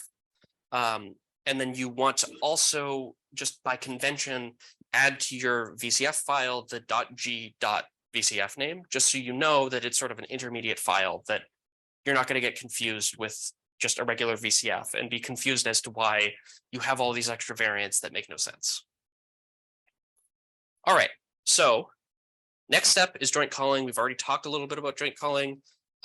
Later today, I think my colleague is going to talk about some other topics that are related to joint calling. Again, any questions? All right, so now we are going to move into the more dangerous section. Now we are going to go back to these workshop copies that you've made. And now we're going to start the first exercise. This is just going to be a basic exercise where we walk through, hey, how do you run HaplotypeCaller? How do you look at the reads? What does VCF look like? What does IGV do? Just to give you some grounding. So everybody should have copied this workspace, and they should have a workspace that is their name plus the full workshop name. And you should have this analysis page. If you reload the page here, you should see what I'm seeing here, where you see a bunch of these exercises listed out. The exercise we are going to do today is this O2 germline variant discovery with HaplotypeCaller. So if you click on that, you should see something similar to what I'm seeing.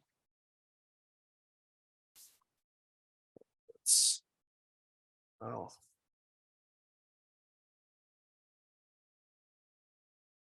So this is a Jupyter. We like to use Jupyter notebooks just because they're a very convenient way of running code, in kind of like a contained environment. Terra is rather nice in that it supports running Jupyter notebooks directly in the cloud. And so from here, you can spin up an environment and run your code here. And there's some relatively easy ways of just accessing all of your data that's in your Terra workspace environment. But here, very first thing, because this will take another few minutes, and I'm going to talk through some other things while this is happening, I want everyone to hit open, and you're going to be shown this prompt. This is how you want to configure the environment that we're going to be running GATK in. We're going to make a few modifications to the default environment. So you can leave this as the default GATK plus Python plus R environment. That's all right for now. But you do want to go down here, and just for the sake of speed, so this works for everybody, you are going to want to switch this to 4 CPUs. That will just make a few of these steps a little bit faster, just for the sake of us getting through this exercise in time. And then finally, you want to scroll down here, and you want to set the disk size to 100, though that might not be necessary. And then you should just be able to hit create. And if you have any question, and if you are unsure of what the environment is expected to be for the notebook, at least I believe for all the notebooks that we're going to be going over in this course, we have the environment settings that you should be using listed out at the top of the page. So you can see it says creating cloud environment. You can navigate away and return in 3 to 5 minutes. Again, everything is slow to spin up in the cloud, so we have to give it a few minutes. If you are having trouble doing this or something didn't work, please don't hesitate to use the sticky notes so that my colleagues can get to you and we can make sure that everything is working.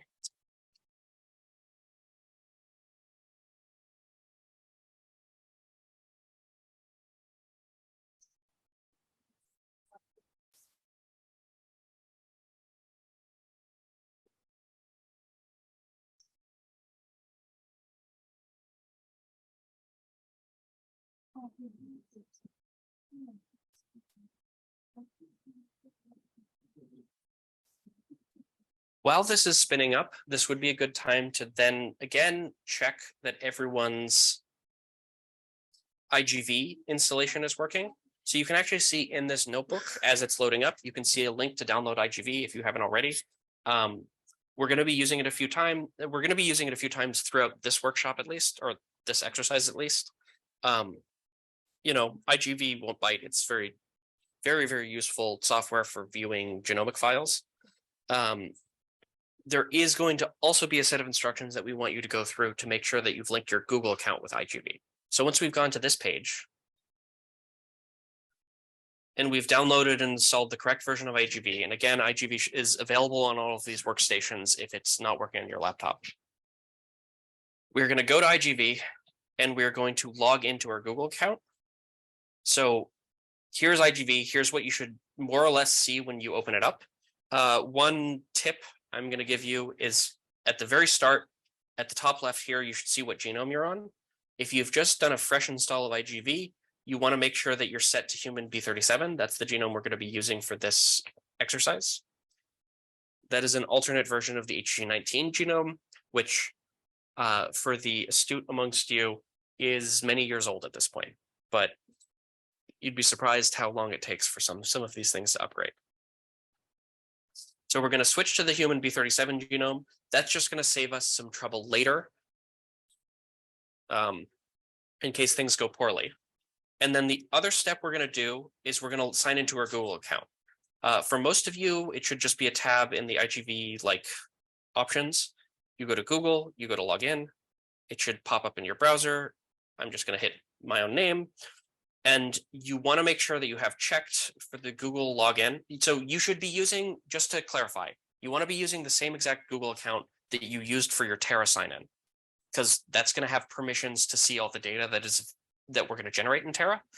And you want to make sure that you have viewed your data in Google Storage checked when you give it permission. So I'm going to hit continue. What? You get to that page. So if you go to IGV here and you hit the Google button and the login button.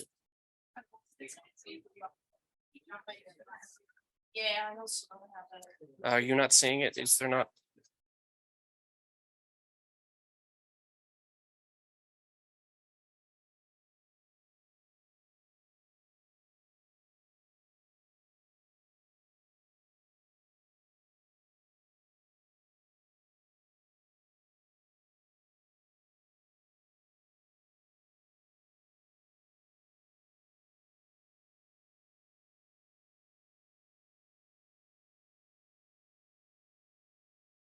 One step that we need to make sure is set.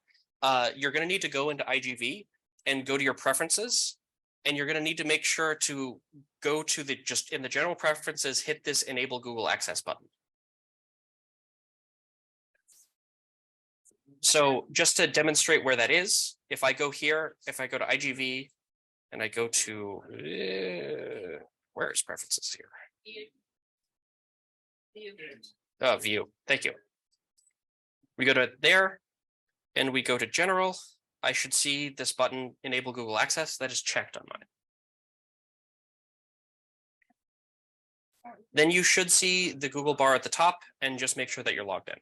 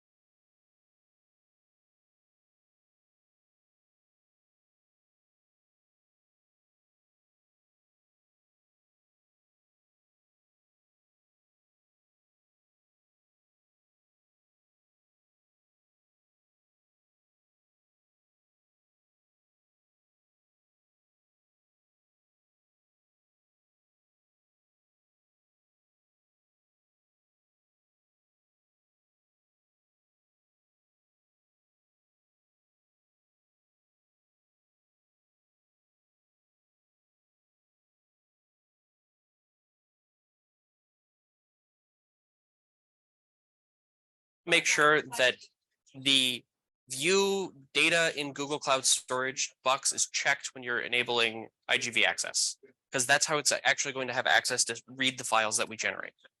Yes, so check that box. The other thing will be, I think,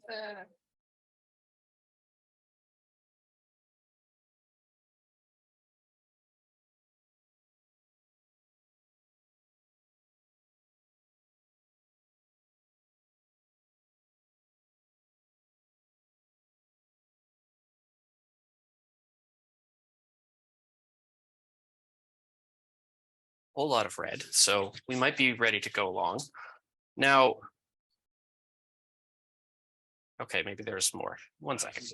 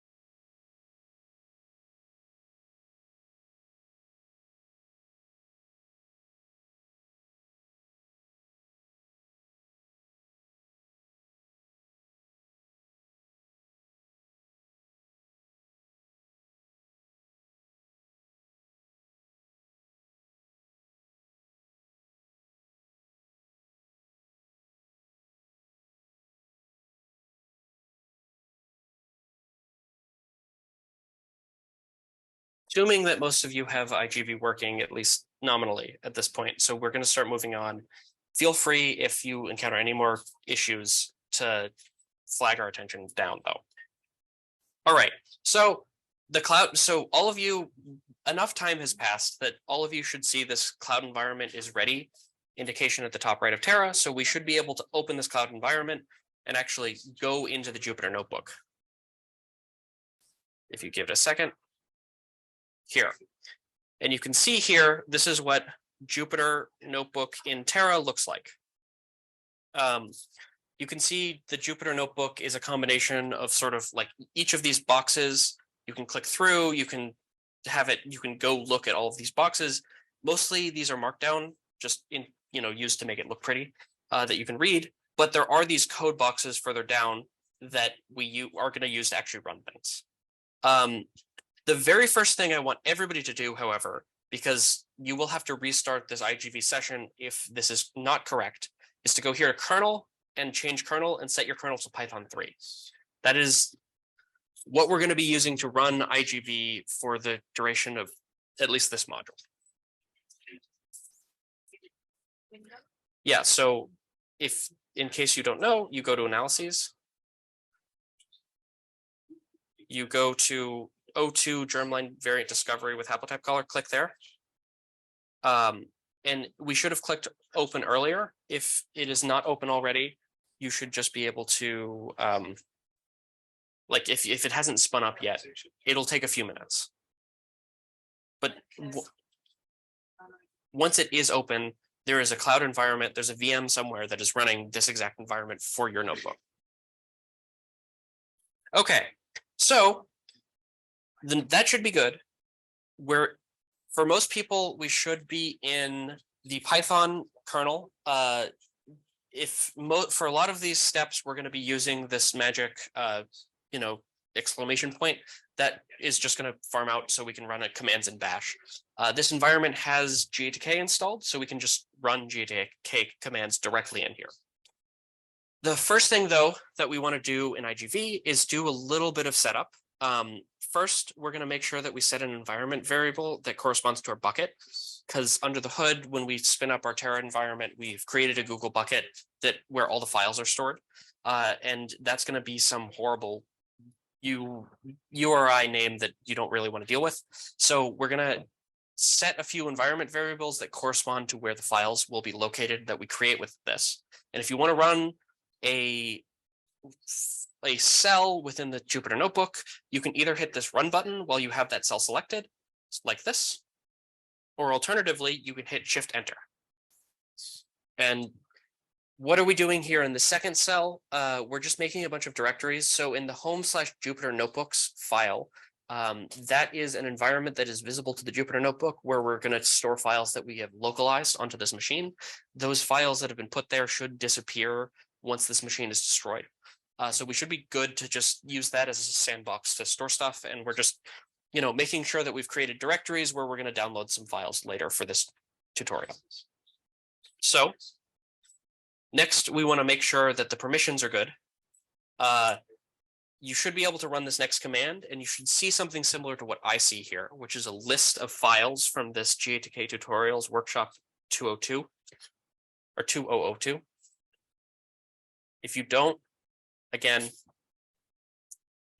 use the red sticky. Okay, and now, again, we're going to download some data into the notebook. So this step here, these gsutil-cp commands are just going out into the cloud. We have a publicly hosted bucket that should be free to access for the GATK tutorials, where we host some data that we use, just some example files.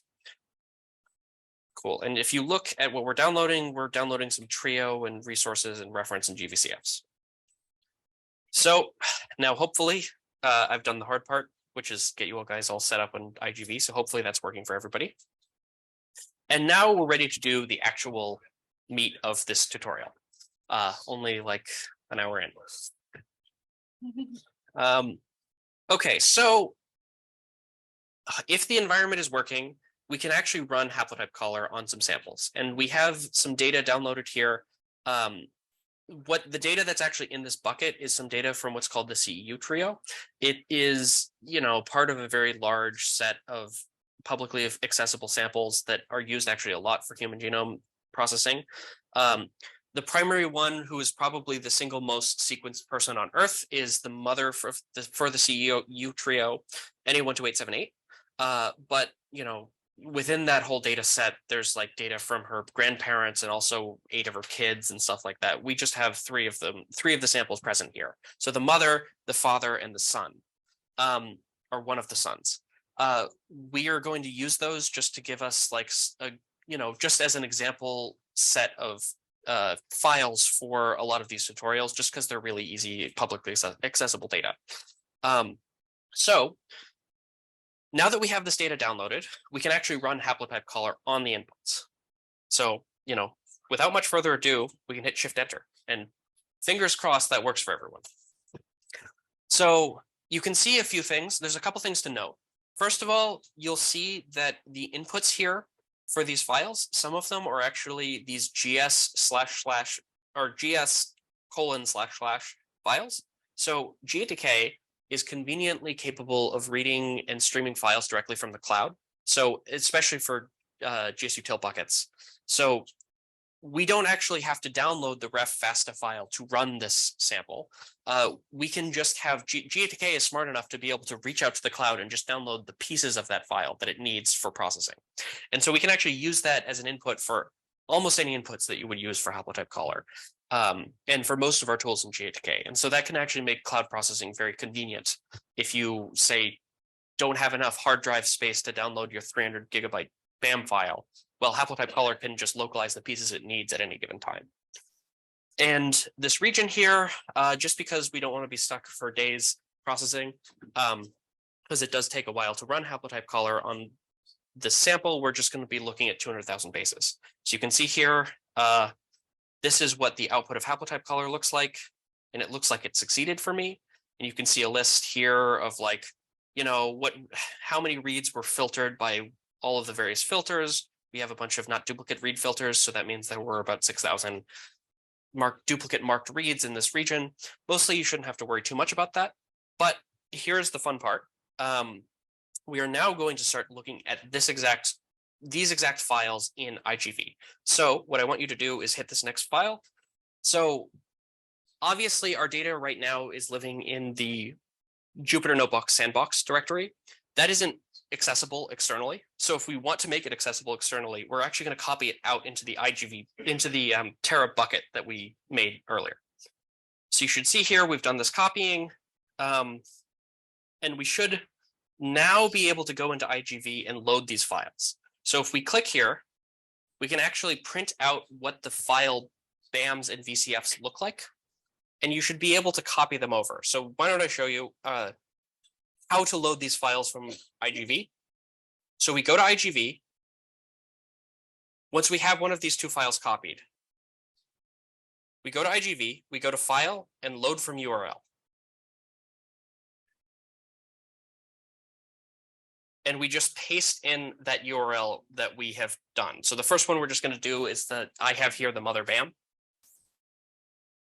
and hit OK. Hopefully that works. If the Google permissions for you guys were all set up correctly, you should see something like this. We're still in human v37 and nothing has changed. But what has changed is we have this mother BAM coverage and mother BAM file on the left. You should see an error if you don't have permissions here. If anyone is seeing errors or having trouble, please, again, don't hesitate to use the red flags.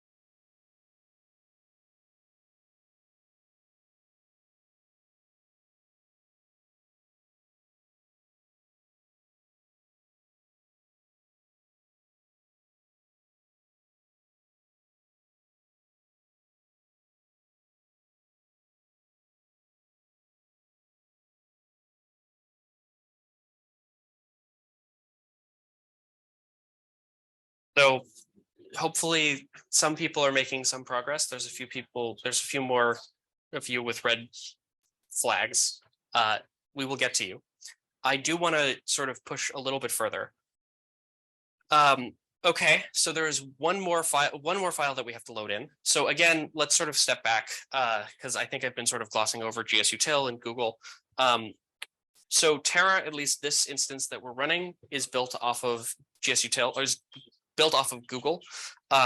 Most of the files for Terra are going to be living in a bucket that corresponds to your actual project. That is a unique name that for every workspace that's been cloned.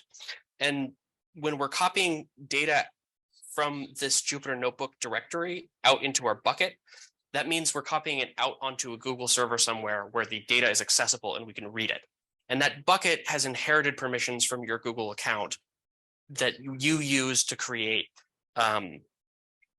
this workspace, which is why we had to make sure that we logged in with the correct workspace with IGV, because that Google account will be then able to access anything that your Google account can access via the buckets. Hopefully that helps. There's one more file. So we just echoed 2 files out here to copy. So there's the second one we also want to copy out, which is this file here. The, completely meaningless name, sandbox mother VCF. That corresponds to the bucket. We're going to go back to IGV. We're going to go to file. We're going to load from URL, and we're going to hit load that as well.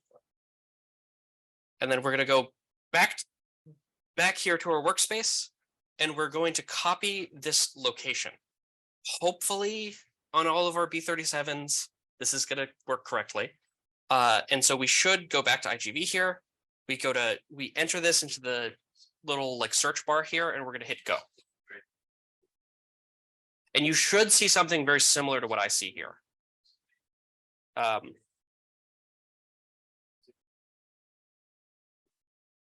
References, I'm going to go here to alignments.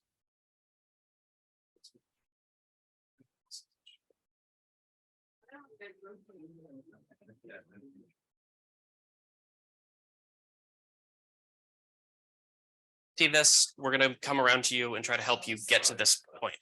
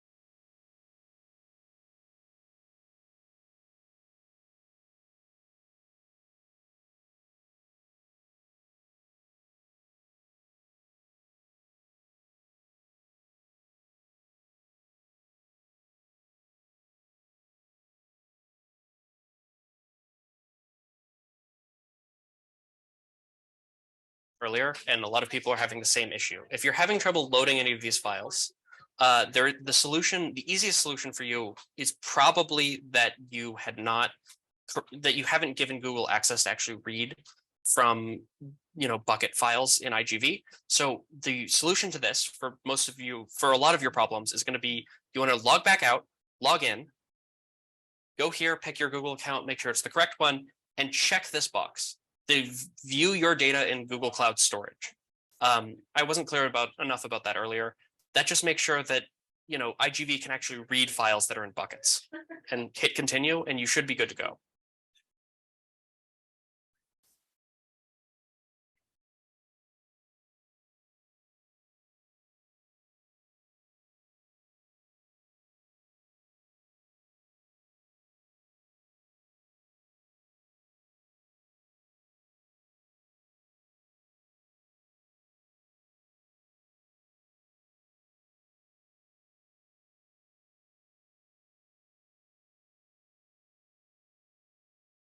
Hopefully should all be on the same page. All of our ducks are in a row, and we are looking at a very similar looking IGV profile here. So what are we looking at here? So you can see here on the left, I can increase size here easily. You can see here on the left, we have these tracks. These tracks correspond to the different file types that we have present in this IGV session. So in the top, we have the mother HaplotypeCaller VCF. That is the actual VCF output from HaplotypeCaller that we just ran on this file. We can see here at the top in that track, this is a representation of what actual files are in that VCF. At the top are all of the variant context lines, and we can, if we want to, we can sort of hover over, and we can view these. It should be noted, if you don't have it set, it is highly recommended that you go to IGV and you click this little nope pop-up button, and you hit show details on click. Otherwise, you're going to have these hovering pop-ups that cover the screen and become very difficult. I'll show you what it looks like. It's it's like this. It makes it very hard to read IGV. So go here and set it to show details on click. That'll make your life a little bit easier. But you can see here, we have the VCF. Each of these are 2 variants that were called by HaplotypeCaller. There's this one here and this one here. If you know a little bit about IGV, you know that there's this sort of like light blue color. That means that it's a homozygous variant call. So we actually, for this sample, called 2 homozygous variants that were very close to each other. If we look at them though, and we look in IGV, we can see, okay, well, you know, here's what the BAM looks like. Well, this site here, so if we click on this, we can see what the alleles were. We called it as a genotype TT, homozygous variant with a genotype quality of 63. Great, all of those things sound good. But this SNP actually looks reasonable, right? Like, you know, I would call that as a homozygous variant. Every single one of our reads seems to have pretty good evidence of that read. However, here, if we look at this other allele, we can see, well, what is it? It's a GTTT insertion, I believe. Yeah, a 3-base insertion. But there's not a lot of evidence in our reads. It's really hard to see what's going on there. Maybe there's more than meets the eye here, though. So I'm going to suggest that everybody goes to your view preferences in IGV, and you're going to go over here to alignments, and you're going to go down and hit this show soft clip bases button. That is going to pop up and let you see all of the extra soft clip bases that were sort of scrubbed from the reads by the aligner.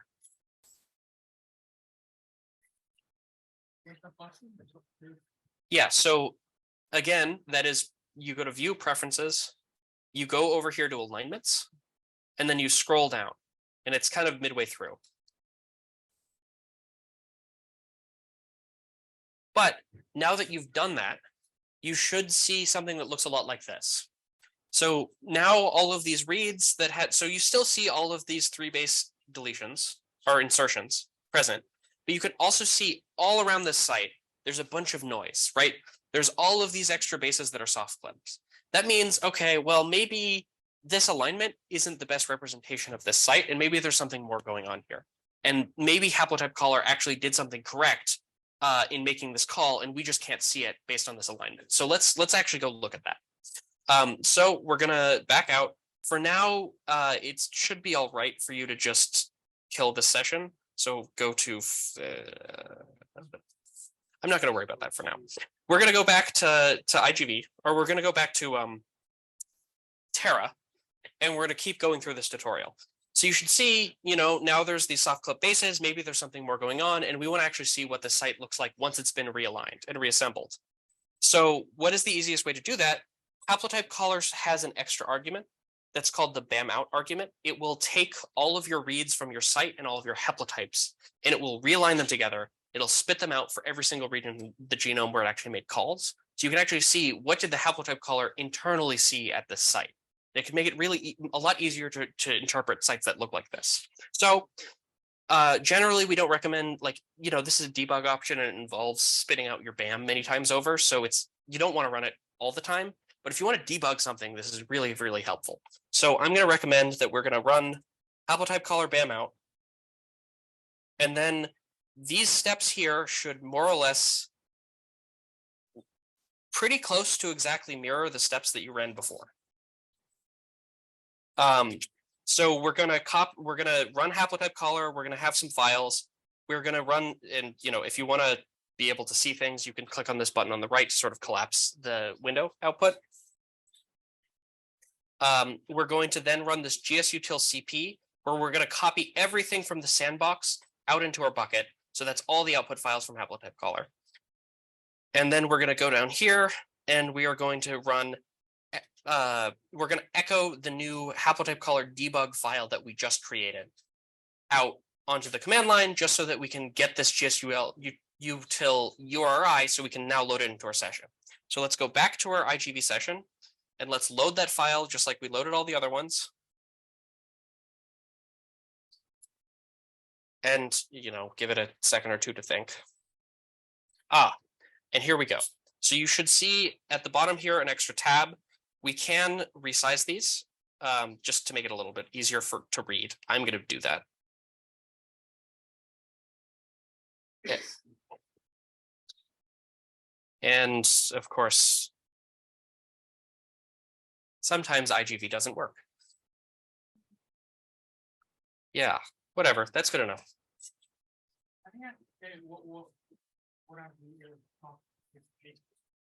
Yes, so the soft clip bases, we talked a little bit about them yesterday, but soft clip bases are effectively bases that at some stage of the analysis, we said, okay, well, maybe some of this sequence isn't real or doesn't belong here, or like something's going on here and we don't like it. The biggest source usually at this stage for HaplotypeCaller inputs is going to be soft clip bases that come from alignment. So a lot of the times, you know, maybe you have a read that was chimeric, or maybe like something happened in in the process of reading it. So you have a bunch of garbage stuff at the end that doesn't really belong. So oftentimes those get soft clipped, or even just the aligner fails. Like it does, like, you know, there's a real event and it just doesn't know how to align it because you don't have enough of the anchors there. So HaplotypeCaller actually internally, when we run it by default, is going to unsoft clip all those soft clip bases, because it's very possible, like, oh, you know, the aligner just couldn't align all your reads just because of messiness.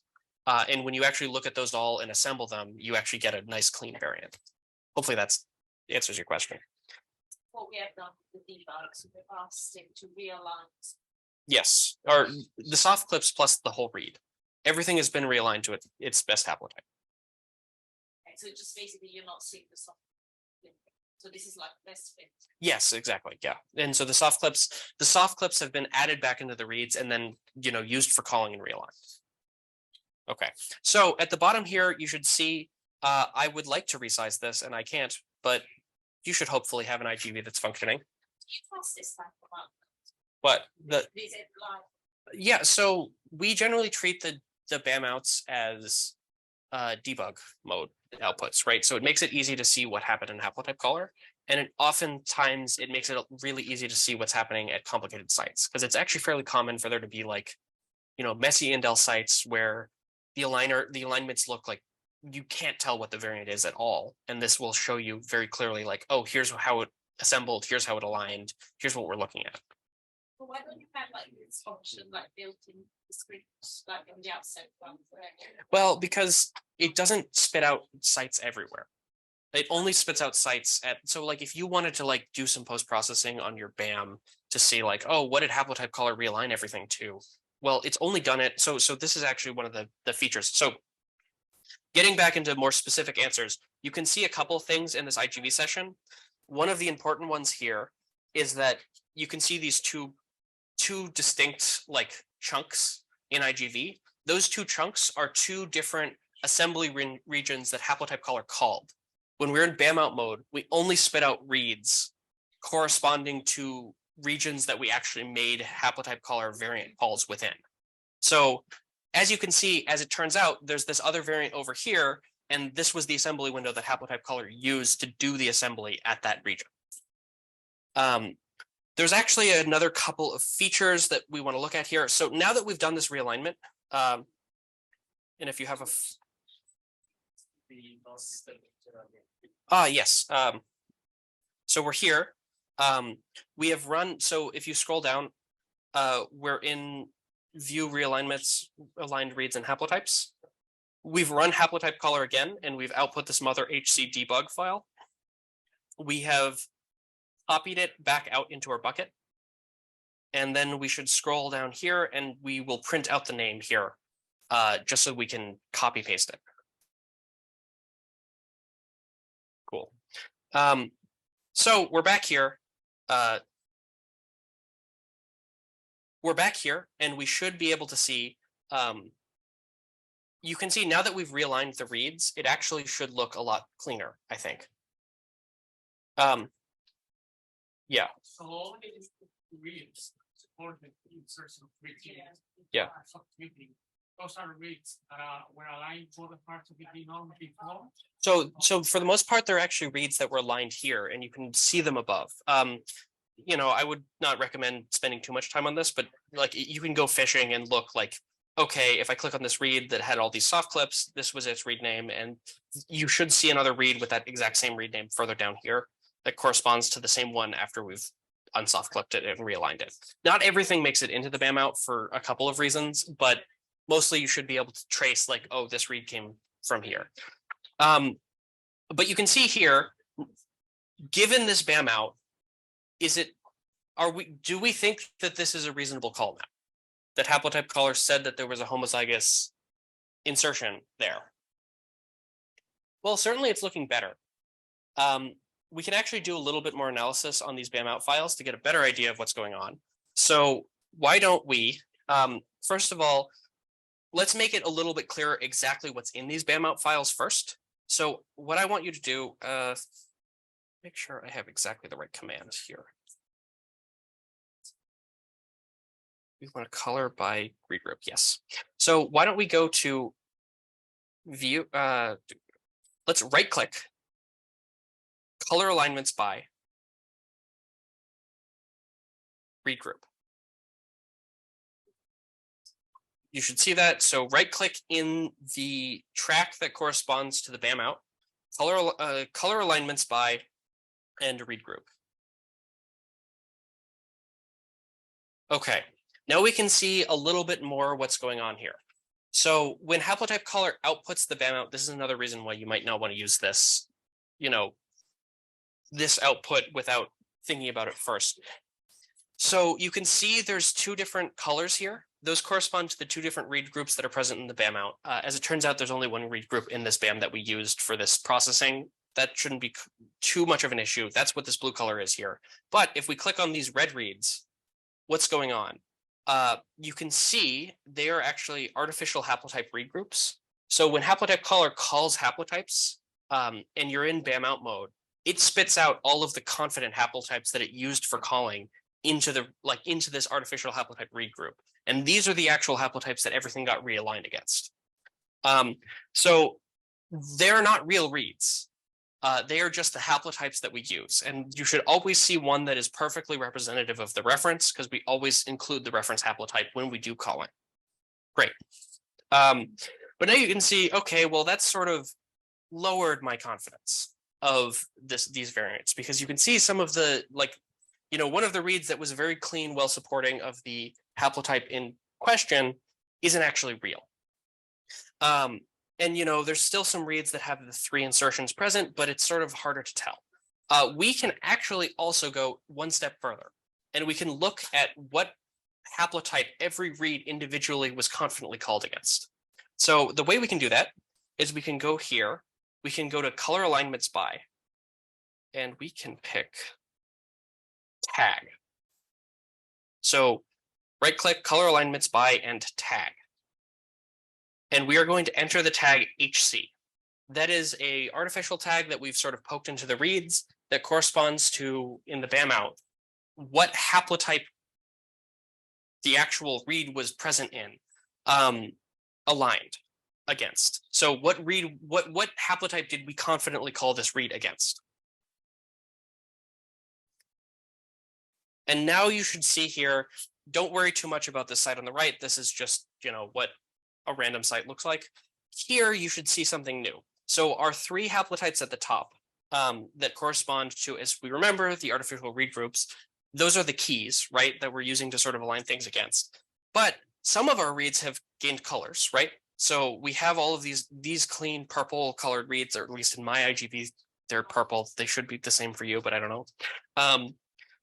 That means that these 3 reads were confidently called as being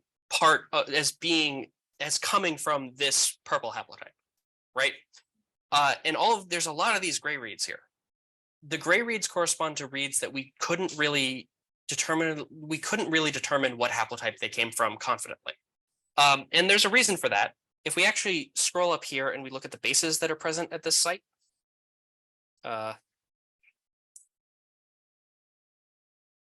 if we look at the bases that are present at this site in the track at the bottom, we can actually see this site, all these red dots or red spots effectively correspond to T bases. So this site actually is just many, many repeats of the T letter at this, in one position. And most of these reads that aren't confident don't actually read fully across the T, the poly T. So you can't really meaningfully say how many copies of the T there were, because the read ended somewhere in the middle of that T chunk. So Actually, if you look at reads that were actually confident at this site that fully spanned it, well, for the most part, they're all in agreement that there were 3 haplotypes. So maybe this is a little bit more reasonable of a call to make. I don't know. This is still messy. Now we're going to go through a little bit of, we're a little bit behind on time, but I guess we'll keep pressing on. So we should be able to go back to IGV. If you want, all of the topics that I talked through and all of the steps are in this workspace. So if you want to go back later and just like remember what happened, we're basically just going through this here. But now we should be able to switch over and talk about GVCF mode for HaplotypeCaller a little bit and talk a little bit about some of the advantages of joint calling and genotype refinement. So we're going to switch over. We're now going to run HaplotypeCaller in GVCF mode for a single BAM. We're going to do exactly what we did before. We're going to run it on the mother. We're going to output a GVCF file. And you should be able to just click through in IGV. We're going to copy the results out to a bucket. However, in the interest of time, I am going to tell you that we've actually already uploaded the GVCFs for the mother and the son. So those already exist. You should be able to just copy them.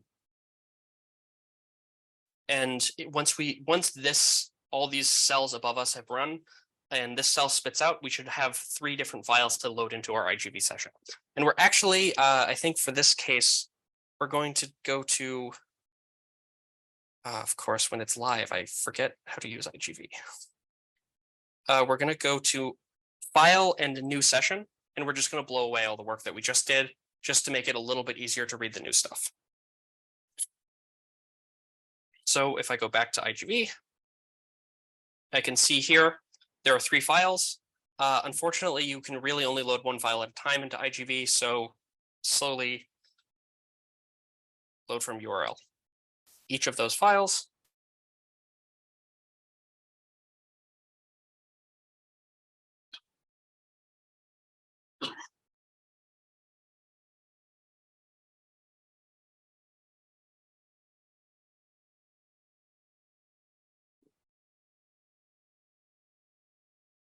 So we should have here on the left, once it's done, 3 tracks. They're now conveniently labeled mother, son, and father GVCFs. Great.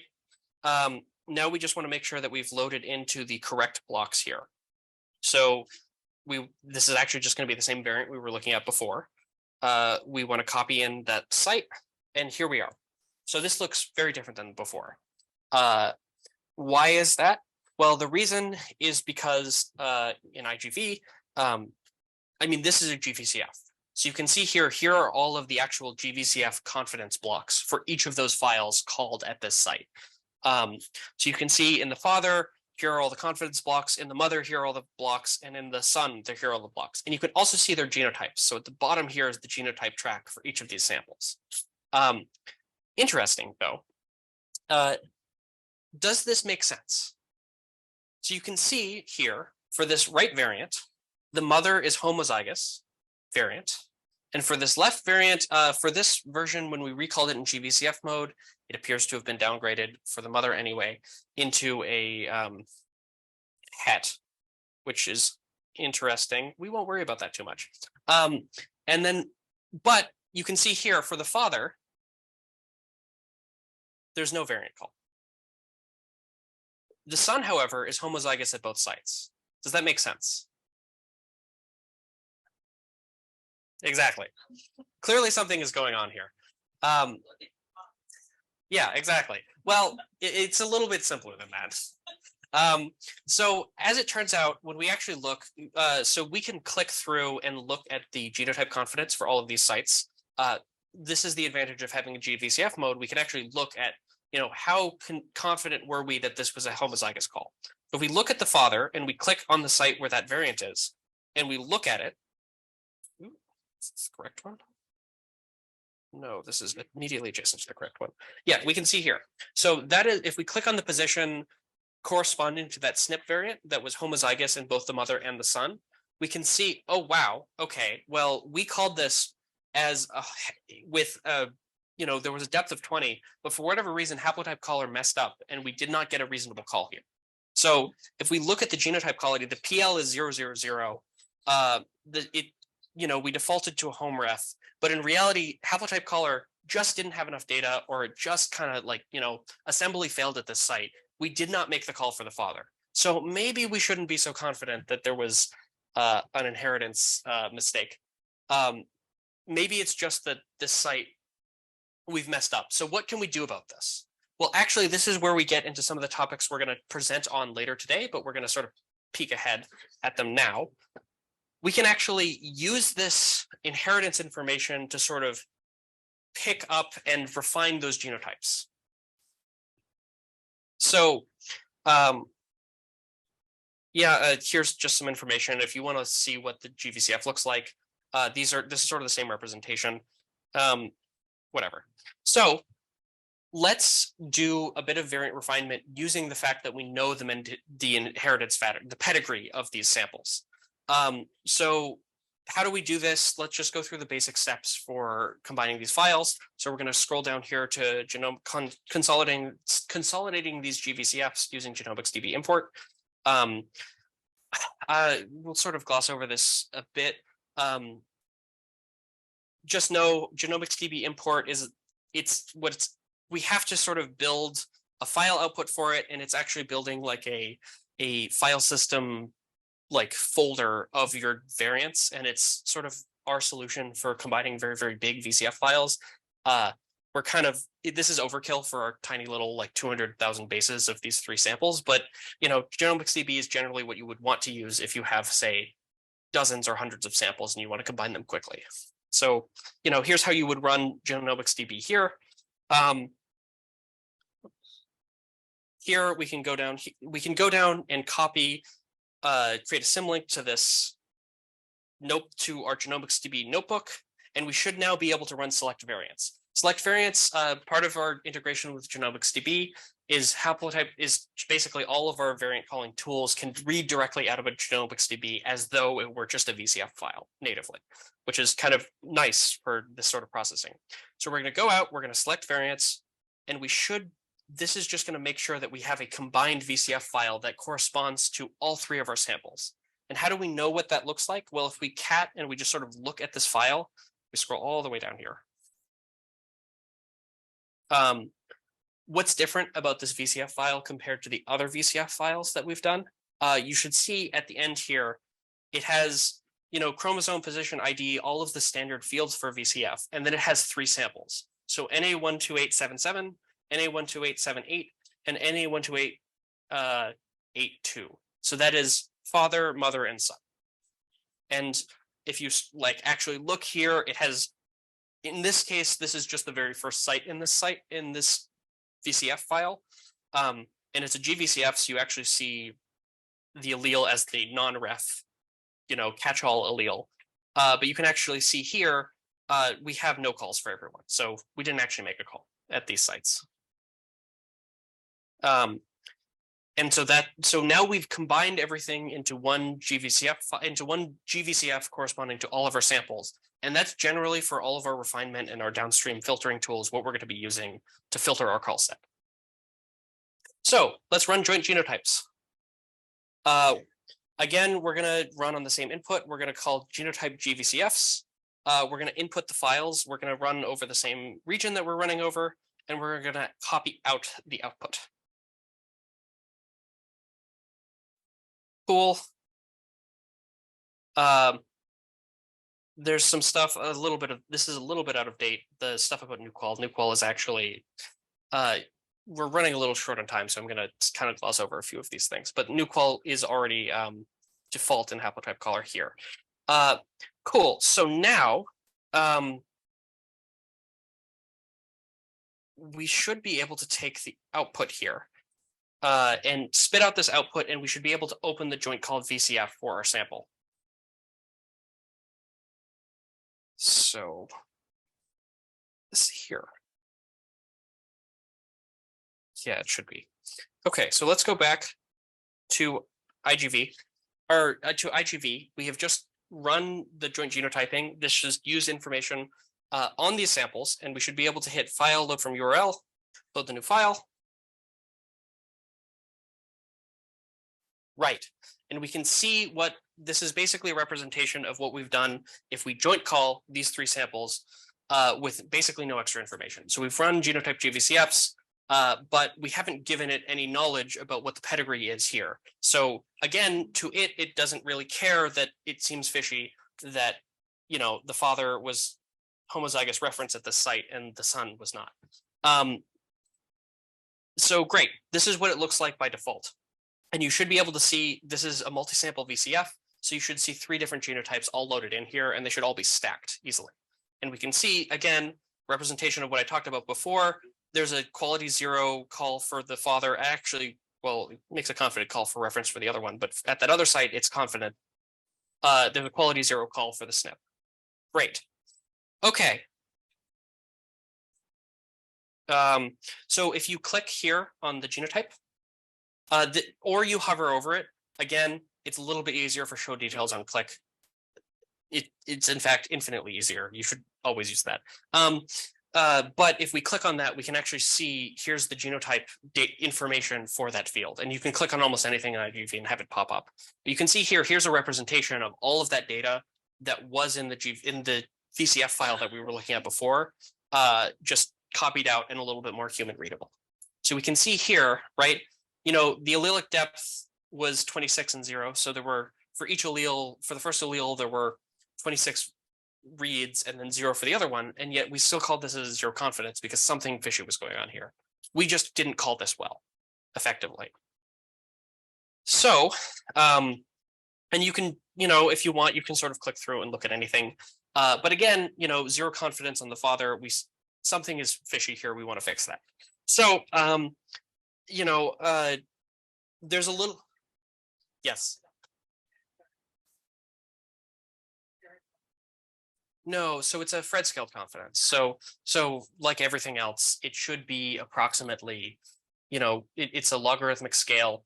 But if your quality goes, you know, beyond like 50 or so, you're talking about 1 in, but what's 50 is like 1 in a million, right? And much beyond that, 1 in 10,000. Thank you.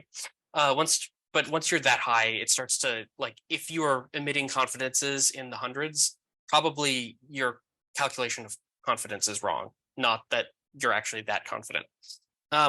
So just to talk a little bit about this, there's these two variants here. There is our SNP on the right, and then there's this indel on the left. There's a table here in IGV that talks about this indel on the left. As it turns out, this indel is maybe an artifact. It's really unclear. We show what the results of running it through a couple of different calling pipelines looks like. And you can see it's, you know, very inconsistent whether or not this is a real event. It's messy. Indels at poly-T sites like this are actually very commonly messy like this. So it's unclear. We know it's hard. If you wanted to, you can click through and you can look at all the PLs and you can look at these results, but I'm just going to prime you with saying, you know, maybe we're going to have more trouble being able to properly genotype that event, but hopefully we can recover the SNP. So if we go down here, we can actually start running genotype refinement. This is a bit out of order. We'll talk about what these tools are and what they do later, but genotype refinement lets us use information from either the population or the pedigree file of the samples that we have to actually recover more information. So let's run, the tool we use is calculate genotype posteriors. Again, that's if we, you know, take our likelihoods and we apply a prior to it, we get a posterior likelihood. So let's run those. First, let's run one. This is we're skipping population prior. So we're just using the trio pedigree file. So this trio.ped is effectively just a TSV file that says this sample, these two samples are the parents of this one sample. So we're going to use that information to sort of generate a likelihood that we saw the events that we saw. So let's run this. Cool, we get an output. And let's run this again, also using a supporting call set. So in this case, we're going to be using AF only gnomAD. Jonn will talk about this a little bit after this talk. gnomAD is just a big call set with a lot of curated variants in it that we often use for genotype refinement. So we're using population priors on how likely that allele is to then also refine our genotypes. So don't worry about that too much. We'll talk about the details later. But now we should be able to copy back into our bucket the outputs of those two tools and we should be able to print them out.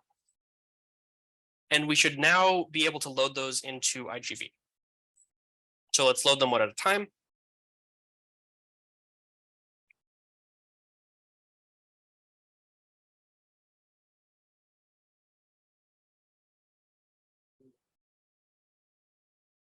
Okay.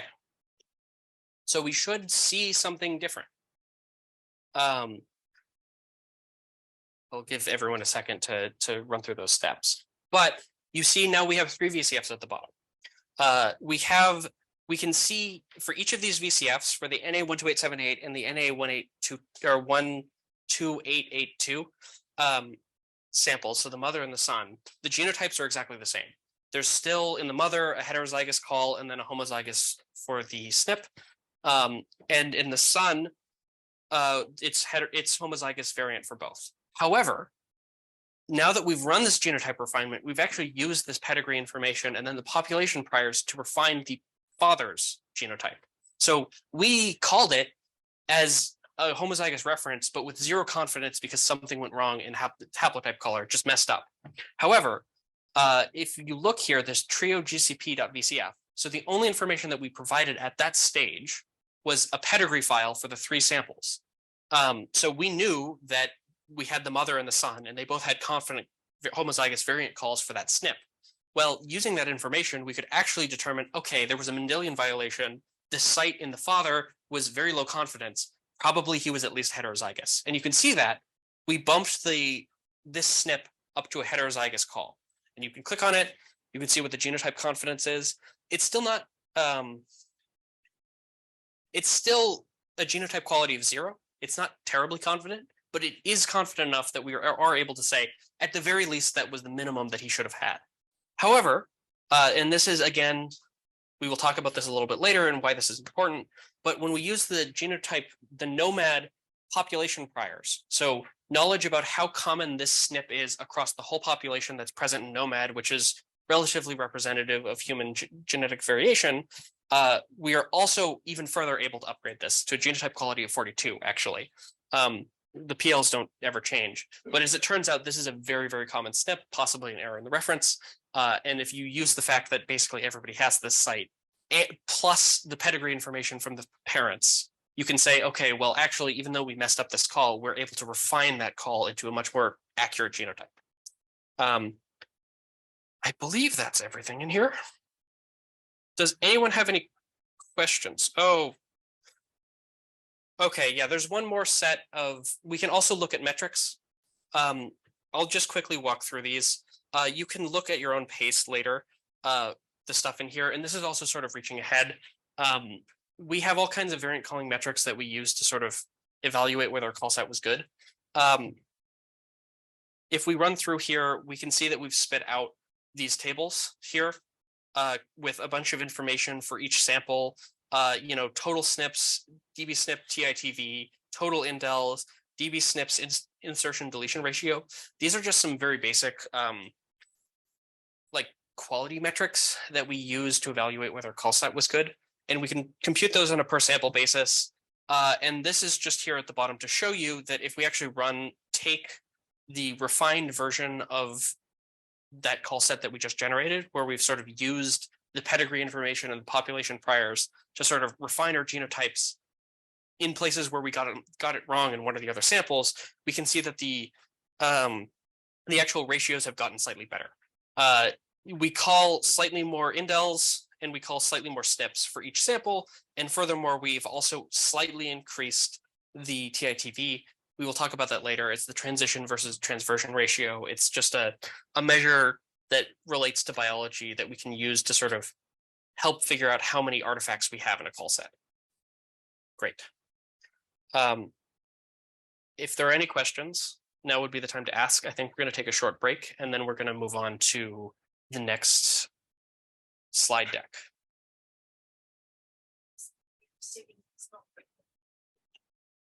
Yeah, so the note that I believe there is, I don't know it off of the top of my head. However, all of the outputs for these notebooks do get saved. And so they will be stored even after the session has been destroyed. You can see like everything that has been run and what all the outputs of every one of the steps are. Yeah, you will need to log into Terra. So this is all stored in Terra, but the cloud in your Terra bucket. If I want to go back to it. Yeah, so you just would log back into Terra and you would go back to your analysis tab and click on it. And then you should be able to see like, oh, well, here's, these workbooks. And if I go back to this analysis tab, by the end of this talk, you should have a bunch of these notebooks that you can just click into and see like, oh, here's what we ran. And it should be noted, all of the commands that we ran on the command line here are like, should just work locally on your terminal.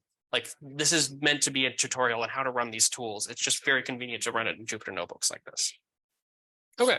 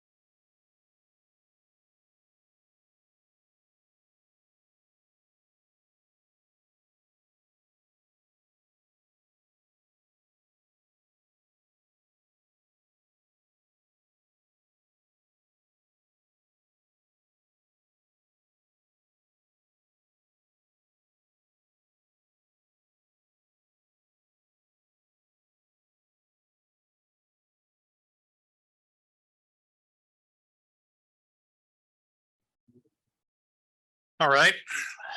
It's been a little bit, so let's get back together. It looks like everyone's here. So I'm going to get started. I'm going to tell you a little bit about gnomAD, the genome aggregation database. So let's start with sort of a description of the problem. There's a lot of natural variation in human populations. Yesterday, I mentioned that we're about 99.5% the same between every human on the planet. That 0.5% of the genome is still a lot of different sites when you think that there's, about 3 billion bases in human DNA. And for the most part, this is all right. I mean, from whatever background you're from, there are healthy individuals, there are individuals that are more predisposed for different kinds of illnesses. That's all based on this natural genetic variation that we have. And it becomes an issue when we're looking for variants in a particular sample, whether it's a clinical case or a research case, because we don't know if the variants we're seeing are that natural population variation, or if it's a real variant that's actually contributing to some phenotype that we're interested in. So there's a whole bunch of statistics here. I'm not really going to go into it. I pulled a lot of these figures from the 1,000 Genomes Project, which was one of the first projects to really start looking at population genetics as a whole. And this is sort of a breakdown of the different populations that they have in that data set and some of the variants, statistics around those variants for each of those populations. And this is a timeline of the different population genetics projects that have been around. I might have missed a couple, but these are some of the big ones. So the 1,000 Genomes Project was released in about 2010. And it was either the first or one of the first times that there was really a good comprehensive database of human natural genetic variation. And this led to more researchers being able to answer these fundamental questions. For a single variant, is it just natural variation? Has it ever been seen in other people? There's a lot of singleton variants that you find in samples, and often those are also, benign. They're in regions that don't actually have any effect on what happens from a phenotype perspective. And then in conjunction with not only 1,000 Genomes and these population resources, but other resources like ClinVar, you can find, is a variant known to be associated with disease, or again, another phenotype that you might be interested in. So we've come quite a long way from the, about 1,000 samples in the 1,000 Genomes project.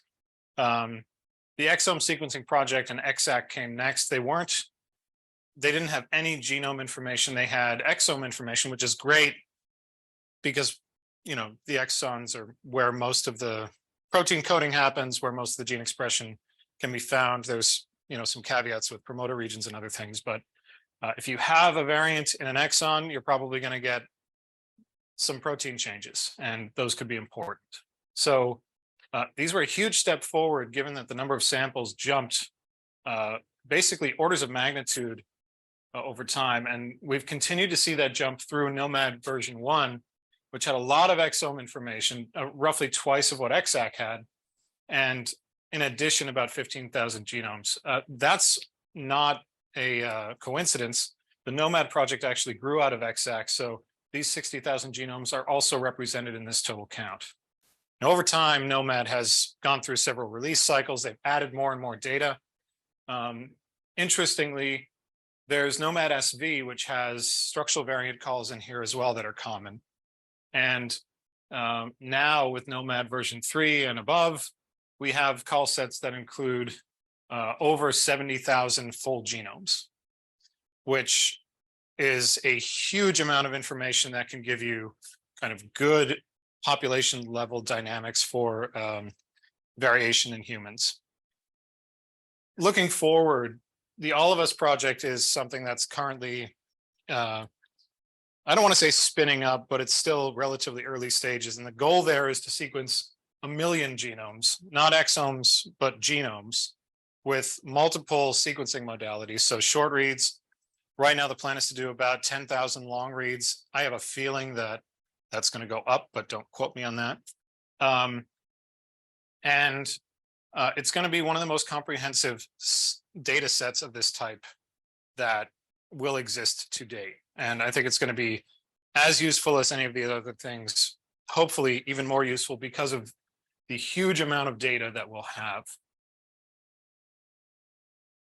So let's go back to gnomAD. What is gnomAD? Well, gnomAD is right now the largest free and open population genetics database. I've already talked a little bit about some of these statistics.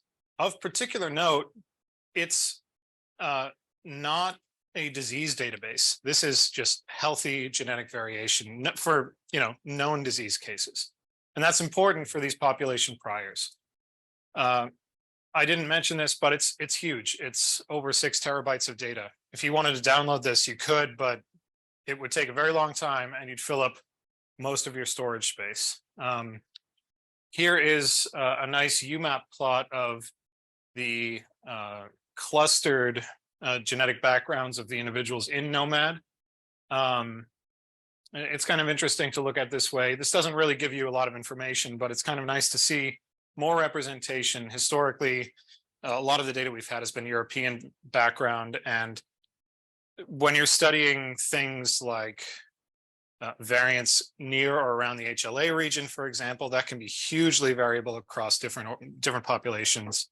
And there are sites like that across the whole genome as well. So having extra information for different distinct genetic populations is really important when you're looking at screening variants or doing other kinds of annotation on variants. So as I said, gnomAD is this population database. You can do a lot of things with it. I'm going to go over at a high level some of these, some of the operations you can do in gnomAD, some of the data that it has. And then I'm going to walk you through the gnomAD browser, which is a website you can go to and look at a gene of interest, a variant of interest, and several other things. So first, obviously, you can see what the frequency of a variant is or an allele is in a given population. You can use that later to filter down your VCF files so you only get variants that are rare. Why would you want rare variants? Because most of the time, if a variant occurs, it's going to occur in a lot of people and it's not going to do anything. It's going to be a benign variant or a variant with no phenotype associated with it. The rare variants, because disease is less prevalent than healthy individuals, are going to be where you find a lot of the disease phenotypes, and that's where it becomes important. Similarly, you can look at variants that co-occur with each other, so you can get this nice table that sort of associates these variants at these two particular positions on chromosome 18, and you can see how often they occur together. There are also these gene constraint tables that tell you about how much you would expect there to be variation in this gene. I'll talk about this in a little bit, excuse me, in a little bit, but if you have a higher Z-score, you would expect, well, I'll get to that in a minute. Similarly, you can look at genes as a whole, and you can look at their association at different, the association of different variants in the gene at different loci with disease. This is annotated with ClinVar, which is a database that has clinically relevant variants in it. So variants that are associated with some disease phenotype. gnomAD includes all of this data, which is really nice because you can go to one place and get all of this stuff. Similarly, across the gene, you can see that each region of the gene is then annotated with how likely it is for that portion of the gene to have a negative effect on health or a disease phenotype associated with it. There's also per base expression, so you can see along the whole length of the gene how often you see variation at each base position for that gene itself. And then lastly, we looked at this a little bit earlier, but for a given variant, you can actually take a look at how many times that variant was seen in all of gnomAD, in what populations it's been seen, what the allele count is, what the allele number is. The count is just how many times that particular variant occurs. The allele number is how many times the reference allele was seen at that position, or how many good genotypes there are at that position. And then the relative allele or the allele frequencies in the data set for that as well. So let me start walking through the gnomAD browser. Here, the example I have is NSD1. This is a gene that has been implicated in a couple of diseases. I don't remember what they are, so I'm not going to say what they are. But this is more or less the landing page for NSD1. If you go to the gnomAD browser and search for it, this is what you'll get for gnomAD version 2.1.1. And so we've got this gene info up in the upper left-hand corner, the name of the gene, the reference that it's on here, it's on HG19, which I would encourage everyone to use HG38, but that's a different story, or that's something else to talk about. The region that this gene occurs in, some resources like looking at it on Ensemble, the UCSC genome browser, the names of the transcripts as they've been annotated in the transcript resource references, like GenCode. And I mentioned Z-score earlier. A Z-score greater than 0 means that this region has fewer variants than you would expect if you're looking at sort of the variation you expect in a vacuum, so without any selective pressure. What that means is this region is constrained. So if there are variants in this gene,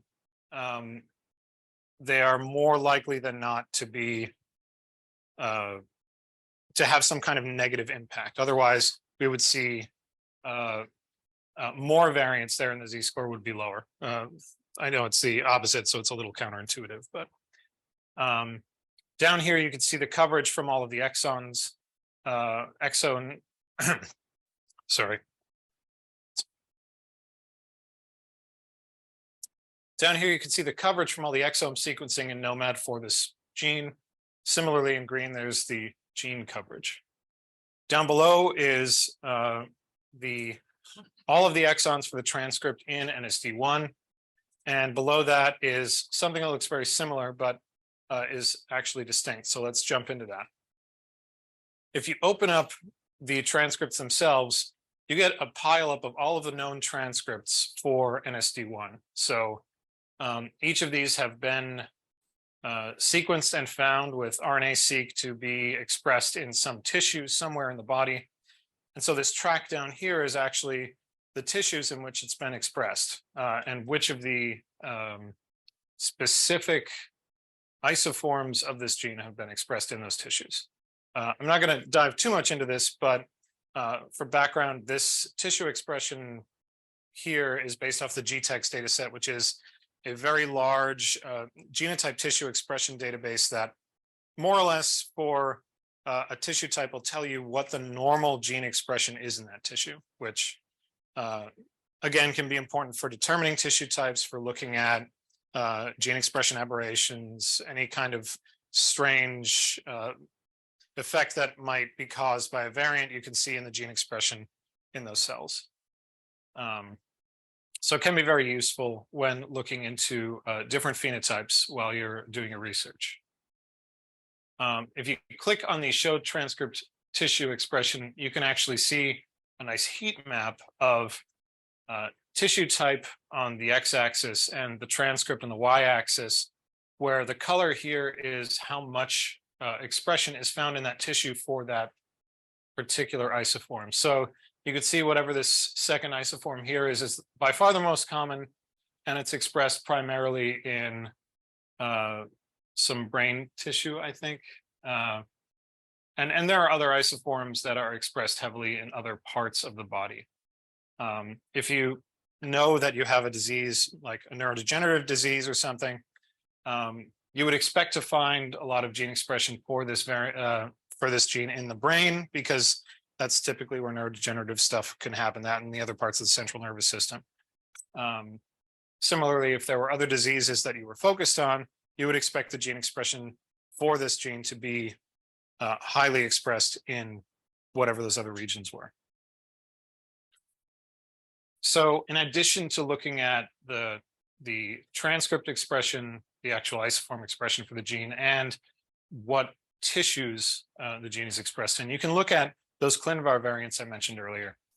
And again, ClinVar is this curated database of variants that have been seen by clinicians in the real world, where they're able to make the association between these variants and actual disease phenotypes. So if you have a variant that's in ClinVar, then it has in some sense been vetted for association to disease.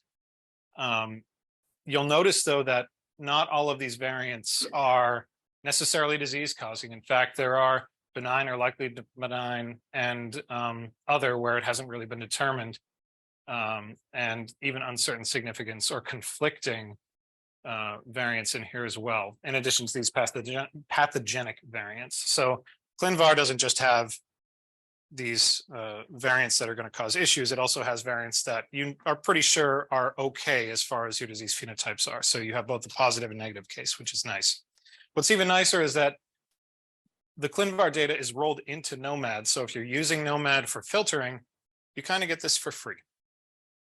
And if you click on, the pathogenic filter, you'll only be able to see those variants that are likely pathogenic. And in the browser itself, you can click on each one of these and you'll get some variant information. And I'll jump into that in a moment. So I wanted to put back up this exon profile of the gene itself, and then show you what the variants in gnomAD look like. So the variants we were just looking at are the ones that are present in ClinVar, which is a separate database, but is for the purposes of gnomAD sort of aggregated together. Here we've got the variants that are present in gnomAD, and these are the distributions, or really the counts of these types of variants in each position of the gene across all of gnomAD. The ones that we have in this table are relatively few, and we're actually only looking at them here. So when you have the table view up, it'll occur in another row for this gene view, and this is really what we're looking at the bottom. And similarly, there's predicted loss of function for gnomAD variants, but because it's only predicted, we don't know for sure that it actually will cause a loss of function or a disease phenotype, but you can still filter on them. And when you do, you'll notice there's a lot fewer variants in here. If you recall, the one of the first plots that I showed had that distribution of how likely it was to see potentially deleterious variants in it, and it was sort of clustered around the back end. I think that's what we're seeing here.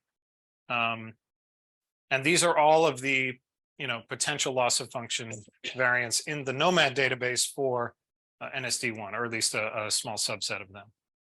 And again, we can click on a particular variant and go in and then see variant level information. Now we're looking at this particular variant. And what we have right at the top is this aggregated variant population frequency.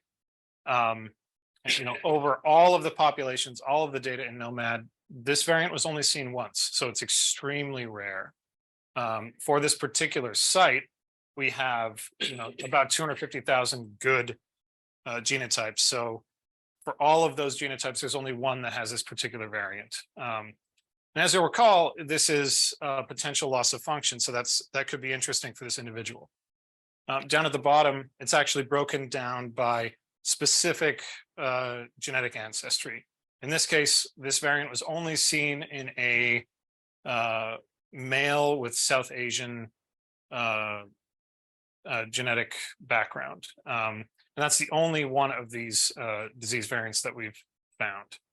And down at the bottom, it's aggregated by the sex chromosome genotype here. So we've only seen it in one individual with XY, and the aggregated numbers down here are the same as up there.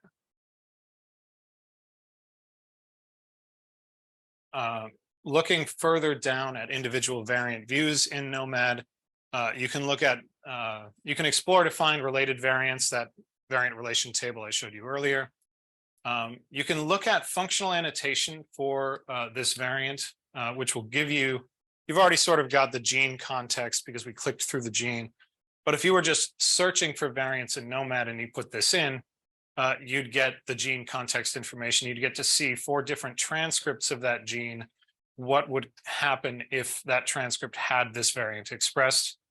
Because of alternative splicing, there might be different effects for different transcripts with the same variant. So it's important to look at all of these transcripts when you're looking for potential disease or other phenotypes that are caused by a variant. And then there's this loss of function curation at the bottom, which tells you a little bit more about how the potential loss of function was generated for this particular variant. And that's this down here, this plot. Oh no, I'm sorry. This plot is some more background on where this variant occurred in terms of, in this case, age, and whether it's exon data or genomic data. In this case, the variant carrier was in this column of age 50 to 55. All other groups were not affected, and yeah, there's no genomic data for this. This is all based on exons, so it's all in blue. Similarly, there are other metrics you can look at if you want to interrogate what the details of this variant are in the browser. You could see what the genotype quality was for variants and sites around or other variants at the site. And similarly, you can look at the quality metrics for the exomes that cover this site. So this can sort of be another check that you can do if you're manually looking up a variant here. Is there enough data to really support the findings? And in most cases, I would say there probably will be, but even in gnomAD, there are some places that don't yet have a lot of evidence. They're there aren't a lot of them, but that does happen in particular in hard to call regions. And then lastly, you actually have access to IGV in the browser when you're looking at gnomAD data for a variant. And what this will give you is you basically get a pile up here of the reads that support this call, which is really nice. You get to sort of see the background for how this variant was created. So then I've told you a little bit about the gnomAD browser. How would you actually use it? Well, you could do what we just did, and you can look through gnomAD by hand, browse for a gene of interest and look at the variants and maybe cross-reference a small subset of those if you have some variants that you're interested in. I'll show you in an exercise in a little bit that you can actually use gnomAD or a subset of gnomAD in the variance quality score recalibrator to adjust the qualities of your variants and do variant filtration based on the population characteristics of variants in gnomAD. It is like those other population databases I mentioned at the beginning that can be used in VQSR, but there's a lot more data in there, which can be helpful for doing more filtering. And again, you can also add gnomAD information with a functional annotation tool. So you get all of this gnomAD data into your variants so that you can then look at your variants later with all of this data embedded, so you don't have to do the cross-referencing that effectively will cross-reference gnomAD for the variants you get from the get-go. The only trade-off, the only problem is that because gnomAD is so big, it doesn't have to, but it can have runtime and resource implications when you're actually running your tools. There are ways to make it less intensive. For instance, you can stream gnomAD rather than copy the files down and use them locally. That can help in terms of disk storage, but because of the size of this resource, it can sometimes be difficult to work with.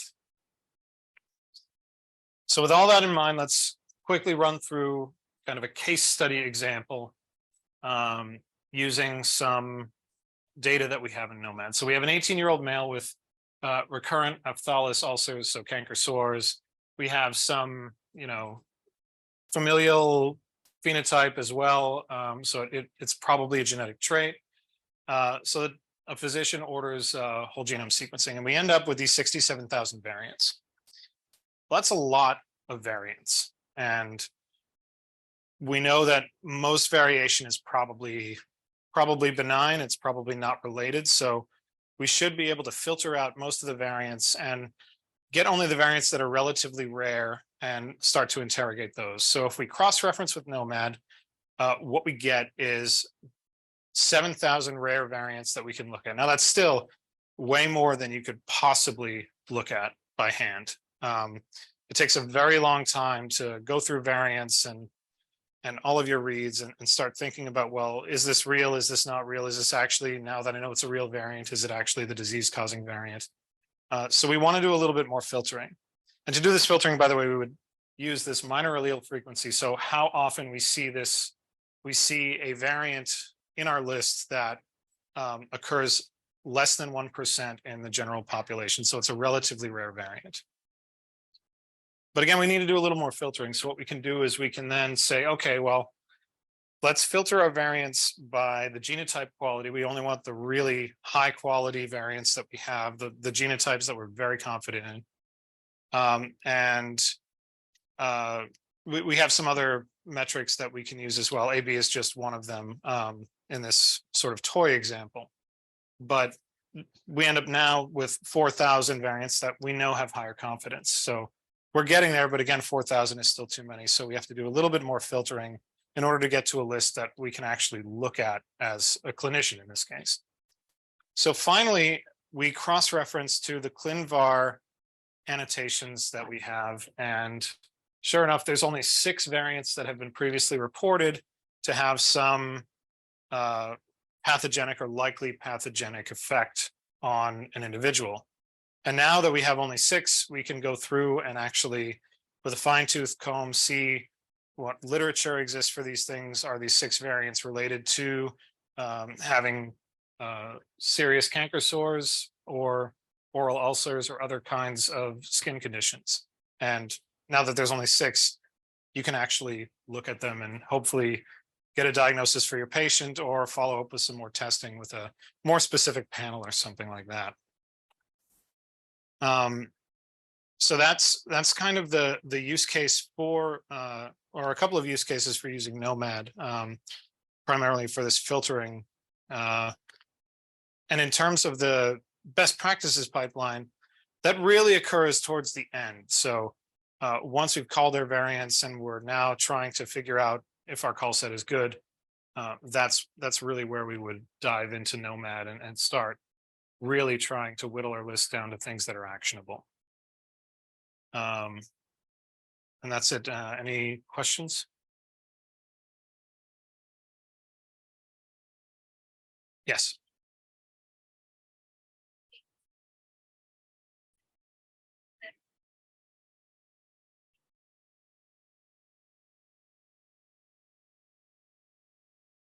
Oh, so the question is, for the case study, how did I choose these thresholds? So this less than 1% minor allele frequency, that's I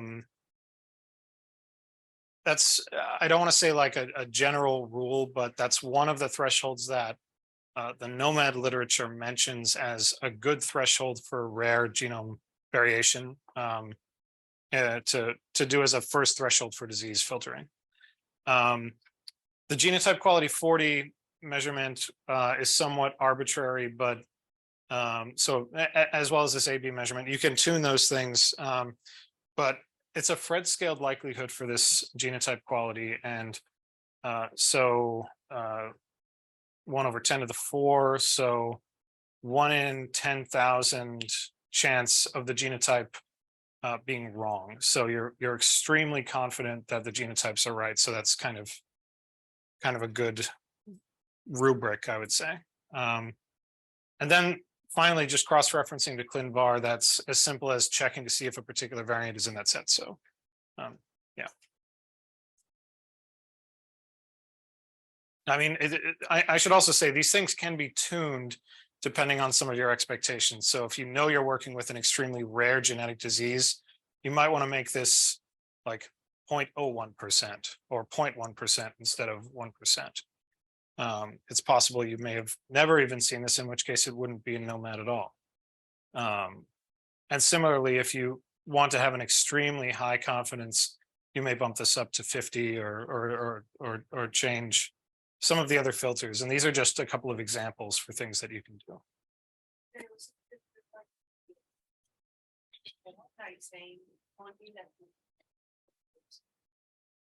Yeah, you would be able to do that.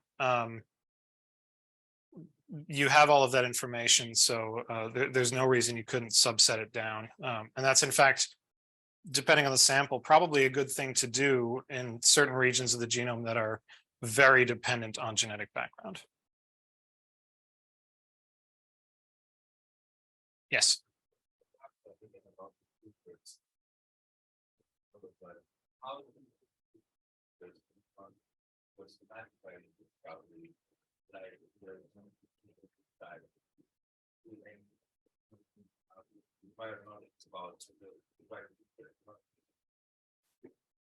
Yeah, so the question is, how do you choose which filters and thresholds for somatic variant discovery?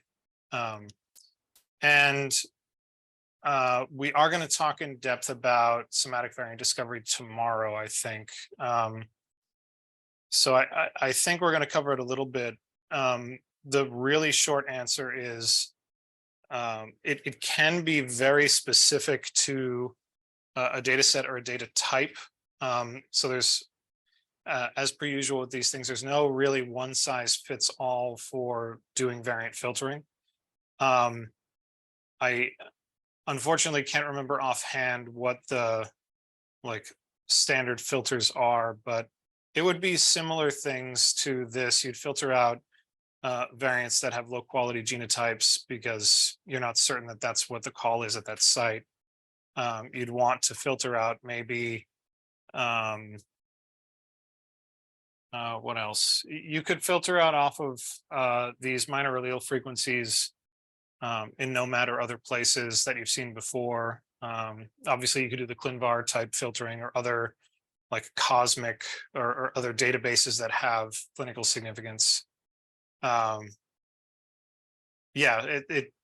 those are some of the things you can do. I think we'll talk a little bit more about it tomorrow, but I can follow up with you too. Yes. If we want to find variants that haven't that has belongs with some phenotype. I don't know that. Yeah, so a good question. So the question is, if you want to find variants that haven't been reported before, is there a database that has both phenotype and genetic data along with it? One that comes to mind is the UK Biobank. That's the first one that I can think of that has all of that stuff together.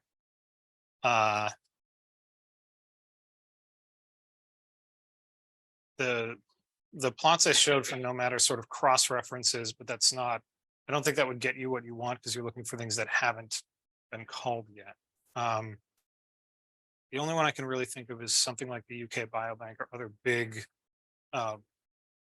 not just population genetics studies, but the full health profile things. Ultimately, that's one of the things all of us wants to do. They want to track people along with their phenotypes as they grow and as time moves on. So ultimately, I think that that's one of those things that all of us will provide as well. But right now, the only thing I can think of, I mean, if there's anything else you guys can think of other than UK Biobank, yeah, there are probably some others, but I can't think of any of them. Yeah. Yeah. And is there a way to readily incorporate the biobank data when using it? That is a good question too. The question is, can you incorporate UK Biobank data when running GATK? I have never had to do that. So I don't know, but I assume that you can get, a VCF file or something like that containing a bunch of joint called UK Biobank data and use it in the same way you would use, or maybe that's one of the resources we use for filtering. But yeah, if you can get a VCF file that sort of an aggregate file from all of UK Biobank, then you could certainly use that for some of the filtering resources with VQSR that I'll show a little bit later, or other kind of known variation priors for base quality score recalibration and things like that. Thank you. Yep. Anyone else?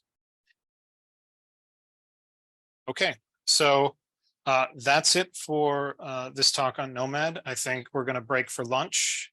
And then when we get back, I'll be giving a quick demo on some of the things you can do with your VCF files once you have them, similar to the demo that James gave earlier. So it'll be in Terra workspace that you'll follow along with me on. And Derek, what time do we want to say we're coming back?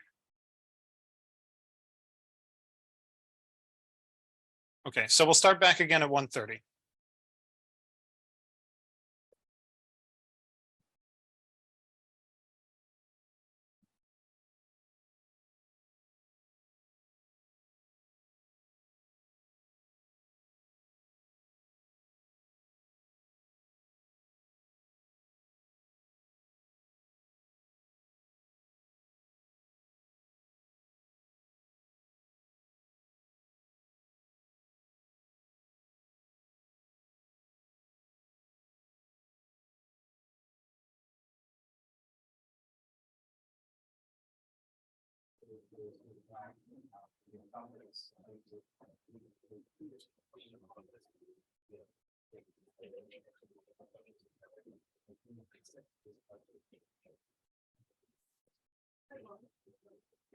All right, everyone.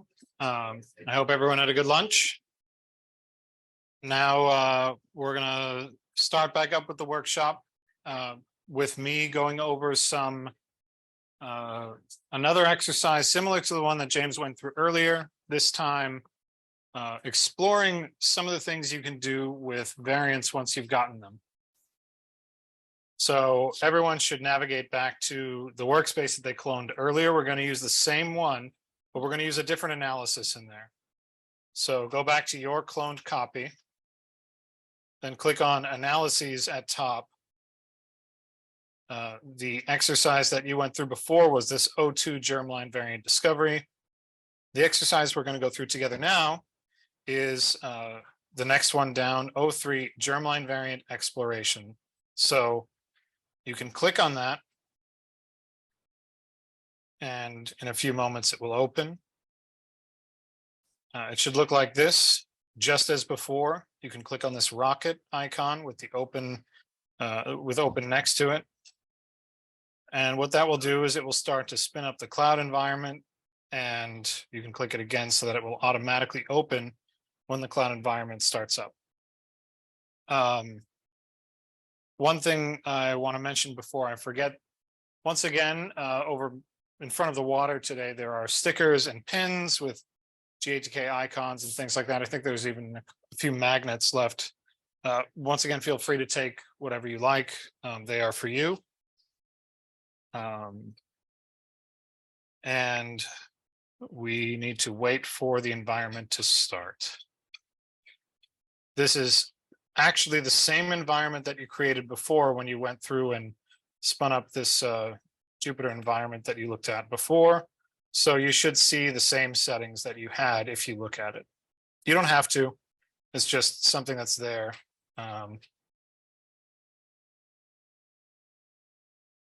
So we can wait for this to spin up. It's taking a little bit of time because, and I can show you this while we're waiting. One of the settings in Terra for these notebooks is an automatic pause. So what will happen is after 30 minutes of idle time, by default, so this is enabled for everyone, these workspaces will spin down. So it takes a little while for them to start back up again. This is to save money because as long as a VM is up and running, you're paying the cloud compute costs for it.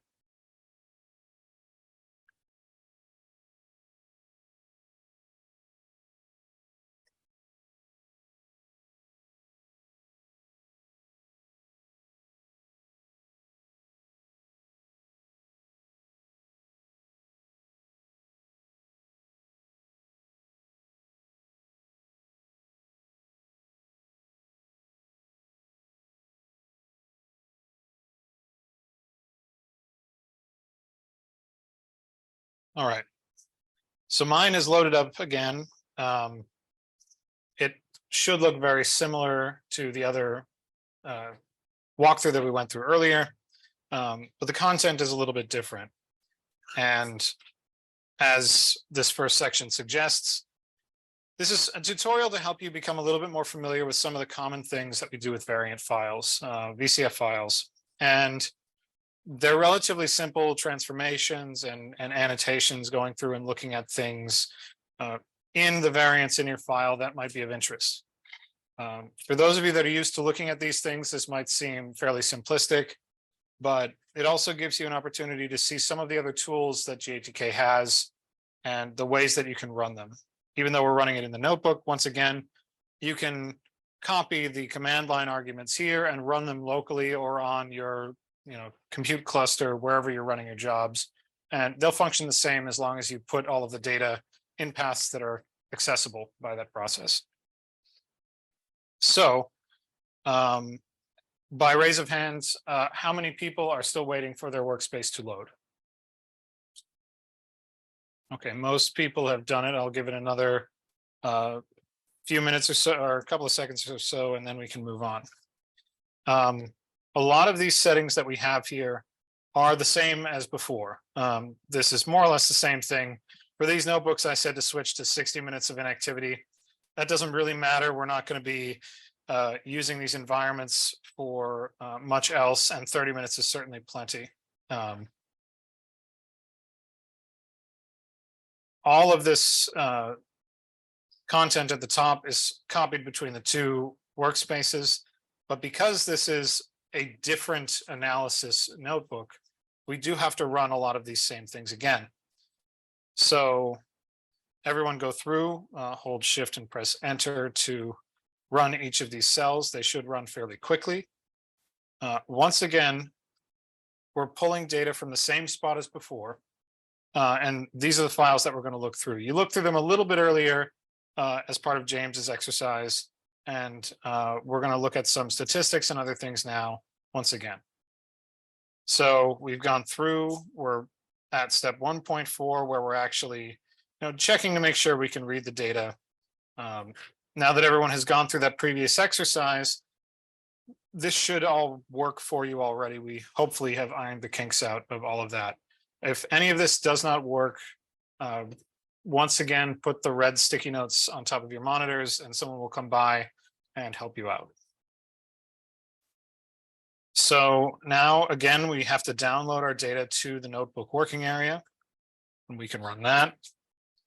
This time we're downloading a bit more stuff, so it will take a little while longer. Rather than just download the individual files that we're going to be using that contain the variants, there are some other files that we might want to have for some of the analyses in here. This is true for both this notebook and for a notebook we're going to be looking at in a little bit when we talk about variant filtration. So it's finished. It took about 10 seconds or so and copied over quite a bit of data, which is fine. So now that we have our data files, we can talk a little bit more about what's in a VCF file. And once again, this is the format of the VCF file itself. We have a tab delimited file. That first column is a chromosome, the second column is a position. The third column is an ID for a known variant ID. Typically with human data, this would be a dbSNP ID. They begin with RS and it's a bunch of numbers after that. The reference allele, the alt allele, the quality of this variant, whether it was filtered out or not, metadata information, metadata information, and then if it's a sample VCF, there'll be some information about that particular sample and how to read that data. For this exercise, we're going to be looking at 3 VCF files, I think. These are among the files that were downloaded to your machine. The very first thing that is helpful to do with a VCF file, whether you've produced it by some script or some variant caller, or whether it's been given to you, is to make sure that it's a valid VCF file. Very often we'll be asked questions, oh, my VCF file isn't working, this tool has failed. Well, in a lot of those cases, more than you might expect, the VCF files are actually invalid for a variety of reasons. Now, the VCF spec is fairly specific, as a good file specification should be, but some of the things that it requires are not intuitive, like certain special characters that are in different fields in the VCF are not allowed, and they are allowed in others. So let's go ahead and run this. What this will do is it'll run validate variants on this particular VCF file. And you should see GATK running. It should run very quickly because it's a small variant file. And sure enough, it ran to completion. It looks good. There are no errors. It's a valid VCF file. Great. The next thing.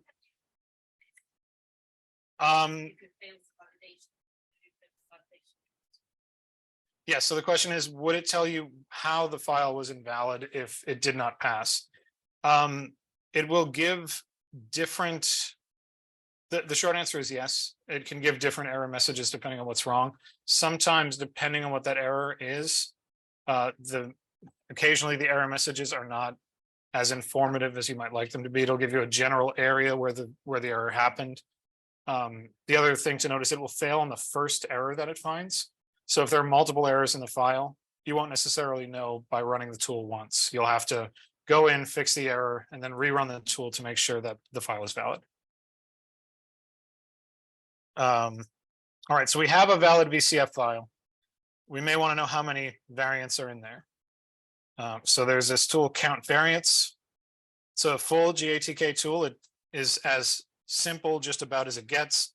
It does what its name suggests. If we run it, the tool returns 895, which shouldn't surprise you because the file itself tells you how many variants are in it. Usually this is not the case. There's another way to do this. If you are a savvy Linux user and want to use built-in tools, you can use grep for that.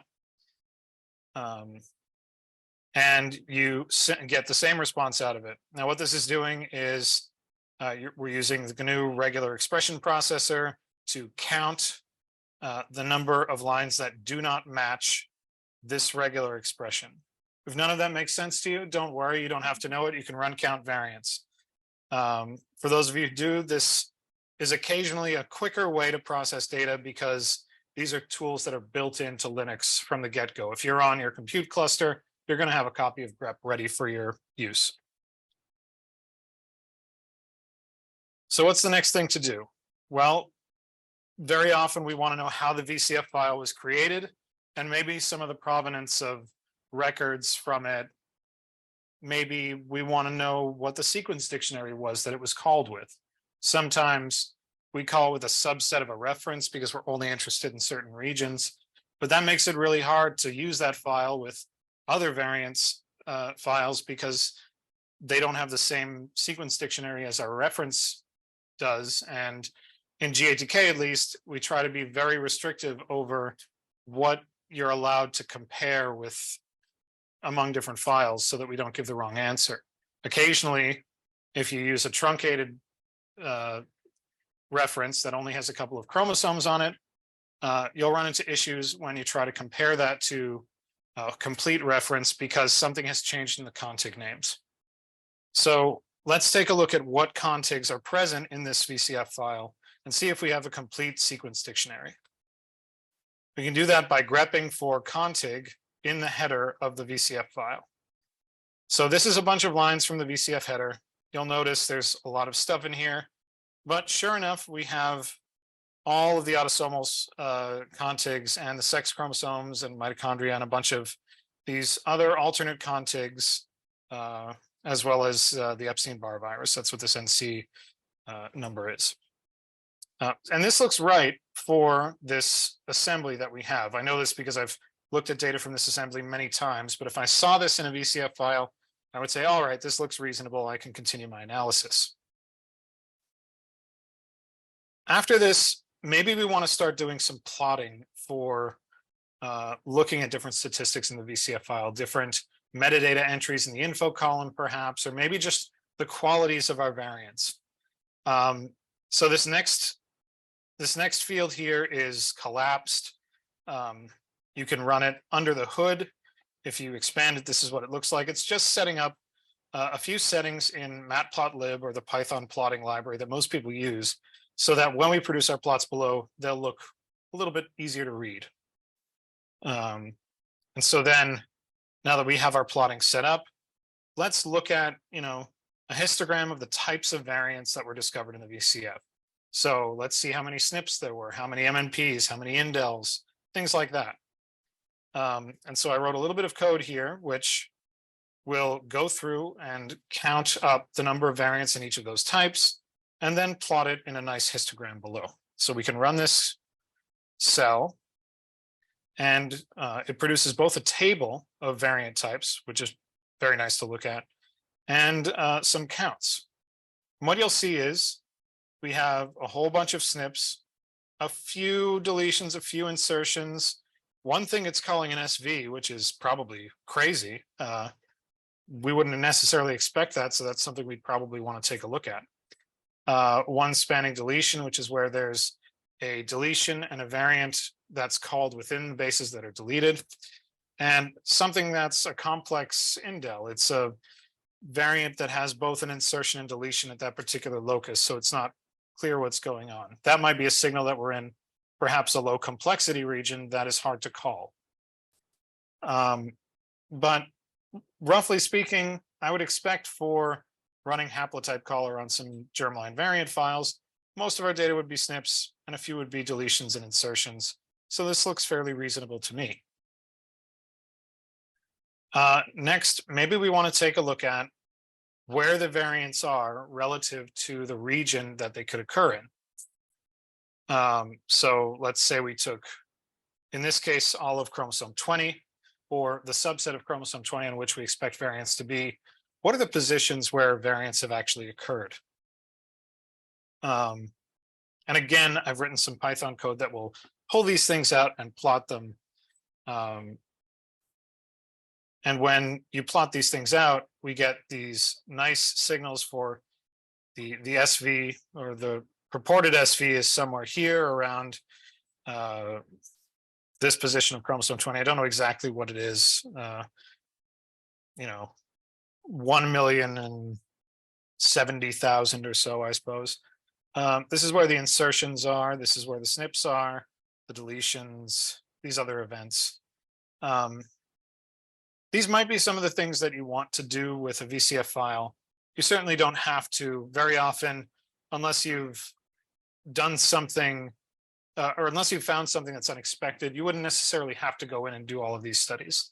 Recently, I've been doing this with some of the data sets I've been analyzing because I want to understand the distribution of the variance in those data sets and see if the indels all cluster around certain regions, and maybe those regions then are more difficult to call, and I want to do some refinement in those calls in those regions before doing the calls so that they're better, things like that. So this can be something that you're interested in. And I know I'm glossing over the Python code to do this, but aside from setting up these plots so that font is a nice size and things are relatively well laid out, none of this is particularly complicated matplotlib code. You could almost go to any matplotlib tutorial online and find this similar plotting. It can be easy to use. There are other tools in GATK that can produce metrics like this. But when I'm doing these analyses, I find that having a really high level of control over the specific things that I'm seeing can be helpful. Any questions so far? Yes. For example, you want to have against back somatic analysis, but use this kind of plotting to achieve the different populations if they have specific that are clustered together. Use the same type of plotting. So the question is, for somatic calling, would you plot the breakpoints here for to look at where the breakpoints are in this same fashion? And when you say breakpoints, what specifically do you mean? The breakpoints between the like intron exon boundaries, or okay. For that, it's probably easier to look at it just in IGV, because you can pull in the gene annotations as a whole track in IGV. And then if you have reads that span the intron exon boundaries, those are much easier to see. This is more like debugging or quality control type plots. By the time you're really concerned about where your reads lie in terms of the genes in the genome, it's easier to use something that's more full featured like IGV, because instrumenting these kinds of plots in here is difficult, with one notable exception that we'll get to at the end, which is in fact an IGV session in this notebook, which you can also do. Any other questions so far? Okay.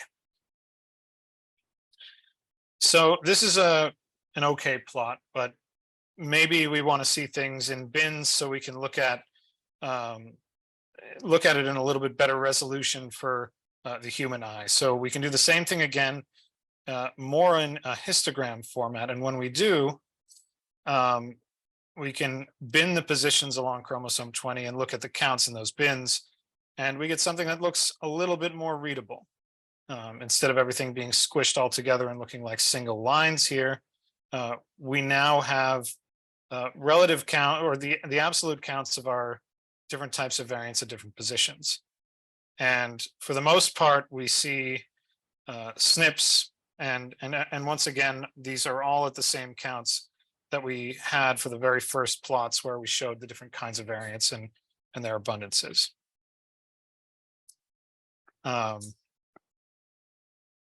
So now we've had a quick look at our variants. Let's take a look at our variant qualities.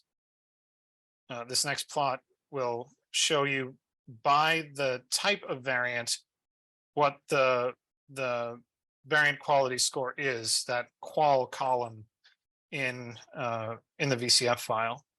And you'll notice that there's some kind of bimodal distribution for SNPs, calls that we're a little bit less confident in, calls that we're extremely confident in. And sort of what looks like noise for the other callers. This is probably a good indication that some of these things are somewhat difficult to call. We know, for instance, that SNPs and insertions and deletions can be a little bit harder to call in terms of, or sometimes in certain regions because of things like homopolymer repeats and other phenomena like that. But this, again, doesn't necessarily look unreasonable to me. This is more typically done in the somatic case, but we talked a little bit about functional annotation when I was showing you gnomAD. The functional annotation tool they used was something called the variant effect predictor, or VEP. The GATK also has a functional annotation tool called Funcatator. And while typically this would be done in a somatic fashion, you can functionally annotate variants that are germline variants. You would want to use a different set of resources to add annotations because you're less interested in the somatic case. You might be interested in other kinds of diseases that are only going to be present in germline variants.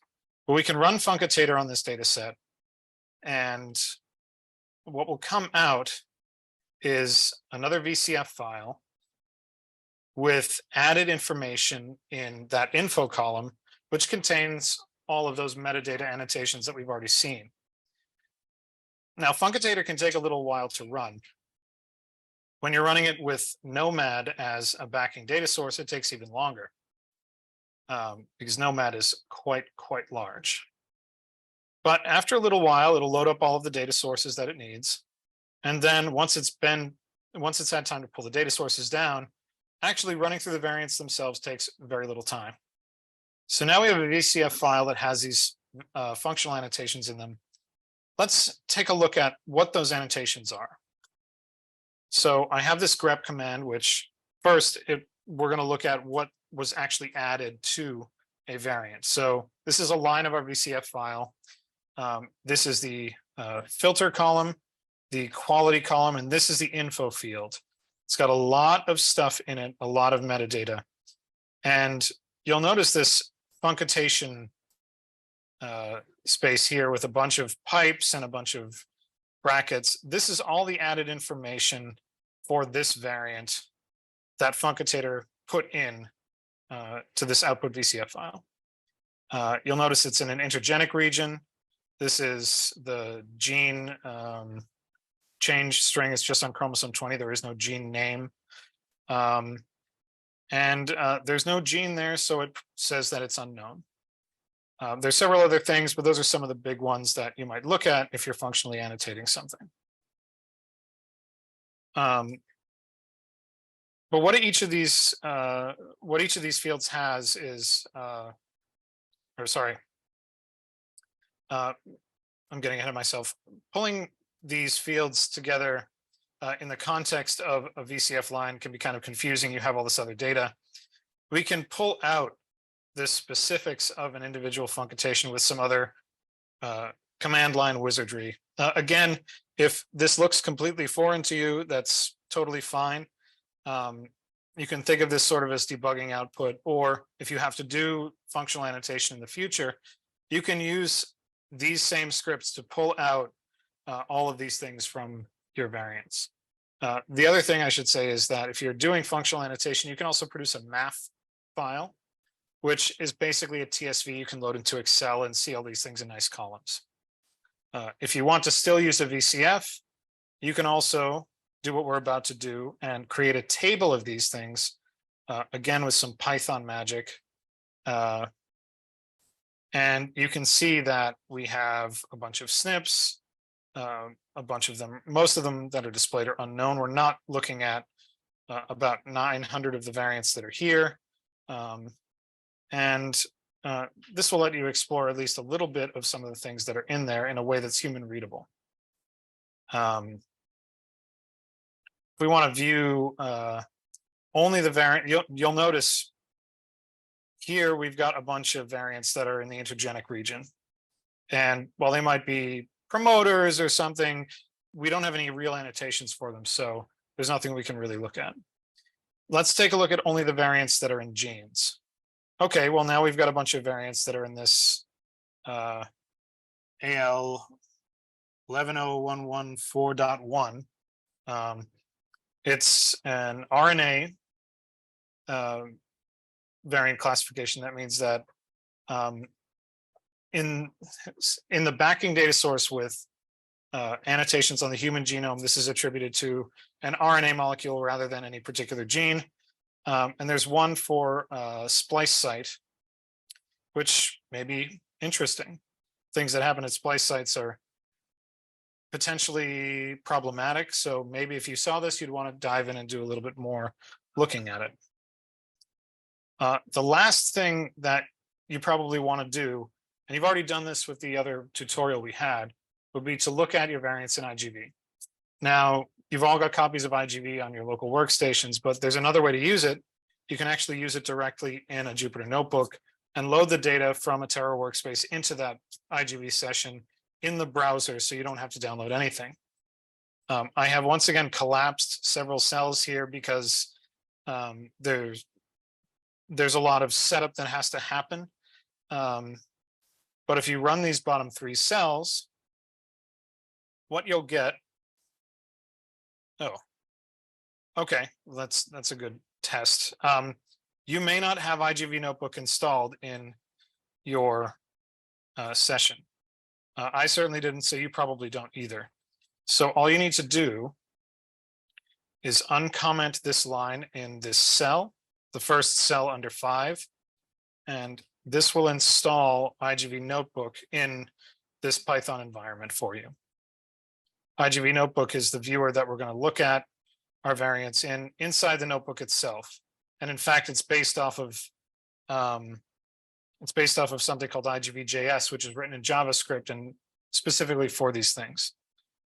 So then we can run this next cell again and the final cell one more time. And rather than getting an error, we get what looks like an IGV session over this region that's been preloaded. And it looks very similar to what the IGV sessions on your desktop machines look like, but instead it's in the browser. And similarly, you can zoom in on a region, look at the different read pileups, see the variants that have been called for different positions in the read.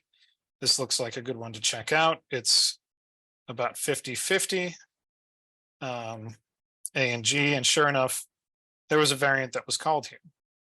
What gene is it in? Well, it's in this gene named, it's a pseudogene, it turns out, but the gene annotations are in the bottom with their ensemble gene IDs. You can do all of the same things that you'd want to do pretty much in IGV on your desktop that you can in IGV.js or IGV in the notebook. And that's the end of this tutorial. This is certainly not a complete set of things that you want to do with Germline or even somatic variants, but this is a few of the things that you might want to do if you're starting to get calls back and you're not necessarily familiar with what the data might look like. Certainly the first thing would be to look at it in IGV, to draw some visual conclusions, and then to run some of these statistics on it so that you could follow up and try to figure out if your data are reasonable. Does anyone have any questions?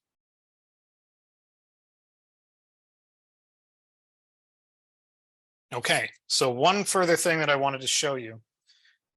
If you go into File, some people had asked about this before the break.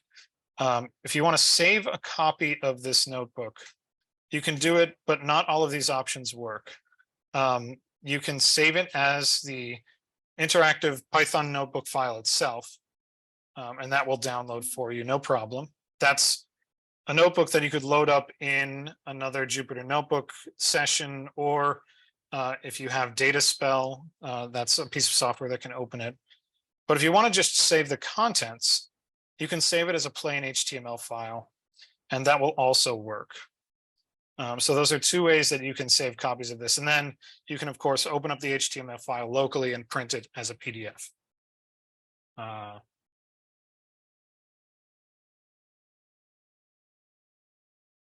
Any last questions before? I think we have, do we have a break now?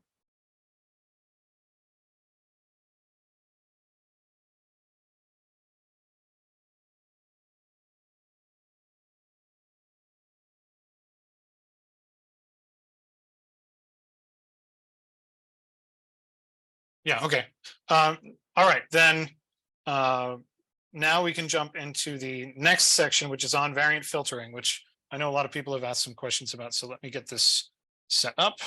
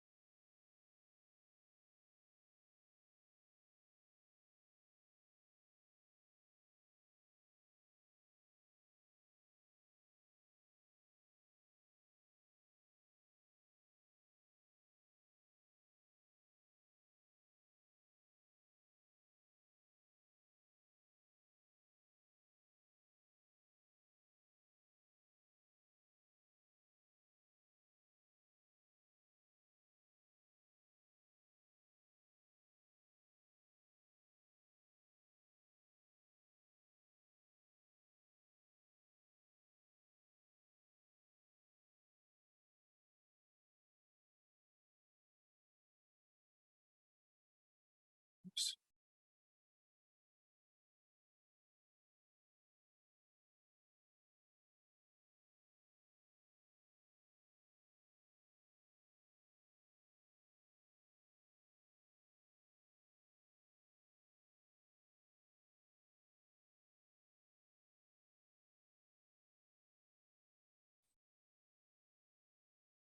Okay. So now we're going to talk a little bit about variant filtering and how we do that in the GATK. So once again, this is the best practices pipeline. We've got our VCF out of our caller. Now we've got these raw calls that we want to look at and see how well we're doing in terms of their qualities, and make sure that we have good variants before we move on to actually doing any further analysis. This will save us a lot of time later because we won't have thousands of variants to look at. So variant calling algorithms in general want to err on the side of caution. And if you have a bunch of variants and you think that some of them might be deleterious or impactful to health, then you want to include as many of those things as possible, because you might miss something that's important. But once you've got your calls out of these variant callers that are very permissive, you have a whole bunch of things that you have to go through in order to find those real points of data that are important for us to find the variants that are associated with the phenotypes that we're interested in. In the beginning, the easiest thing to do was to define these thresholds that you would just say, you know, above this metric, above a certain value is good, below that value is bad. And that makes it easy for filtering, but you lose a lot of stuff that's important. The VQSR method, or variant quality score recalibration, does something a little bit different. It tries to model the different distributions of these these different distributions of metadata fields, such that it understands what they look like, and you can exclude some of the outliers from those fields. And it uses things like the confidence values you give to the variants as hints at whether or not the variants themselves can be trusted in order to model those things. There's another way to do things that we're going to talk about, which is this convolutional neural networks method.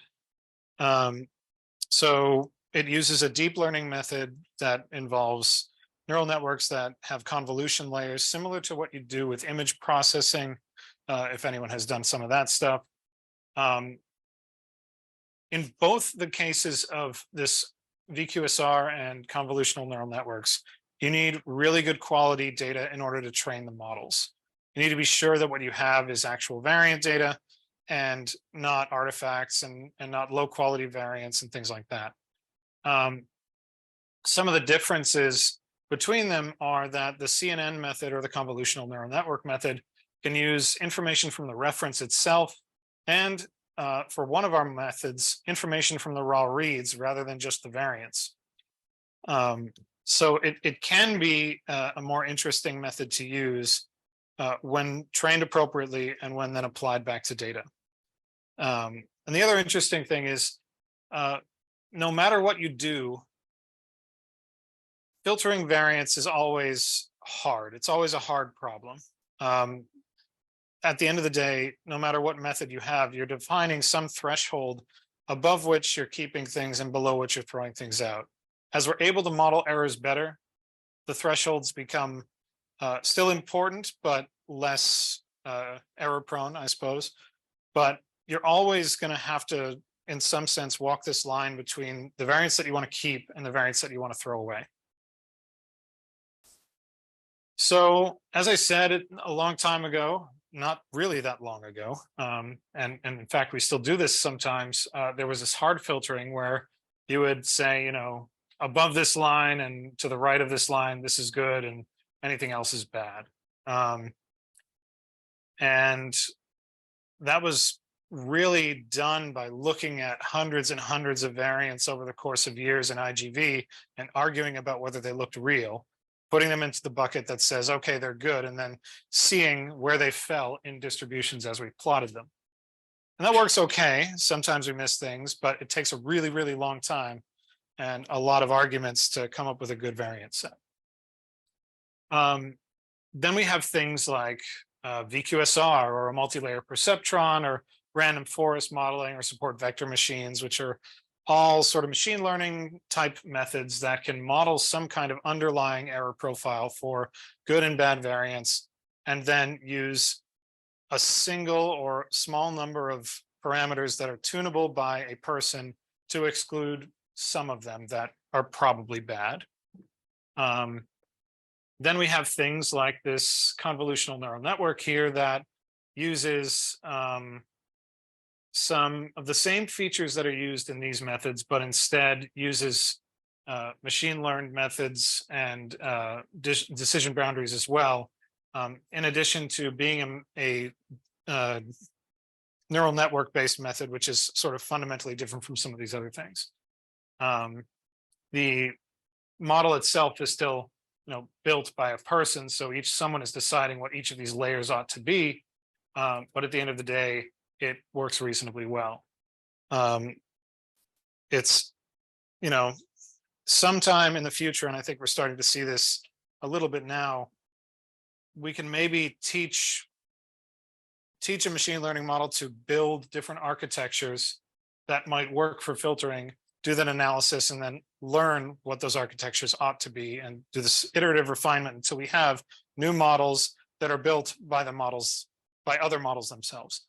We're not quite there yet, but this unsupervised hyperparameter optimization is what it would be called, is starting to be used in several places to do some really complex training in other parts of medical data. So This is probably coming at some point for variant analysis, but it's not quite there yet. So I've been talking about these info field annotations for a little while. I've been glossing them over a little bit. You saw what they look like in terms of funcatator. This is what they look like when you get a variant out of both HaplotypeCaller and some of the other variant callers that exist. Things like the allelic count on chromosomes, the total number of chromosomes in the set or in your data set, the allelic frequency, the depth of coverage, the maximum likelihood allelic count, the maximum likelihood allelic frequency, and like the quality score over the depth that you have for this site. And these are all different metrics that are collected as part of the variant calling process, which we can then use as a way to see how well variants collectively are doing. And we can learn based off of all of these different dimensions in our data, what good ways to segment the data out would be in order to do some filtering on them. And this could be a distribution of any one of those metadata parameters. You'll notice that just looking at this Y dimension, there's this really nice peak here where most of our data lie. It's a little more complicated in X, but we could simply just draw these lines on this plot and say anything in this upper right-hand quadrant is good. Anything else we don't know what to do with. And maybe in this case, it's simple and we're happy with this because we're really only concerned with the variants that are in this main cluster. But what if it's a little more complicated? Well, we can actually use VQSR, the variance quality score recalibrator, to create a set of Gaussian distributions that fit these different populations of variants in this plot. I glossed over this, but each one of these dots is a variant plotted in some one of those metadata measurements. So this could be like, I don't know, the AC or the mean depth or something. It's totally notional, but you can see after modeling the different clusters in here that there are several different distributions that we can filter on based on the level of confidence we want to keep variance at. And so by doing this modeling, we can actually keep not just the variance in this threshold, but maybe some of the variance at other high peaks that wouldn't have necessarily made it in were we to just take the stuff in this quadrant.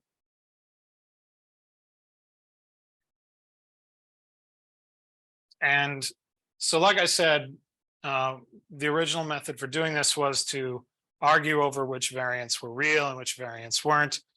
Now that we have these models, we need to have some truth data to train on. And in order to do that, we need to have some way of being sure that we have good calls. Well, to do this, NIST, the organization, looked through a bunch of variants, and what they did was they called these variants in known samples with multiple callers. And if they had variant calls that agreed, they said, okay, well, we've got all of these calls. Where do they agree? Well, they agree in this spot, in this spot, in this spot. Well, that's good. Those are probably good regions. We can be confident about that. And that's how we got some of the really high confidence variants that we're using to train VQSR and these other methods. Where they didn't agree, we sort of removed those variants and said, okay, well, we don't have good information here. Let's say that we're less confident in those regions. And in the places where there were no variant calls or no validated variant calls with these concordant call sets, we just left alone because there was no information.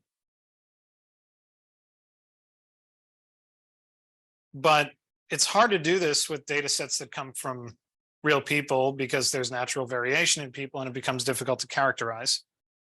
one of the things that was done was to take these complete I always have trouble with this word.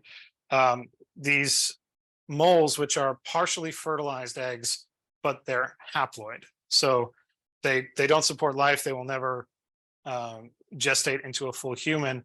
But what we can do is we can sequence these moles, and because they're haploid, they have 2 strands of DNA and they have 2 copies of it, but they started as haploids, so there's no confusion over what the alleles are. And because of that, we can be very confident when we get variant calls that we have a good answer for them. But it's still human data, so it still follows all of the same higher level genetic phenomena that you'd find in humans. So it becomes a really, really good test set if we can have a confident set of variants on this. So what was done is it was sequenced over multiple methods of sequencing, both short and long reads. And they were basically aligned and then benchmarked and evaluated from both of these sequencing methods, and thereby producing a really confident set of variants that were conserved between both of these types of sequencing and callers. And because they're orthogonal, they become a much stronger truth set than doing it from just long reads or just short reads might have done. Yeah.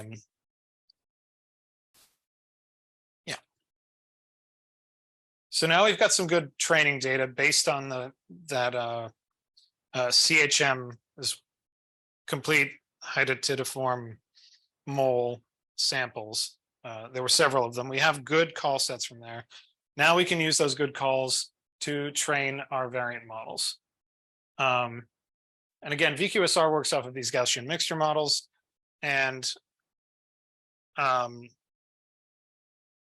what you can see is that we'll get these fits for, in this case, it's variant quality score over depth and strand bias.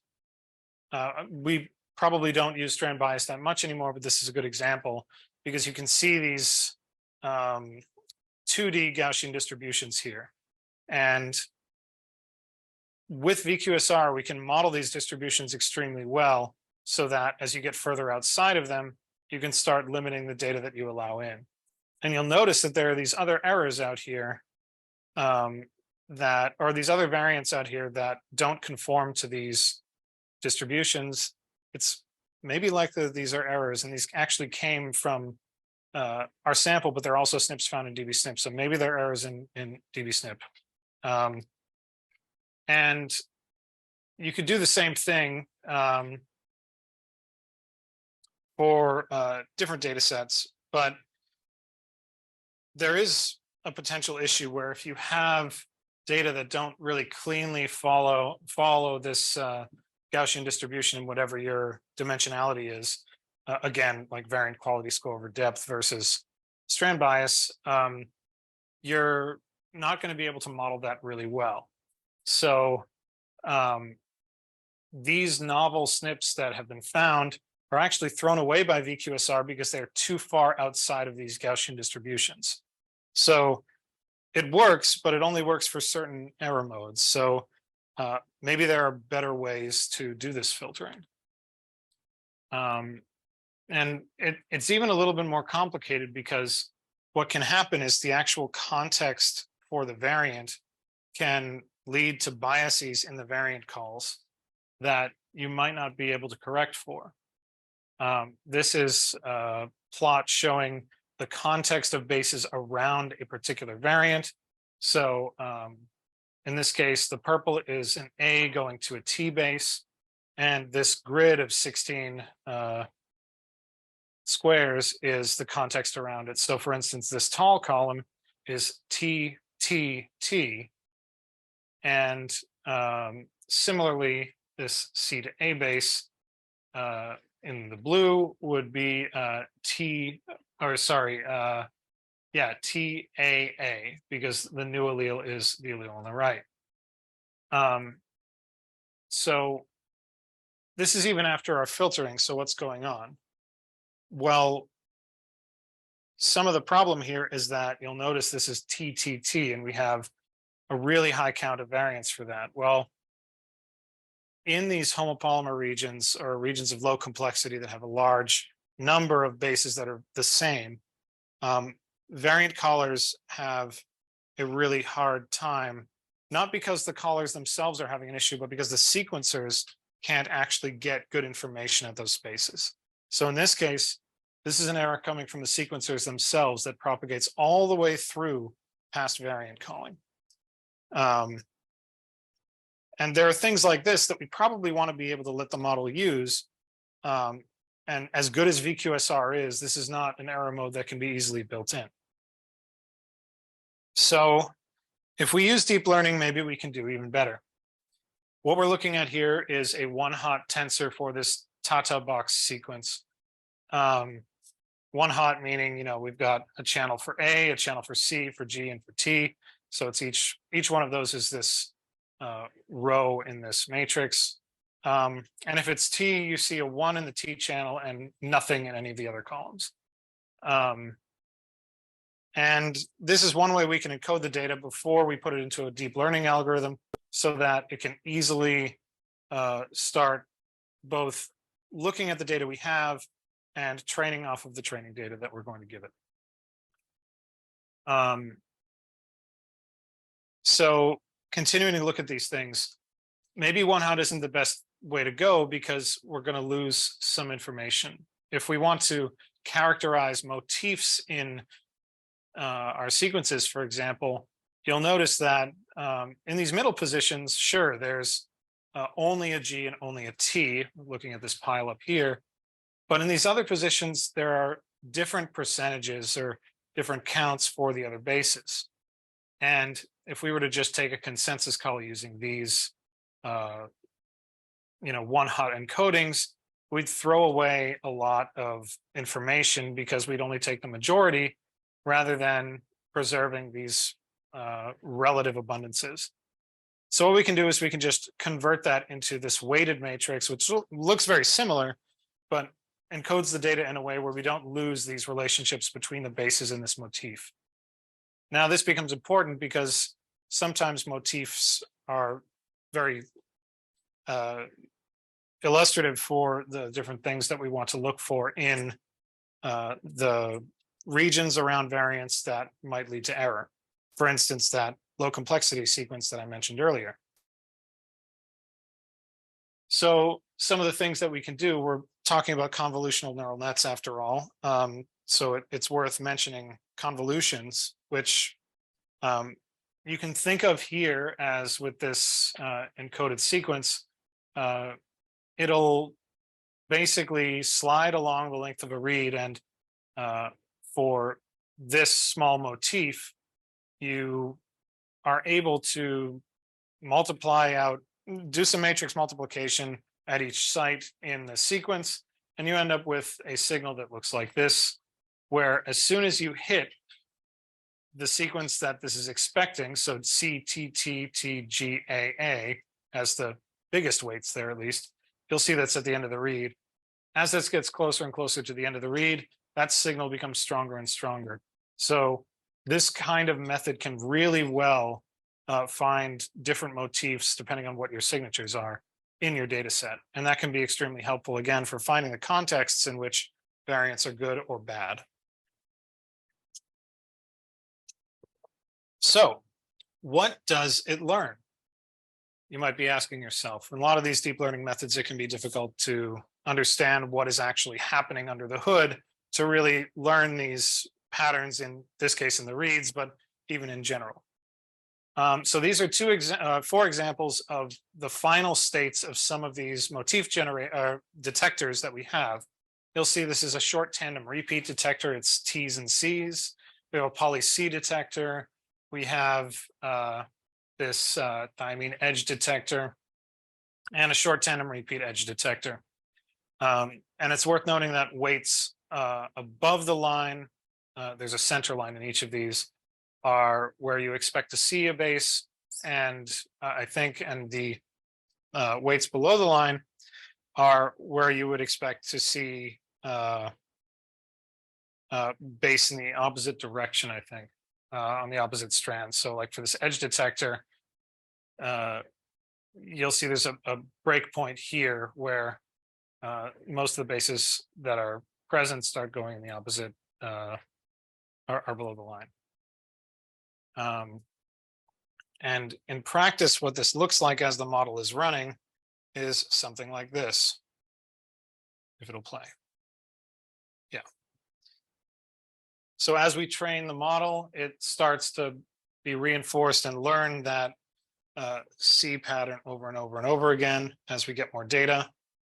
And ultimately, it ends up looking like this, where we have that poly-C detector there. But this is actually happening on a massive scale when we're doing this training. So we have many, many models that are being trained all at the same time, learning all sorts of different motifs around variants and around sites that don't have variants.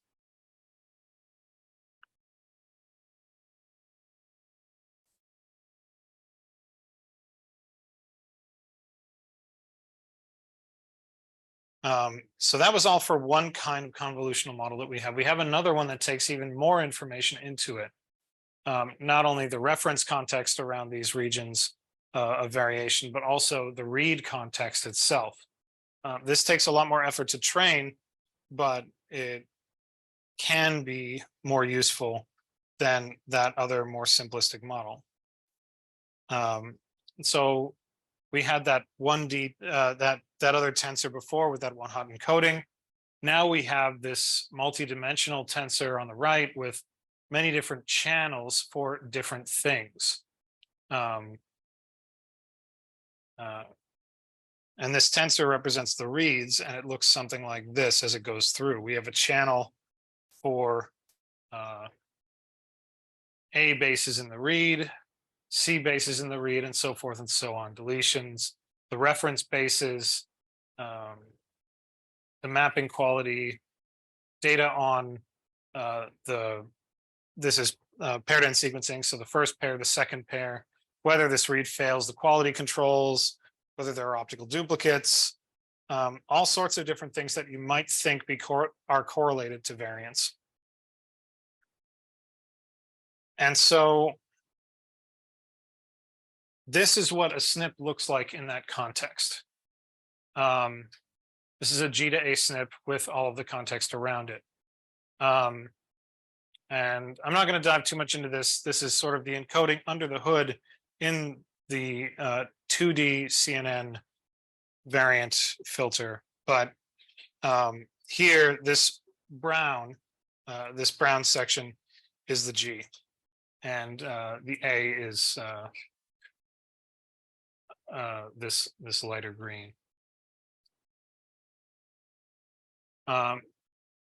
We can see signals for indels as well. If we look at the composition of all of these things, they do get a little bit difficult to read at a certain point, but it does become interesting when you need to interrogate the model to see what it's actually got in there. And really, when we're talking about machine learning models, again, it becomes hard to understand what they're doing. But from an image processing model, what we have typically is these early layers of convolution that are edge detectors. You'll see they look like there are boundaries between two different shapes or segments that have different colors.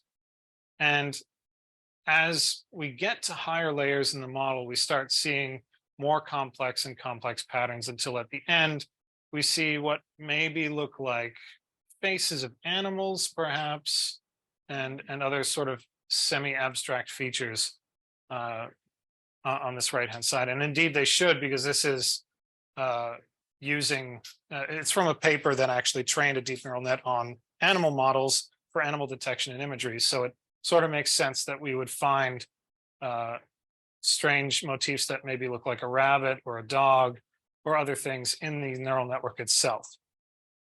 And so we have similar output from the models learning these variations on the left from the models that we have in the CNN tools. So this all culminates in CNN score variance, the convolutional neural net method for doing variant recalibration. This is not like meant to show the actual output or anything, but this is sort of the schematic of what the model looks like. Again, we have this tensor that goes into this model, and we get whether the variant is real or an artifact when it comes out. But how well does it do? That's sort of one of the most important things, right? Well, if we look across all of the different methods that we have using these data sets that are like the standard samples or the NIST genomes in a bottle, and we look at the area under the precision recall curve, so it should always be a maximum of 1 if we're doing perfectly and 0 if everything is wrong. The convolutional neural net method stands up pretty well to these other methods. I will grant you this slide is a little bit old, and I think at this point, deep variant is actually doing as well or a little bit better in a lot of these cases, but we haven't gone back to retrain the CNN tool in a little while, and I would like to think that with a little bit more training data, we can do as well or better than the deep variant tools. But certainly on a single sample with VQSR, it seems to outperform things reasonably well. And even when using gnomAD for VQSR background, the CNN method seems to do well in addition. One other thing, NVIDIA has actually taken some interest in these tools and is accelerating them into their own tool, NV score variance, which is named similar to CNN score variance, which can run on a GPU even faster than these models can. But if we're training up all these models, do they work on not just these single data sets, but multiple data sets? And the short answer is yes, they do. This training generalizes really well. What we have here is a matrix of different samples and how well training on one sample actually produces results for other samples. And you'll notice that if you only train on model A, for model A, it doesn't do well, it doesn't do poorly, you get a score of 0. For model A, then applied to sample I, it does quite poorly indeed. And there seems to be something about model or sample I, this sample at the bottom, that is difficult for models trained on only one of these data sets to actually understand. However, when we train on all of these data sets or a larger body of training data, we get the values in the column all the way in the right. So with the final model, we do pretty well in just about all of the cases, close to 0, indicating that we're not getting false positives or false negatives and anything in between. Ideally, the value is close to 0 there, and in fact it is. So when trained with enough training data that's across multiple samples, the CNN tools work pretty well. So now we can use them to actually score and filter variants. This is what the command line calls look like when you're using the 1D model, which again uses the variants themselves in the reference context. The 2D model requires a little bit more information, but that uses both the reference, the variants, and actual reads, which gives you this lovely 3D tensor that we went through before. These are basically the command line invocations for these things. So if you have variants that need to be filtered, this is how you would do it. The actual filtration step, I'm sorry. So this is how you would score the variants, as its name suggests. The actual filtration step is the next part. So you take the variants that you've already scored with, in this case, the 2D convolutional neural net tool, and then you filter it based on some SNP and indel tranche metrics. This is, you could think of it as a confidence threshold for the resulting SNPs and indels. You could be 99.9% confident that the SNPs are correct and 99.5% confident the indels are correct. That's really the way the tool internally is thinking about these things for filtering based on the output of the CNN. And if there were any filters previously in the data, we want to ignore them for the purposes of this filtering. And what you can see on the right here is that we have filtered out as these tranches increase on the bottom in the x-axis. We filter out more of the variants that are not true positives. So we have true positives on top, false negatives in the middle, and false negatives for the actual query VCF at the bottom. What you'll notice is as we increase this tranche value, these values here, we're getting rid of some of the past variants, but the true positive rate is going up. And similar here, we're getting rid of a bunch of variants and the false negatives are going down as we increase these tranche values. So this is just to show that as you increase these variant tranches, you're getting rid of data that is less good and only keeping data that is more believable.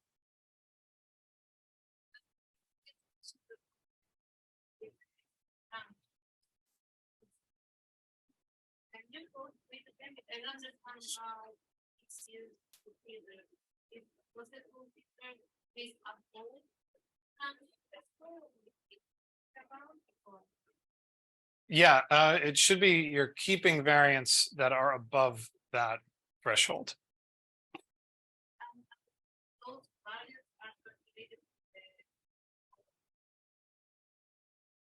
Yes, I'm sorry, I didn't repeat the question. So it was, what do the tranches do to keep or exclude variants? These are the lower bound for variants that will be emitted by this filter. And sorry, your second question.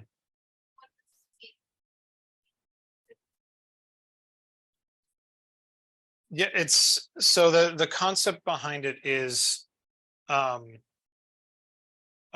level of confidence that you have that your results are correct. In this case, tranched at 50 would be your, I think it's supposed to represent like 50-50, whether it's a variant or whether it isn't, up to like moving to the right, you're 99% sure or something like that, that the variant is actually a real variant and not a false positive or something, not a false variant.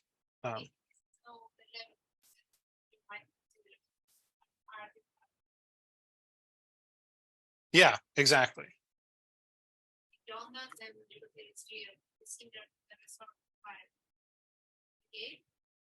Yeah, so the question is, are the variants that get filtered out artifacts, and why are the variants kept when you give it a certain tranche value? Yeah, basically both the CNN methods and VQSR will work using these tranche values. And sorry, Mehrtash.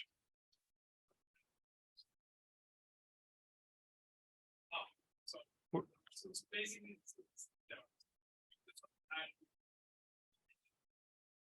I need to do those research. Was it like an absolute? So now we're looking at the scoring for variant roads. Right? If you put something like that, let's say 28, right? Then any variant that's scored in the top 2% product. That so basically, so take the land.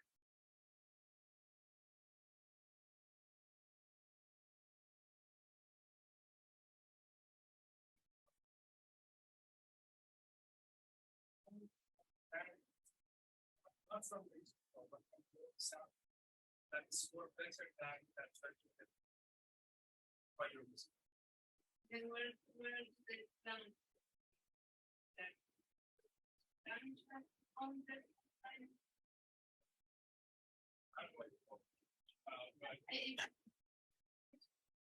But that's the mathematical, right? So you're saying that those things that you're providing the resource for, those things that do that. Those are pretty qualified, right? Which do exist, for example. So, you can trust.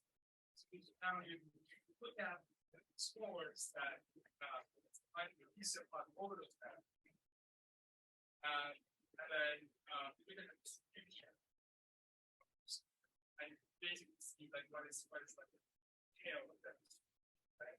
And I get the threshold, and if you apply that threshold to all the variables that you have, that's how it is. But then if you have like a common barrier, it won't be filtered out. In the management, it is one of the things that I need. That Sorry, what is the question? Mhm.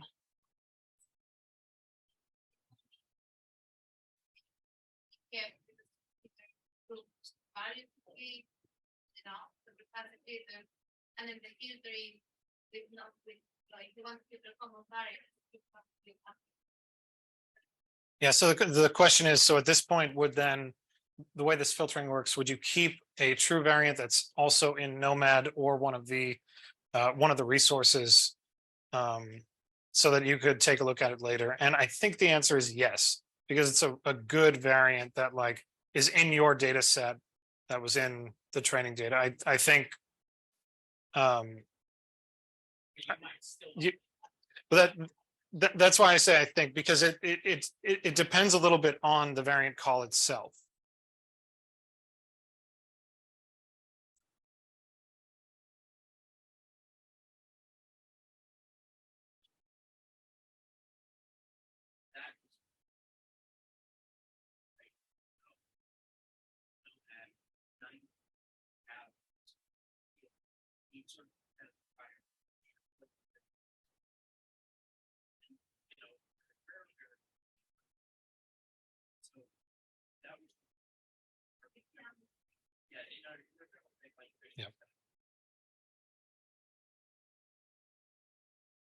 Yeah, so what James was adding there is just that we're going to talk about genotype refinement in a little bit that covers a lot of this stuff. But yeah. And that takes us up to genotype refinement, which is going to be one of the next things we look at. Does anyone have any other questions? Yes. would be a recommendation. We still use the rules that were very back to the more old-fashioned. Yeah. That's a good question. So the question is, for non-model organisms or novel organisms that are being studied, can you use these tools, or do you have to use some other method for variant filtering? And the short answer is you should probably not use these tools because they're trained specifically on human data.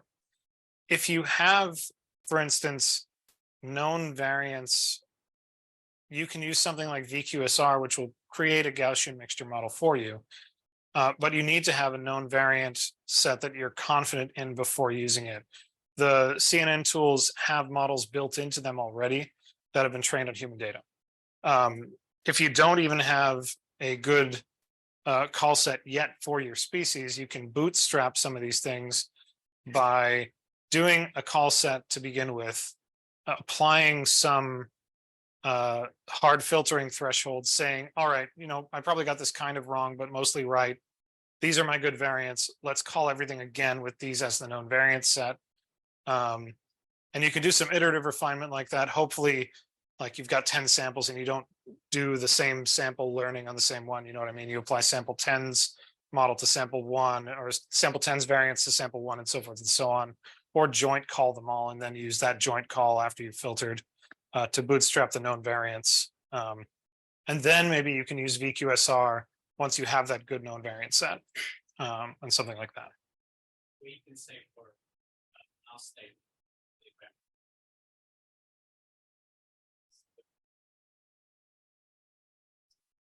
Yeah, I think I don't think so. I'm not sure that we've tried, but since it was all trained on human data, I don't know how wrong it would be, but I don't know how right it would be either. Yeah.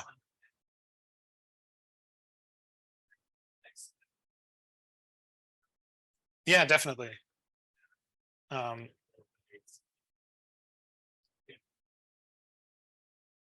Yeah, it's a really good question. I think maybe the author of the CNN tools has thought about this a lot because he thinks about these things a lot. So I bet he would have a good answer for you. I can check, but my guess is it will do something that's not totally unreasonable, but you'll end up scoring a bunch of things incorrectly. The thing you could do though is you could train the CNN models on, like, for mouse, because there's plenty of data. You could train the CNN models on that. You'd have to go through the training process, which I'm not entirely familiar with, but assuming you did that, you could then load that model into the CNN tools and use that to do the scoring.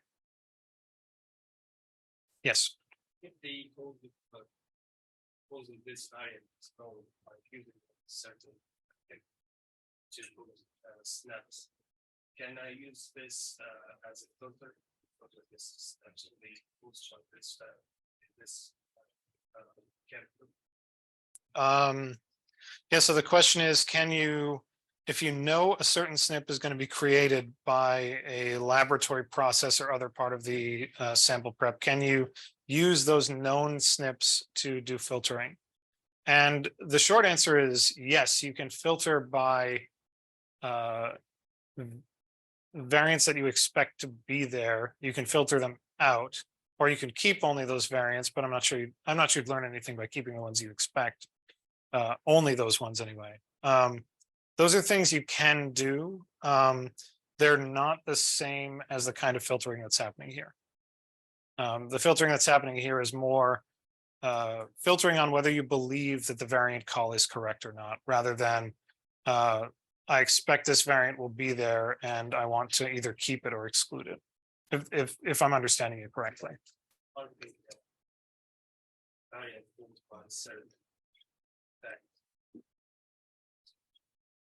Oh, I think I understand what you mean. So for variants caused by a certain effect. I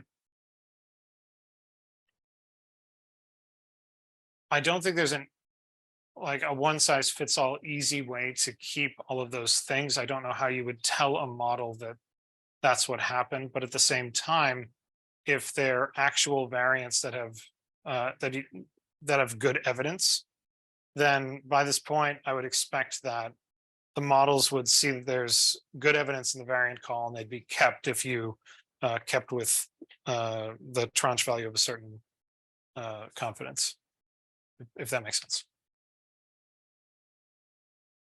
Cool. Okay. So next, I think there is another exercise that I'll be running on the variant filtration steps we just went through. So I will get that ready.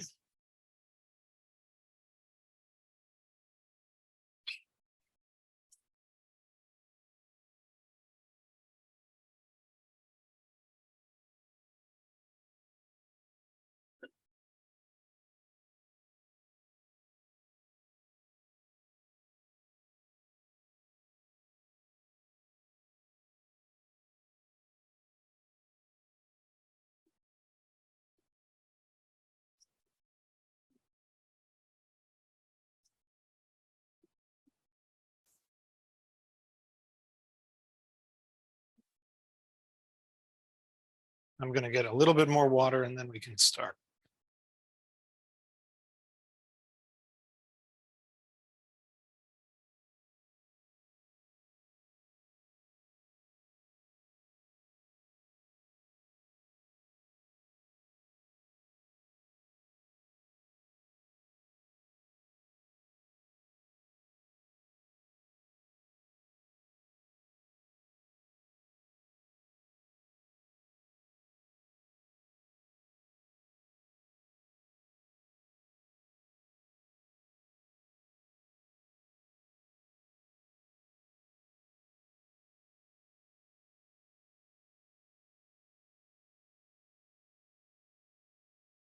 Okay.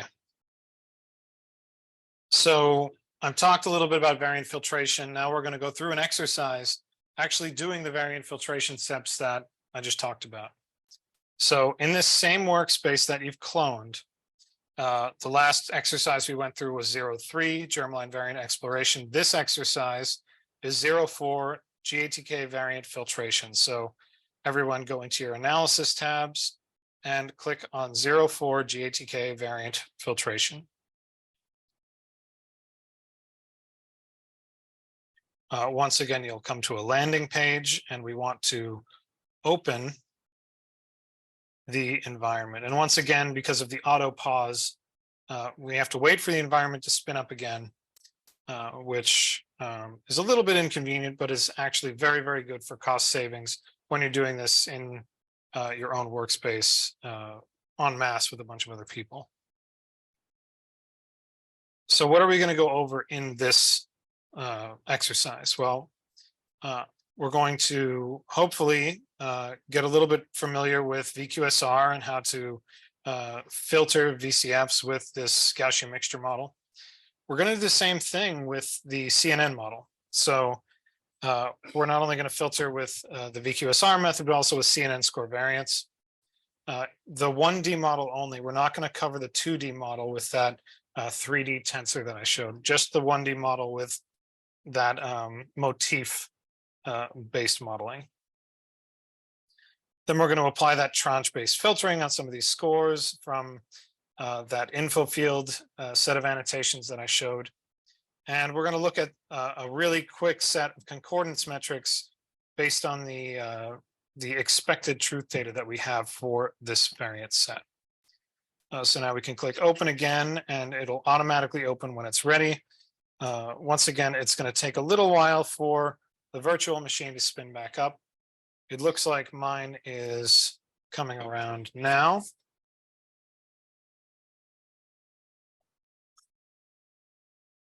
By show of hands, how many people are still waiting for their environment to spin up? Okay. So as before, we have a lot of the same steps, setting up your cloud environment, which is already done. Your kernel type should be all set. And a lot of this is boilerplate, just so we can make sure that we have all of the information in the notebooks. So let's hold shift and hit enter a few times to run through these cells and get some of the background set up for variables in our workspace. Then let's go through and check the data permissions. We should have the same permissions as before. So we should get some output here. Yes, we have the ability to see all of the files that we need to get to. The next thing to do is to actually download some files. Here we're downloading a lot of files again. So we want to run this and we have to wait for it to complete. And as I said, we're downloading kind of a lot of data, most of which we may or may not use here, but some of which is actually helpful. And it should be done in maybe 15 or 20 seconds, not too long. The first copy was about 20 seconds. The second copy will probably be 30 or so, I would expect.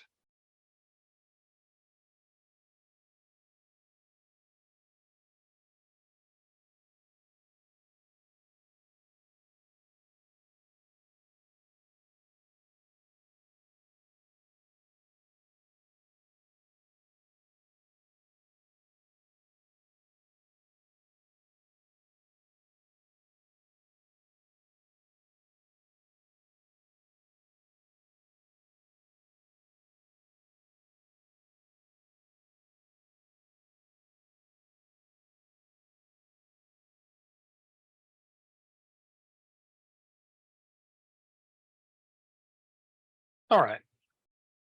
So now both data sets have downloaded. Let's save the path to our VCF file as a variable so that we can continue to reference it without needing to pull the full path in.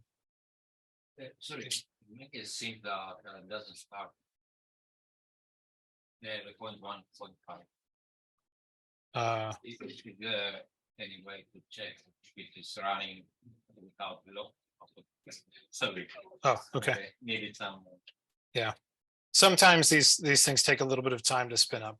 All right, so we run this so that we have this full path. We don't have to keep typing around and copying. And so the first thing we're going to try here today is we're going to try running the variant score quality recalibrator or variant quality score recalibrator on a VCF file. And what we're going to have to do is it's a two-step process. First, we run the variant recalibrator tool, which will create a Gaussian mixture model for both SNPs and indels. And then we're going to apply that model that we learn to the data that we want to actually keep and actually filter out the bad variants from the good. Again, you need to have training data or a good set of variants that you're confident in order for this to work properly. And because SNPs and indels are fundamentally different kinds of variants, it's good to train on them separately so that we have different error models for each of them. So if we go down to 2.1, we're going to train the SNP caller, or sorry, the SNP model with variant recalibrator. And we're going to use data from HapMap, Omni, 1000 Genomes, and dbSNP for the training. We could also run with gnomAD, and maybe we'll loop back around and run with gnomAD on here in a little bit. It does take quite a long time because gnomAD is a rather large resource. But when you're running variant recalibrator, this is what it looks like. We want to set up all the tranche values that we're going to filter on later and keep. And we have a bunch of resources that we're giving it with existing data that we can be confident in to varying levels of confidence.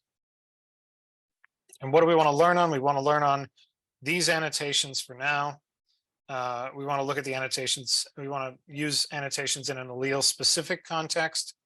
And we're going to use a maximum of 8 Gaussians to do this modeling. So let's go ahead and kick this off.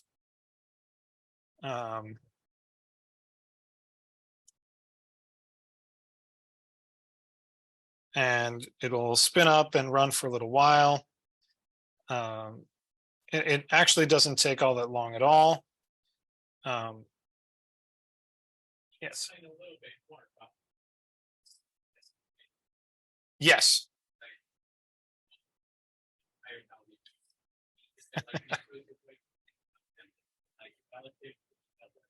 Yeah.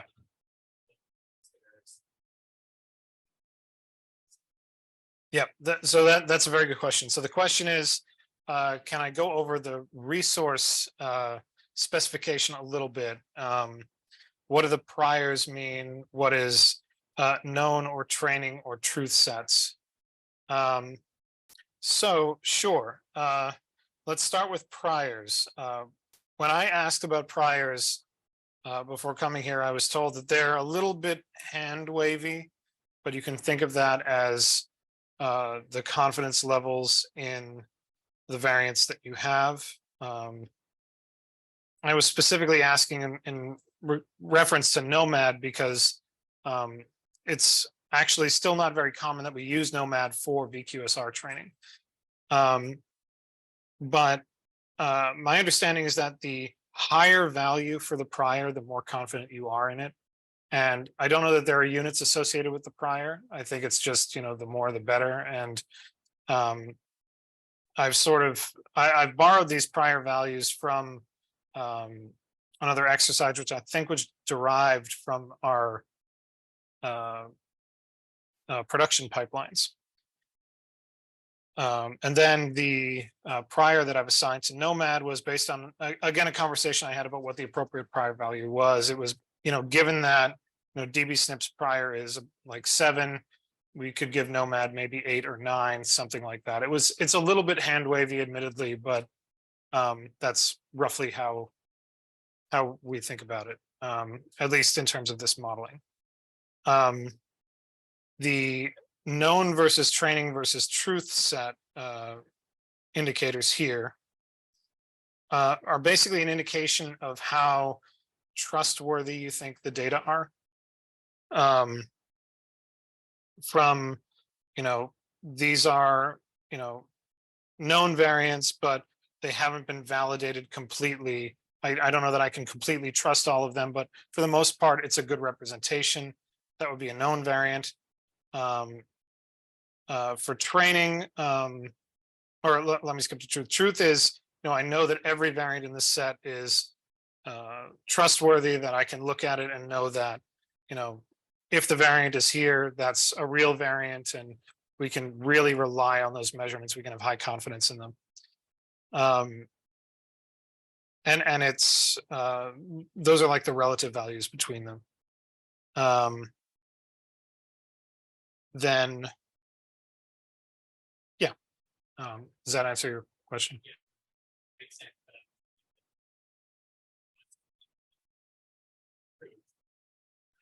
Yeah.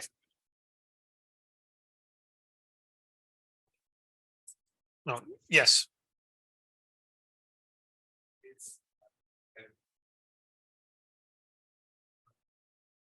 Yes.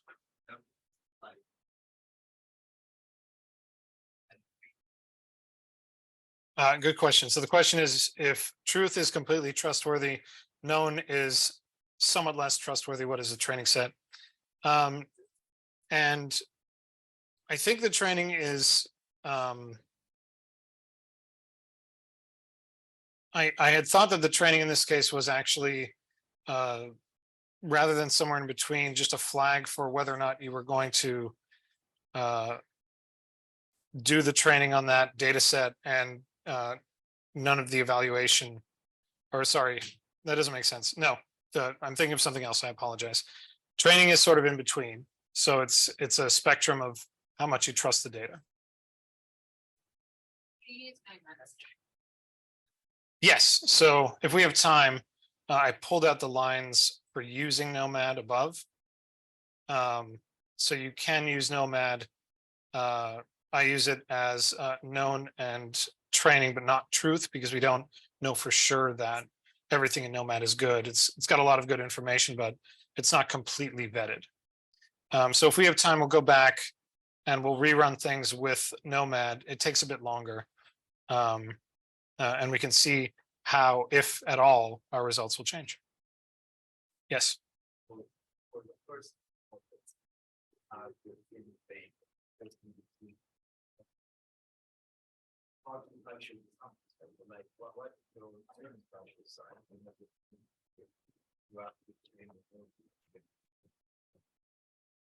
that's a good question. So the question is,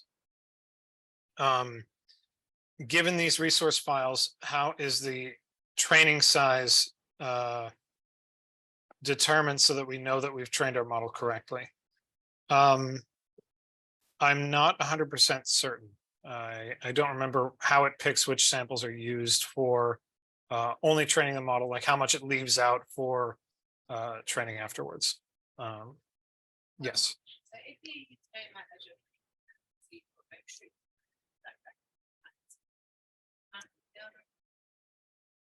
Babadi, good question. The question is, if we use gnomAD as our training set and we don't have a truth training set, how will our results be impacted?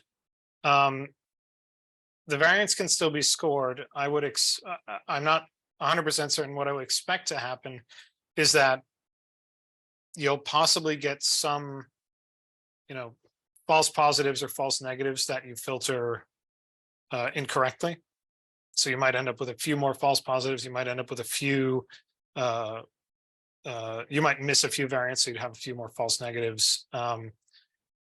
gnomAD is considerably larger though, so that's why I say I'm not entirely sure what would happen, because the corpus is so large that might be providing enough data over more kinds of distributions of these metadata parameters that it learns a much tighter profile for those things, just given the amount of data that there is.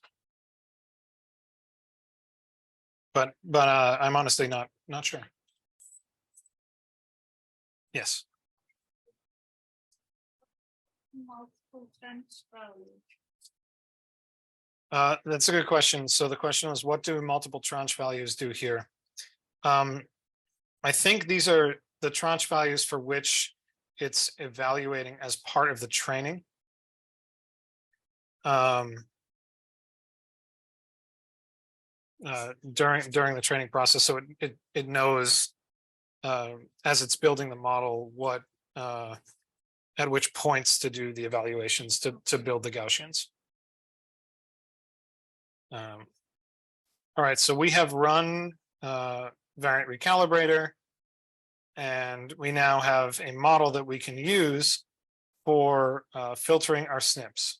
Now we can do the same thing, but with a few different resources for training the indel scores. A lot of this looks extremely similar, but you'll notice that rather than the sources we used above, we have Mills and Axiom Poly and dbSNP instead of like 1,000 genomes and the other things we were using before. So we can now run the indel variant recalibrator. GATK will start running again. And much as before, it will run through the resource files that we give it, loading them in, and then it will train this Gaussian mixture model on the data that we have in there for indels this time, not for SNPs as we had before. So now we can set up something that we're going to go back to in a little bit, but we have this truth sensitivity setting, so we can set it up to run. That will set our truth sensitivity for use later at 99.7. So now that we have our models for both SNPs and indels, we can now apply the filtration for SNPs and indels using apply VQSR. So we run it like this, and this is using the models that we just created and the truth sensitivity that we've set. And so this will run through our indel data. That'll produce a new VCF file with variants filtered out according to that truth sensitivity we have. You could think of this as another one of those tranche values that we're using as a threshold, but rather than a hard filtering threshold, it's now a threshold within those Gaussian distributions themselves. Similarly, we can run this on our SNPs in this file. You'll notice for the keen-eyed in the audience, we're actually running on the output from the previous step, which did the filtering on the whole variant file. Because we ran on indels at first, it simply passed through the SNPs there. So now we can filter out the SNPs to get a fully filtered data set. So once again, it runs, goes over all the variants with the models that we've built, and now we're done. So now we've got variants. We want to know roughly how well we're doing in terms of filtering them out. Well, in this case, we're lucky we have a good truth set, so we can actually measure how well we've done. So if we have just the variants themselves before doing any concordance, or sorry, before doing any correction,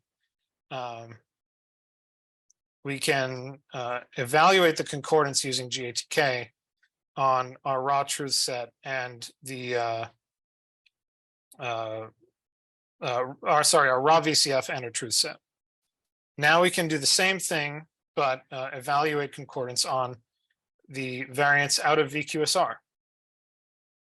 So this is running the GATK concordance tool. I think we're going to talk about this a little bit more in a little bit.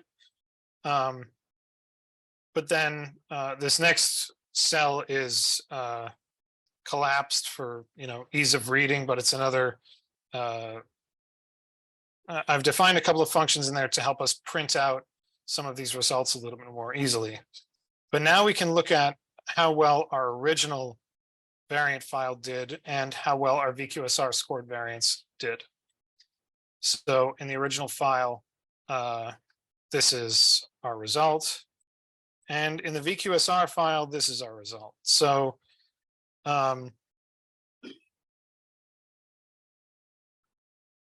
we have some summary statistics for the original data up top and summary statistics for the filtered data down at the bottom.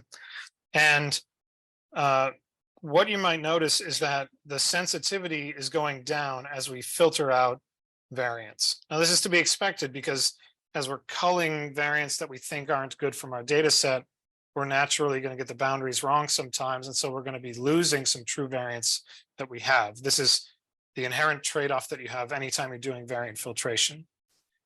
But at the same time, the precision of our calls goes up. I'll grant you this case, the precision is going up by a small amount, but similarly, the sensitivity is going down by a small amount. So it depends on what your trade-offs are. If it's much more important for you to be extremely confident that your variants are real, then you want to crank up your precision so that for the variants you find, you can be absolutely sure they're real. And if you want to make sure you find every possible variant, then you want to turn down the filtering a little bit so that you find more of the variants that are out there so you can filter them later. This is, again, that trade-off that's very difficult to actually choose. Yes.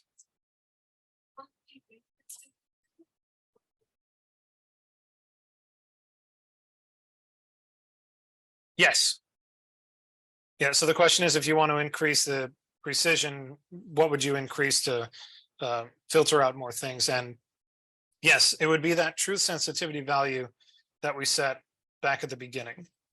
And in fact, I set that on purpose because if we have a little bit of time, we're going to change this value and run it again and see what happens.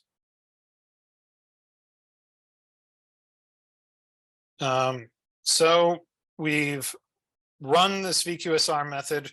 We've noticed some trends in our data that seem to indicate that it's working. Let's try running the 1D convolutional neural net model. So for this, it's relatively straightforward. We give it our VCF file, we give it an output path, and we give it the reference. You'll notice now we're not giving it any of the resource files that we had. We've already trained this model, so it should be able to score these variants based on the model that's already been trained, the default model in this case. So let's run CNN score variants. It will load up. At some point, it will tell us it's using a default model.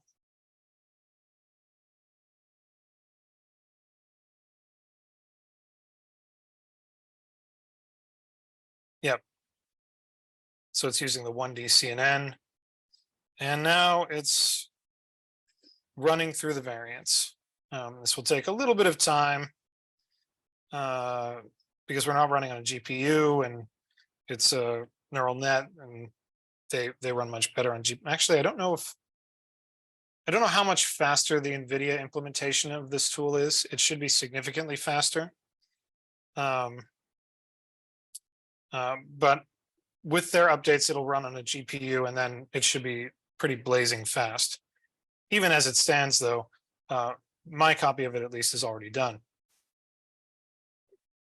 So now if we look at the output of this, and I didn't show you this for VQSR, but if we look at one of the fields or some of the variants, and in the info field, there's now this CNN 1D info annotation. And that's the way that we're going to be doing the filtering. Now, when we want to filter using the CNN tools, we have filter variant tranches, which is a little bit different. Here, we're actually providing some resource files, unlike before where we did it at the filtration, or sorry, the training step. Here we apply it during the filtration step. And we have some tranche values here now as well,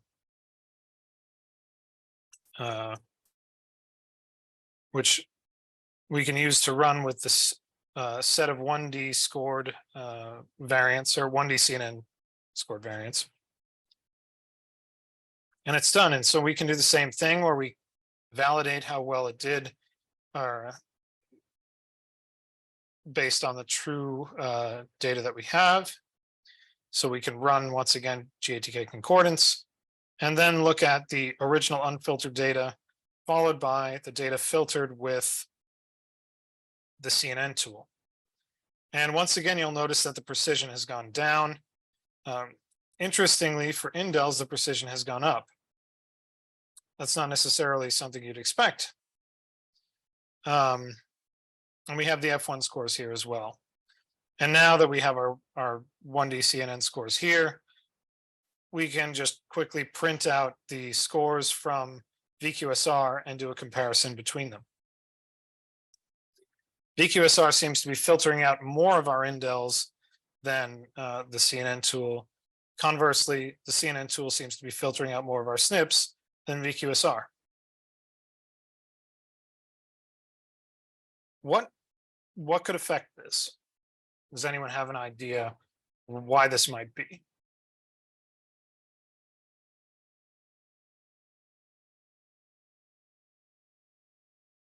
Well, let's go in and do something really easy right here. Let's go up to, let me copy it so I don't type in the wrong thing. Let's take a look at this truth sensitivity that I talked about earlier. Let's take that and go down, and rather than use the tranche values that we have in filter variant tranches, so under heading 3.1, here we've actually got a more stringent tranche threshold for the CNN tool than we were using in our VQSR model. Instead of using this truth sensitivity, we were using 99.9. So the truth sensitivity above was actually 99.7. So if you go into this box and change 99.9 to be truth sensitivity in all caps with a $sign in front of it, and that is very important, and we run again, then we'll be running filter variant tranches on our data from the CNN scored variants with the same truth sensitivity threshold as we were using in VQSR.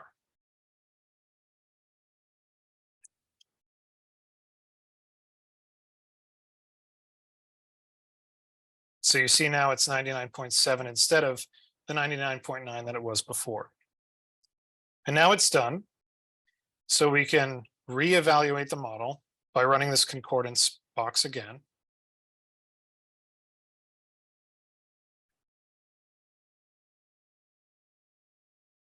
That's now finished. And we can just rerun the part where we print out the concordance values for the CNN scored variants.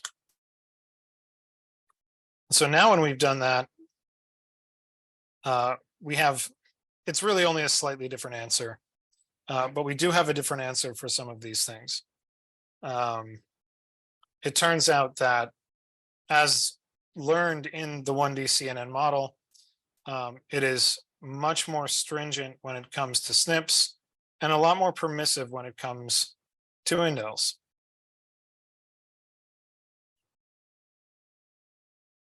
But now we can do one other thing, which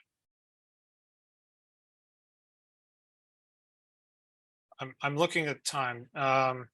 Derek, how are we doing on time? Okay. I mean, we can, after today, you can go through this notebook and play around with these different thresholds, use different thresholds for SNPs and different thresholds for indels. Here in the CNN model, we're using the same threshold for both. It may be that you want to be more stringent for one or the other. Similarly, you can continue to go back and reevaluate these cells with different values for that truth sensitivity for both VQSR and for the CNN tool, and see how things shake out, see how they compare with different tranche values for filtering. Yeah, and that's pretty much all there is to this particular demo. Does anyone have any questions? Yes. Rather than doing that, can we just change the number as we want to see how it? Yeah, exactly. Yeah, so the question is, can you just change the number set in the truth sensitivity to see how things change? And yes, that's exactly what you would do. So here, rather than 99.7, you could put 99.99 or something like that, and rerun all of the cells below that, including this one, and you should see how the numbers change. Similarly, you can go back and We don't really have time to do this now, but you can add, you just copy and paste these lines for running gnomAD into here. And then rerun everything down. And you'll now be training the VQSR models with gnomAD in addition to the other resources. Then you can mix and match and see if, training with just gnomAD makes a significant difference. But that is, I think at this point, best left as an exercise to the reader. Yes. Sorry, question. If I'm going to use the 2D model, Mhm. and then I do the comparison between VQSR and CNN, what I have to expect? Like here between 1D and VQSR, there is a difference between SNP and Mhm. Is it the same, similar? Good question. So the question is, if we were to do the same thing with the 2D CNN, would we expect to see the same kind of differences that we see between the 1D CNN and VQSR? And the honest answer is I haven't run the 2D CNN in a long time, so I don't remember how the differences stack up. It's more common to use 1D or 2D, or depends. I think right now it's more common to use the 1D, but I think the 2D model takes more covariates, more different dimensions of the data into consideration. So in theory, it should be a better model. But I haven't used it in a while, so I can't promise that. Yeah. Oh, and again, the CNNs are trained on human data.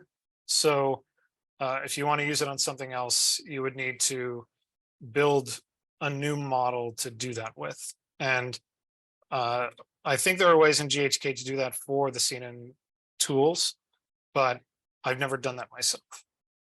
Is it still using the first training version from years ago, or it was retraining?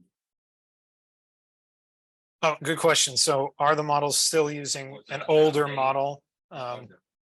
Yes. So I don't think the models have been updated in a while. I think they probably had some updates right after the tools came out, but I don't think they've been updated in a year, 2 years, something like that. Yes. Yeah, you're welcome. Anyone else? Yes.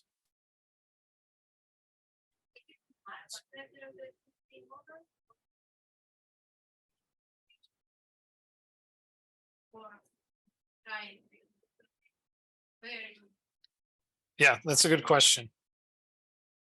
So the question is the 2D CNN significantly longer in runtime than the 1D CNN or even VQSR? And I think the answer is yes. Again, I have not run it in a little while. What I would recommend is to do something similar to this exercise with a small set of data and see what your runtime is per base or per variant in the input file, and see if it's worth it based on how long it takes and what your error tolerance is and how well it does on your data sets. Okay.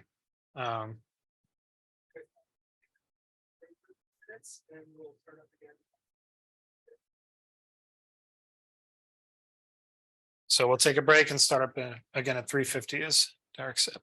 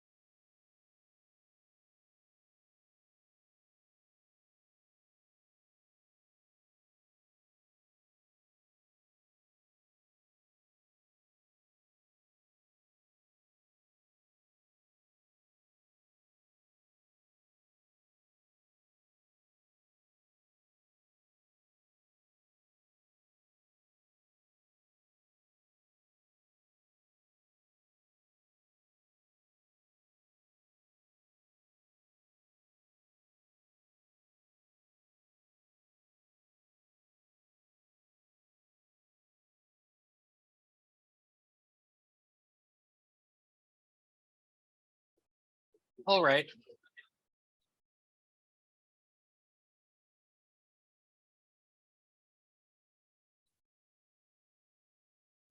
All right.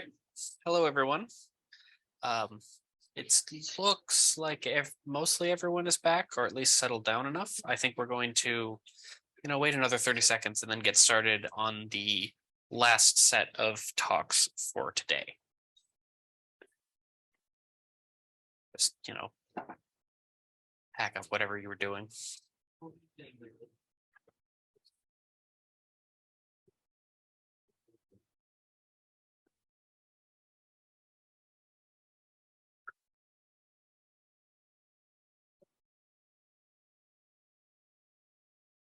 All right. So I am going to be giving 2 talks here, but they're both relatively on the short side.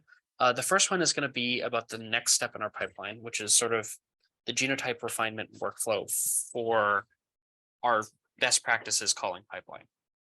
So where are we? We have shown this plot many times today, and it will keep coming up. But as a reminder, we're over here in the right column. We've just filtered our variants. Potentially we've filtered them using VQSR. Maybe we've used some bootstrap hard filtering. Whatever we've done, at this point, we now have a call set. It's in the form of a very wide VCF with many samples. Presumably that VCF has now been filtered down to mostly the correct variants that are not artifacts. And now we want to say, okay, let's get better genotypes. What are we going to do with that data? Obviously, genotypes, the question becomes, why do we care about genotypes specifically? If we have a variant, maybe that's enough to be able to do some sort of phenome or genome-wide association study. Maybe that's enough information for genetics. But actually, as it turns out, the genotype is very important. If you sort of imagine the case of maybe you're a geneticist who has to deal with children who have some sort of developmental delay. You actually care a lot about the genotypes of not just the child, but also the parents, because if it happens to be that this rare disease comes about because your 2 parents have 2 heterozygous variants that for some recessive Mendelian disease, well, maybe your parents actually really do have to get genetic counseling before they have another child. Whereas if it comes from, a random mutation and your parents aren't carriers for that particular genotype, maybe it doesn't matter. And also population geneticists, if you're doing a genome-wide association study and you care about, say a gene that might affect how tall somebody is, well, the dosage of that gene can also affect it. Maybe if you have 2 copies of that gene, you are even taller than if you only had 1, for example. So there's lots of reasons why we care about the genotypes. And just to really hammer this point home, this is, more IGV screenshots. A reminder is that, the top bit in IGV and just in general, a variant is sort of a single set of alleles at a position that can correspond to an entire population, whereas a genotype is a sample specific set of alleles. So when we genotype a sample, when we are doing a genotype refinement pipeline and we're trying to get better genotype qualities, what we care about is that the actual genotype that is reported for every single sample in our call set is correct. Whereas the variant, we might have already decided there is a real variant at this position in my population, but what are the genotypes for all of my individual samples? So it should, genotyping, as it turns out, tends to be a slightly harder problem than just calling variants in the first place. We might get things wrong, but in general, we do have a lot of tools, at least on a population level, at least with humans, to do a much better job at sort of refining those genotypes. Typically, we'll use a couple of things. One of the big ones is we'll use high quality data. Maybe we'll use GATK or gnomAD or 1,000 genomes, use those as priors. And we're about to talk about that. I know I got some questions in the downtime about the difference between priors and posteriors in this context, and we're about to talk about that. But you can also use pedigree information, and that is essentially like inheritance information that you know from whatever experimental design you have. So we actually did all of that this morning. Remember with the NA12878 and the kid, that was an example of us doing exactly this genotype refinement step using parentage information and using population priors. So what is all this based off of? What do we mean when we say priors? This is based off of, this is Bayesian math. An easy way to think about Bayesian math is this sort of anecdote that we've been telling for a while, which is that if imagine, your coworker walks into the room and he's holding an umbrella. How likely do you think it is that it just rained? Just based on only that fact. You haven't looked outside today. You've been locked in a room doing genetics all day. What do we think is the chance? Well, actually, it turns out that isn't really the whole story. Maybe we're in England and it's fairly likely that it was raining recently. Or maybe we're in Southern California in the summer and it never rains and there's a drought. Maybe there's another explanation for why my coworker would have that umbrella. So that's sort of the concept behind Bayes' law and why we care about these priors, right? We're bringing some prior knowledge of the likelihood of any given genotype into the calculation. So what does the genotype refinement workflow actually look like? Well, first we run this tool called calculate genotype posteriors. It takes in as its basic input the recalibrated variants that have come out of VQSR or CNN score variants or whatever. It takes in some family priors. It actually we will talk about how it takes that input in a minute. And it takes in population priors. We take those outputs, we pass them through variant filtration. We'll talk about that in a minute too. And then we get some high quality variants. And maybe if you're a geneticist who's working in a clinical setting, what you then care about is maybe what are actionable clinical variants that I can use to help this person or diagnose what is the putative cause of this disease. And that's where you'd maybe care about using variant annotator to annotate your de novos. But first, calculate genotype posteriors. What does it take as input? It's another GATK tool. It takes in the reference, it takes in your input VCF, and it takes in this PED file. The PED file here is the pedigree. That just, as I say, it's just another TSV file that has information about what the parentage looks like for any of the samples within your data set. So it says, in the case that we were looking at this morning, it says that, NA12878 and NA12877 were the parents of the other sample that we were using. And then finally, also, it takes the supporting population VCF. That is essentially the information that we would be getting from a population. So 1,000 genomes or gnomAD or whatever. So how does this help? Well, as it turns out, if we use our population allele frequency, so how common it is that allele is in our general population of human variability, we can use that as a prior, and we can actually use that to sort of refine our genotypes. So here's an example of exactly that, right? We have a variant that in this one sample, HaplotypeCaller or VQSR or what have you, has called it as a homozygous variant call. However, but it's not a terribly likely call, right? The genotype quality is only 3. That's, as a reminder, the genotype quality is the difference in the PL array between the best and the second best genotype that we actually output. But maybe we know something about the population prior here. In this case, we happen to know this is a very rare variant.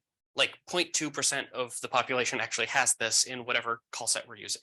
So maybe because of that, we can use this fact to say, okay, well, it's already kind of a crappy variant call anyway. We can use the prior information to sort of update that call into a heterozygous call, which is much more likely. And in fact, using the math, we can even upgrade it to a quality 27 call. So maybe that's enough that we can actually use it. That says that we are confident of this call within more than 1%, I think, or less than 1% chance of error. So that's great. But what about the inverse? So this is a baseline heterozygous call. You can see the likelihoods here. We actually had, the likelihoods for the two, like the genotype quality here is 0. So HaplotypeCaller, for whatever reason, threw its hands in the air and said, I don't know whether this is a heterozygous call or homozygous variant call, I can't tell. However, using the population prior here, this is a case where 98.7% of our call set actually has this variant. That's common enough in the population that maybe it should have been in the reference in the first place, and it was an error that this was even not marked as reference. So we can use that information, and in this case, we can upgrade the variant call genotype confidence by upgrading it from a het call to a homozygous variant call, and we can call it quality 16. So great. We can refine our genotypes and use this prior information to give us a better sense of what the overall, what the actual true genotype is in our sample. So this plot is, so does this work? How does this approach work? As it turns out, on the whole, generally on a call set level, it does work pretty well. So these plots are a little messy. On the bottom is the reported genotype quality. So if you were to look at our, this call set that we're using here and go out and grab every single genotype call that we've made, how many of them are at reported quality of 20? And then we look on the left, that is the empirical genotype quality. So remember, everything is in Fred scale when we're thinking about this. So empirically, if we have something that's genotype quality 20, if we count up all of the genotype quality 20 genotypes in our call set, we expect, about 1% of them to be wrong, right? And you can actually go and you can tabulate that, and you can see how correct are my confidences when I report something as genotype quality 20. So in this data set, you can see there's sort of two lines here. There's the posterior and the baseline calling set. If we look down here at the homozygous variants, the baseline calls actually happen to be overconfident. That is, we report them at genotype quality 20, but empirically there may be only, some of these points are down here at genotype quality under 15, right?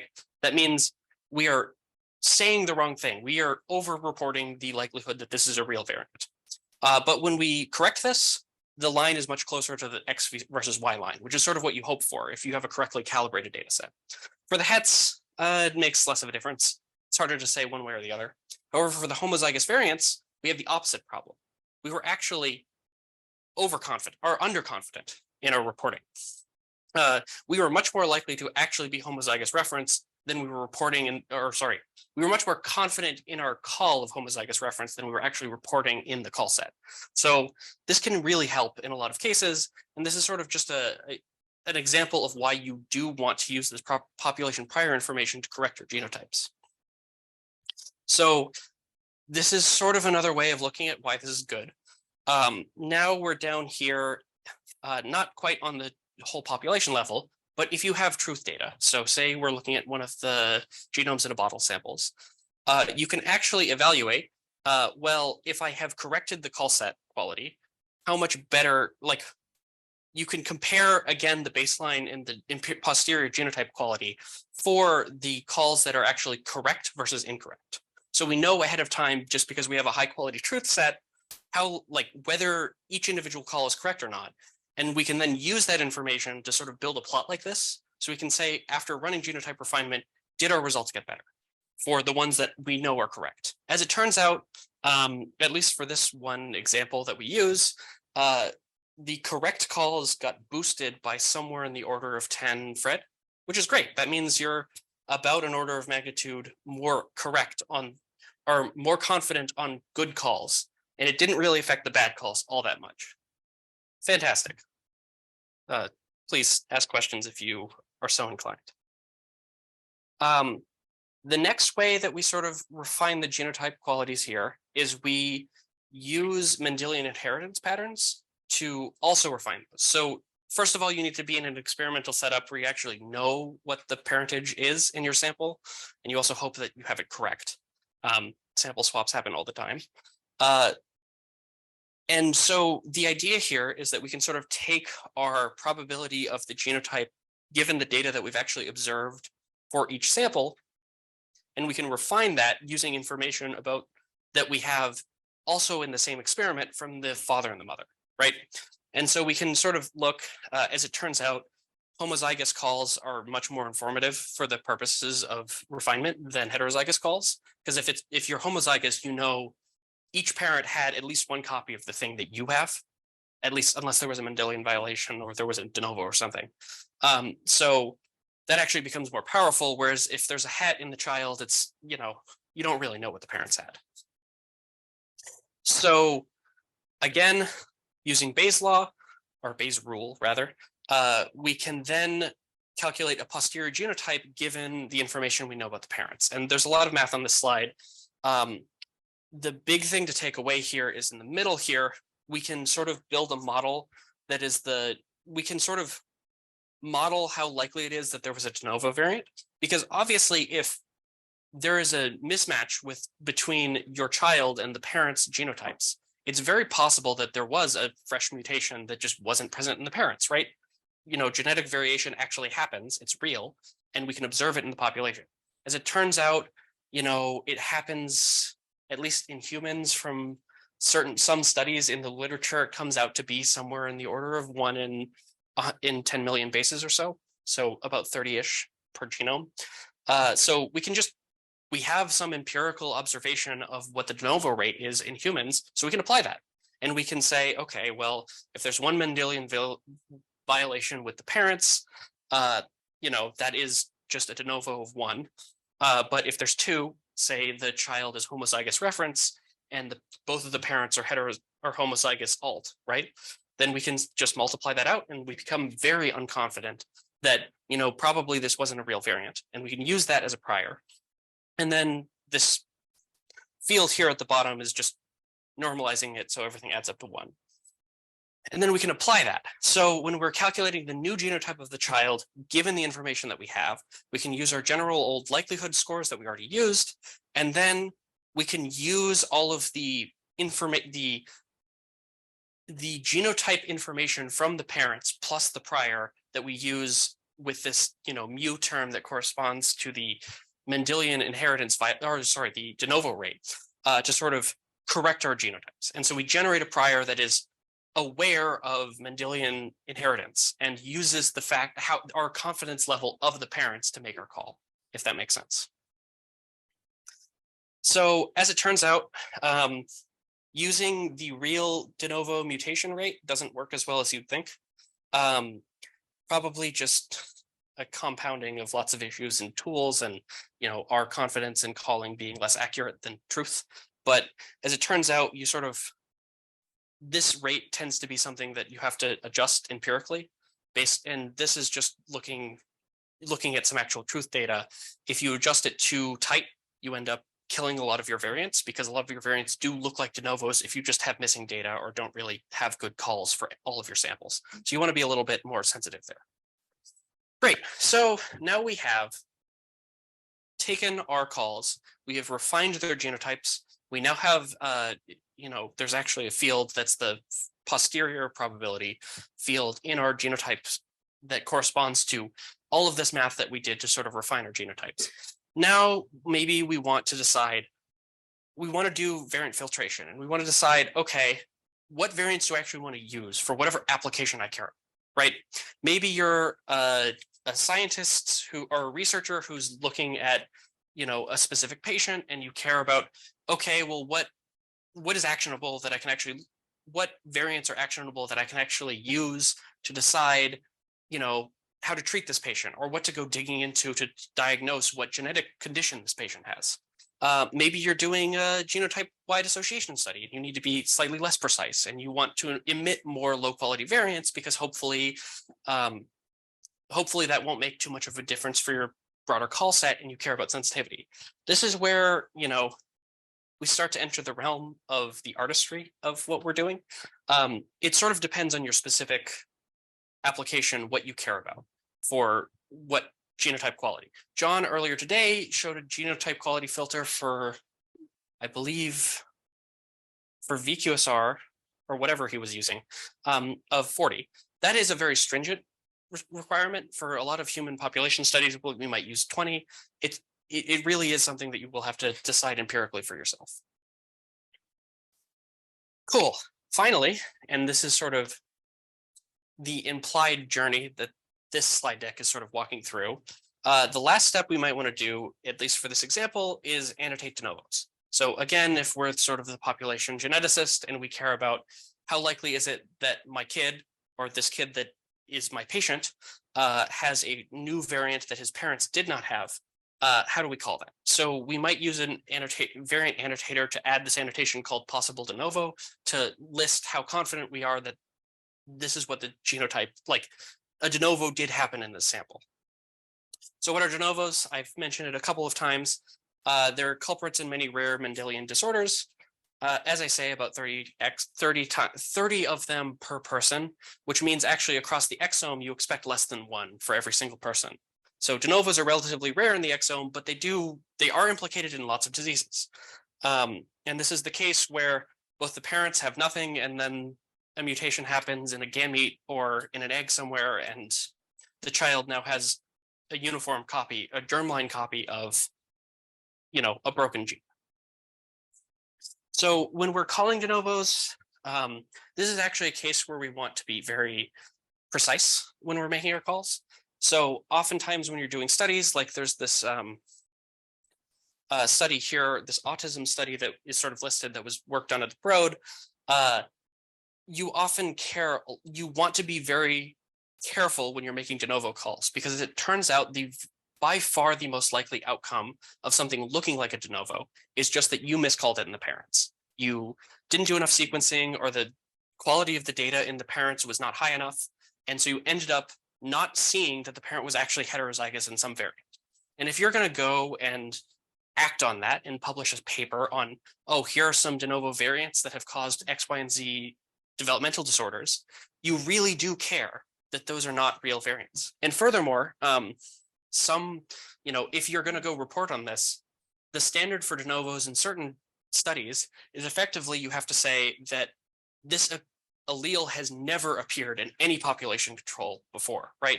Because if it has, then probably, those population cohorts generally are from healthy individuals. And so if you see the variant in that population, like in the population, that means in all likelihood, it's not disease caused, or at least it's not very strongly selected against if you're a clinician dealing with a patient. And again, also, you want to be very careful that you are confident about both the parents when you're making a de novo call. So this is an example. John already spoiled the fun on this one a little bit, but this is from a study that was actually run at the Broad with real clinical data. If you look at the de novos from the raw genotype calls, if you start to, refine them using the posteriors, you can get down to a much more tractable number.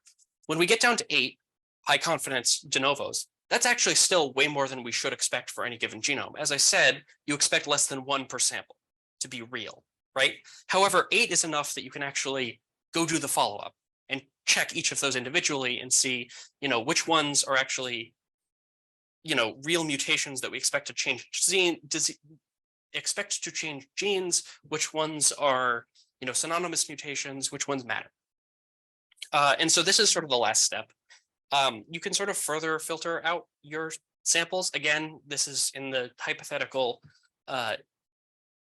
geneticist helping a patient case. But if I'm looking at a bunch of putative de novos that might cause disease, this is another way you can filter them out. You can look at the functional annotations for those genes and say, okay, well, it's very unlikely that this missense mutation is actually going to cause any sort of disease because it codes for exactly the same protein. So I want to look at the highest probability and highest impact variants only, and use those to sort of further refine down my call set and save me the follow-up time. So, okay, I think this is maybe the second to last time you see this plot. We're done. We're here on the right. We've filtered our variants. We refined our genotypes. We've annotated them with whatever we are using. And again, we're getting less specific here because we're sort of falling into the space where most of the steps are sort of very project and dependent on what you're doing with your data. And now we have an analysis ready VCF. We're ready to evaluate our call set. Any questions? Cool. So call set evaluation.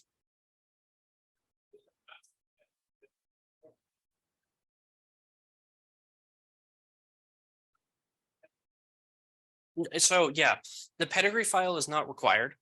You can still use the population allele frequency as a proxy prior.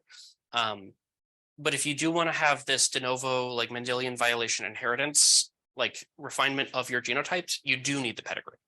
And again, it sort of goes both ways. It's not just that you're refining the child because you know the parents have X, Y, and Z things. You're also refining the parents because you know the child inherited whatever.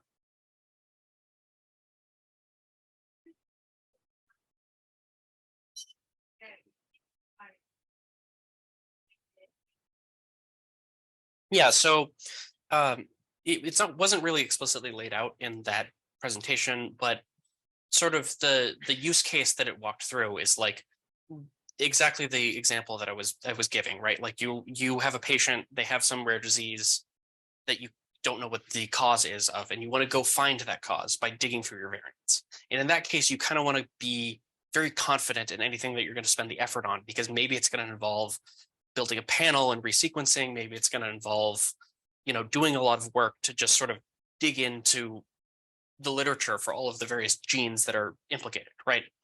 So there are other applications where maybe you don't want to be quite so specific, if that makes sense. I hope that answered your question.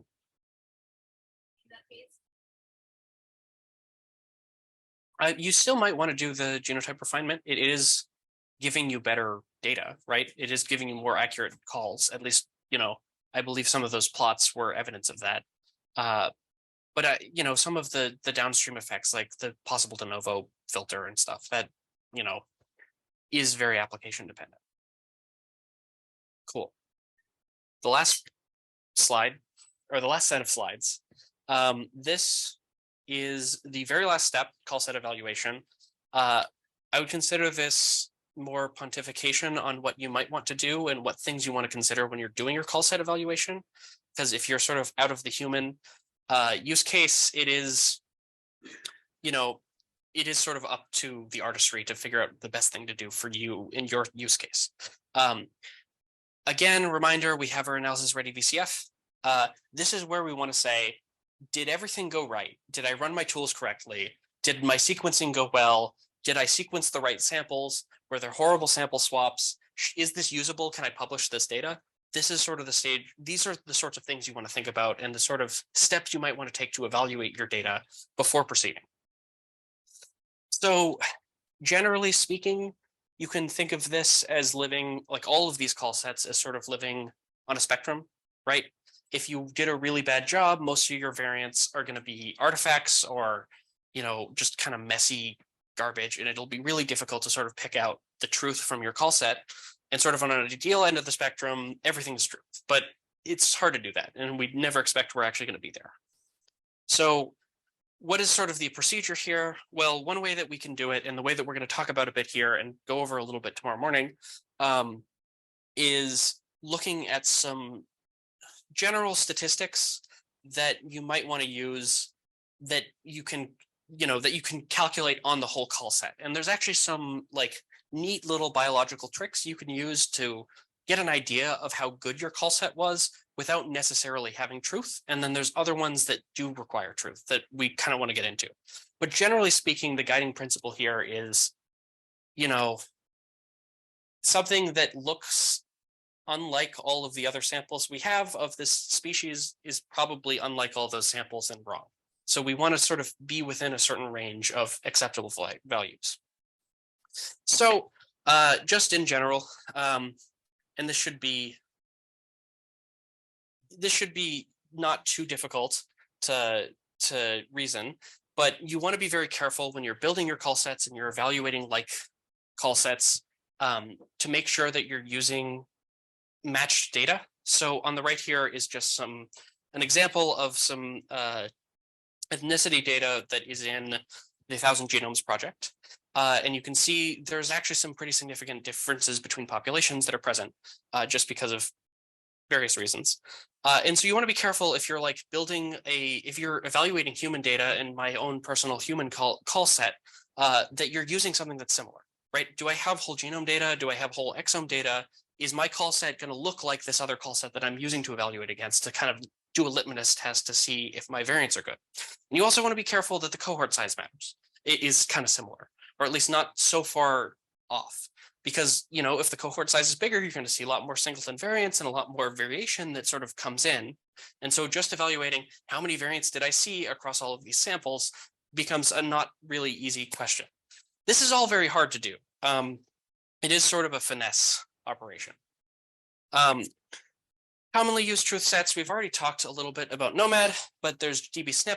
It is sort of a repository of all reported human variation, which is very large and uncurated. Then there's things like XAC and gnomAD. These are generally much higher quality and try to sort of reach across, you know, diverse populations. And then there's things like HapMap, where there's been a much more seasoned human hand actually filtering the variants. And you can get down to things like Omni, where you've used arrays to validate. And finally, there's kind of the gold standard, at least for human data, which is the NIST genomes in a bottle, platinum genomes. These are samples that have been sequenced a lot and benchmarked a lot. So we actually have a very good idea of what truth is for those cell lines that you could use. And actually, very often, if you're evaluating most things in human data, it can really pay off, and you're building a call set of some variety, it can really pay off to run some NIST samples in addition to all of your other things, just to get an idea of you know, how your process works and compare it to sort of what truth is. So here is a representation of the XAC XAC. So exome, the validated exome truth set. Each dot here is an individual sample, and you can see the sort of dotted lines here correspond to different experiments that have contributed to XAC. And you can see there's actually like a decent amount of variation in the truth set, or in the number of raw number of SNPs per exome across various populations. And this is actually one of the considerations you want to be careful of, because if you aren't careful, you could end up making inferences about how good your call set is just because you compared it to the sort of the wrong call set. Now, why do you see, if you looked at that last slide, there is, you will notice the red lines are sort of further up. There's actually a couple of explanations for that. Those are the African samples within the call set. This is just sort of lingering evidence. At least one of the reasons that that is the case, that you see more exome variation in African samples, is just the bottleneck effect from various human migrations out of Africa. In addition, also, the truth set is somewhat, or rather the human genome reference is biased towards European samples, which also means that certain populations end up looking to have more variation, even though they have common variants to their subpopulation. Great. So what are the recommended metrics that we suggest that anyone uses to evaluate their call set? These are kind of what we consider to be the bare minimum. There's lots of ways you can sort of look at how good a call set is.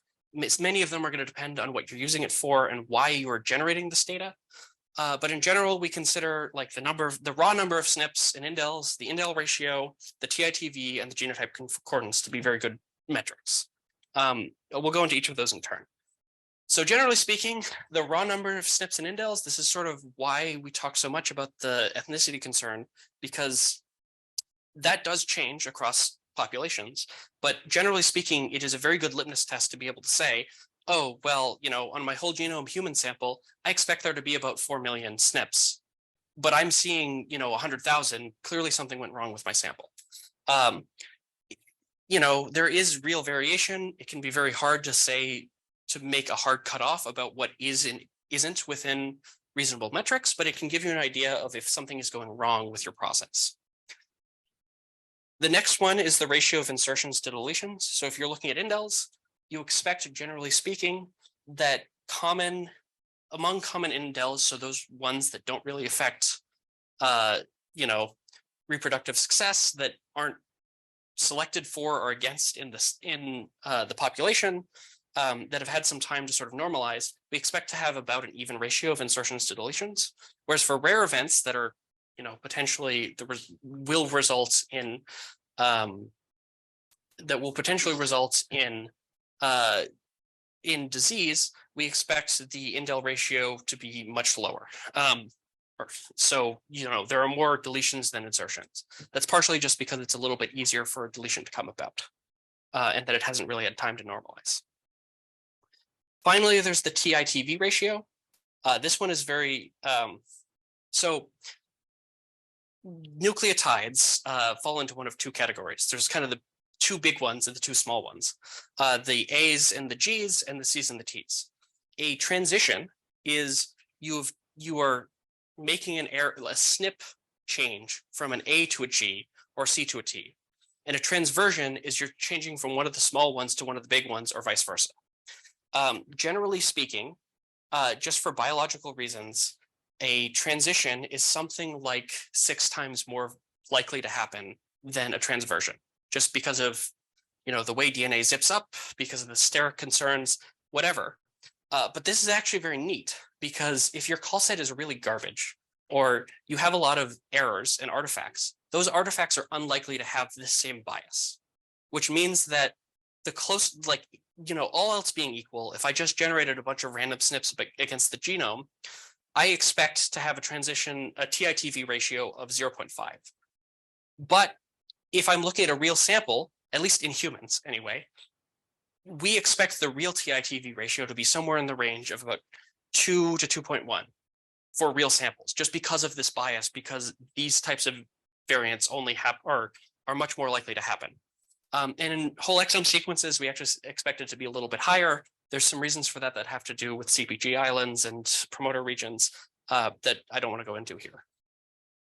Finally, you need truth data.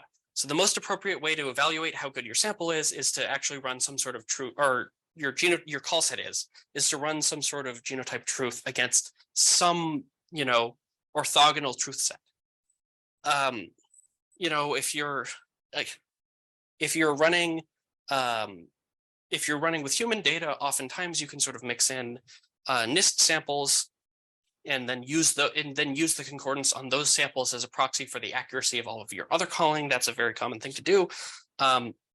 But generally speaking, even if you are sort of bootstrapping a call set from another non-model organism, you do kind of the best thing to do is generally to mix in other sequencing technologies as orthogonal sources of truth, and then compare the results and use that concordance between those different technologies as a proxy for truth. And the reason you want to do this, as opposed to just resequencing your same sample on the same sequencing technology over and over again, is because you don't want to be reinforcing the same biases, right? Sanger sequencing and Oxford Nanopore and PacBio long read sequencing, they all have their own biases and their own regions that are things they're going to perform well and poorly on. And you can sort of do a consensus call or quote unquote consensus call by using multiple data sets on the same sample to evaluate, okay, well, what is truth? What looks good here? And get an idea of what might be an artifact from just what type of sequencing you're using. Just in general, if you're looking at concordance metrics, this is just a little cheat sheet on how to read them. If we're doing genotype concordance, you assume that you're treating one sample as truth and the other one as not truth. And so when you're sort of looking at calls, the calls that match between both of your samples become true positives. And the false negatives are what's missing in your real call set that's in the gold standard set. And then the false positives are sort of the inverse, what you have called incorrectly in your call set. And you can sort of calculate the statistics from there. How do you run this? How do you calculate these statistics? We have two tools, genotype concordance and variant eval. They both spit out broadly similar metrics. There's also things like RTG tools, which is another standard that a lot of people use as well. This is fairly standard. Great, so now we're all done. We can evaluate the call set, and we know whether a call set is good enough to be actually usable in a project. I think that's it for today. Tomorrow morning, we're going to go into a little bit more detail on some of these topics in genotype refinement and annotation. Great. Any questions? I know it's been a long day.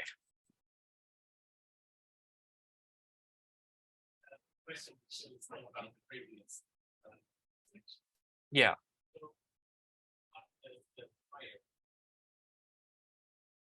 Yeah.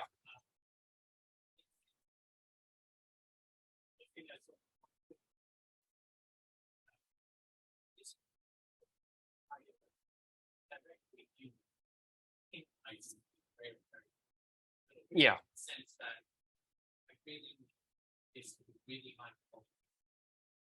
True. Yeah.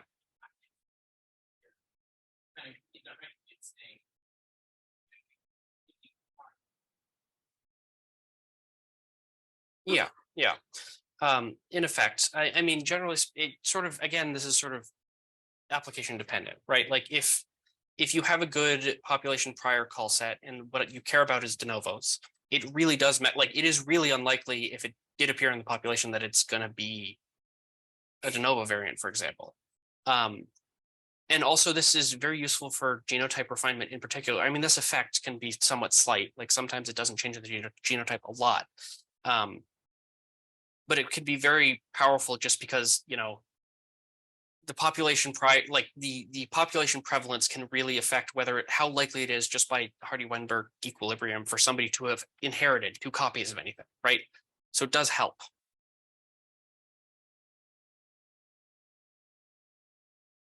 All right.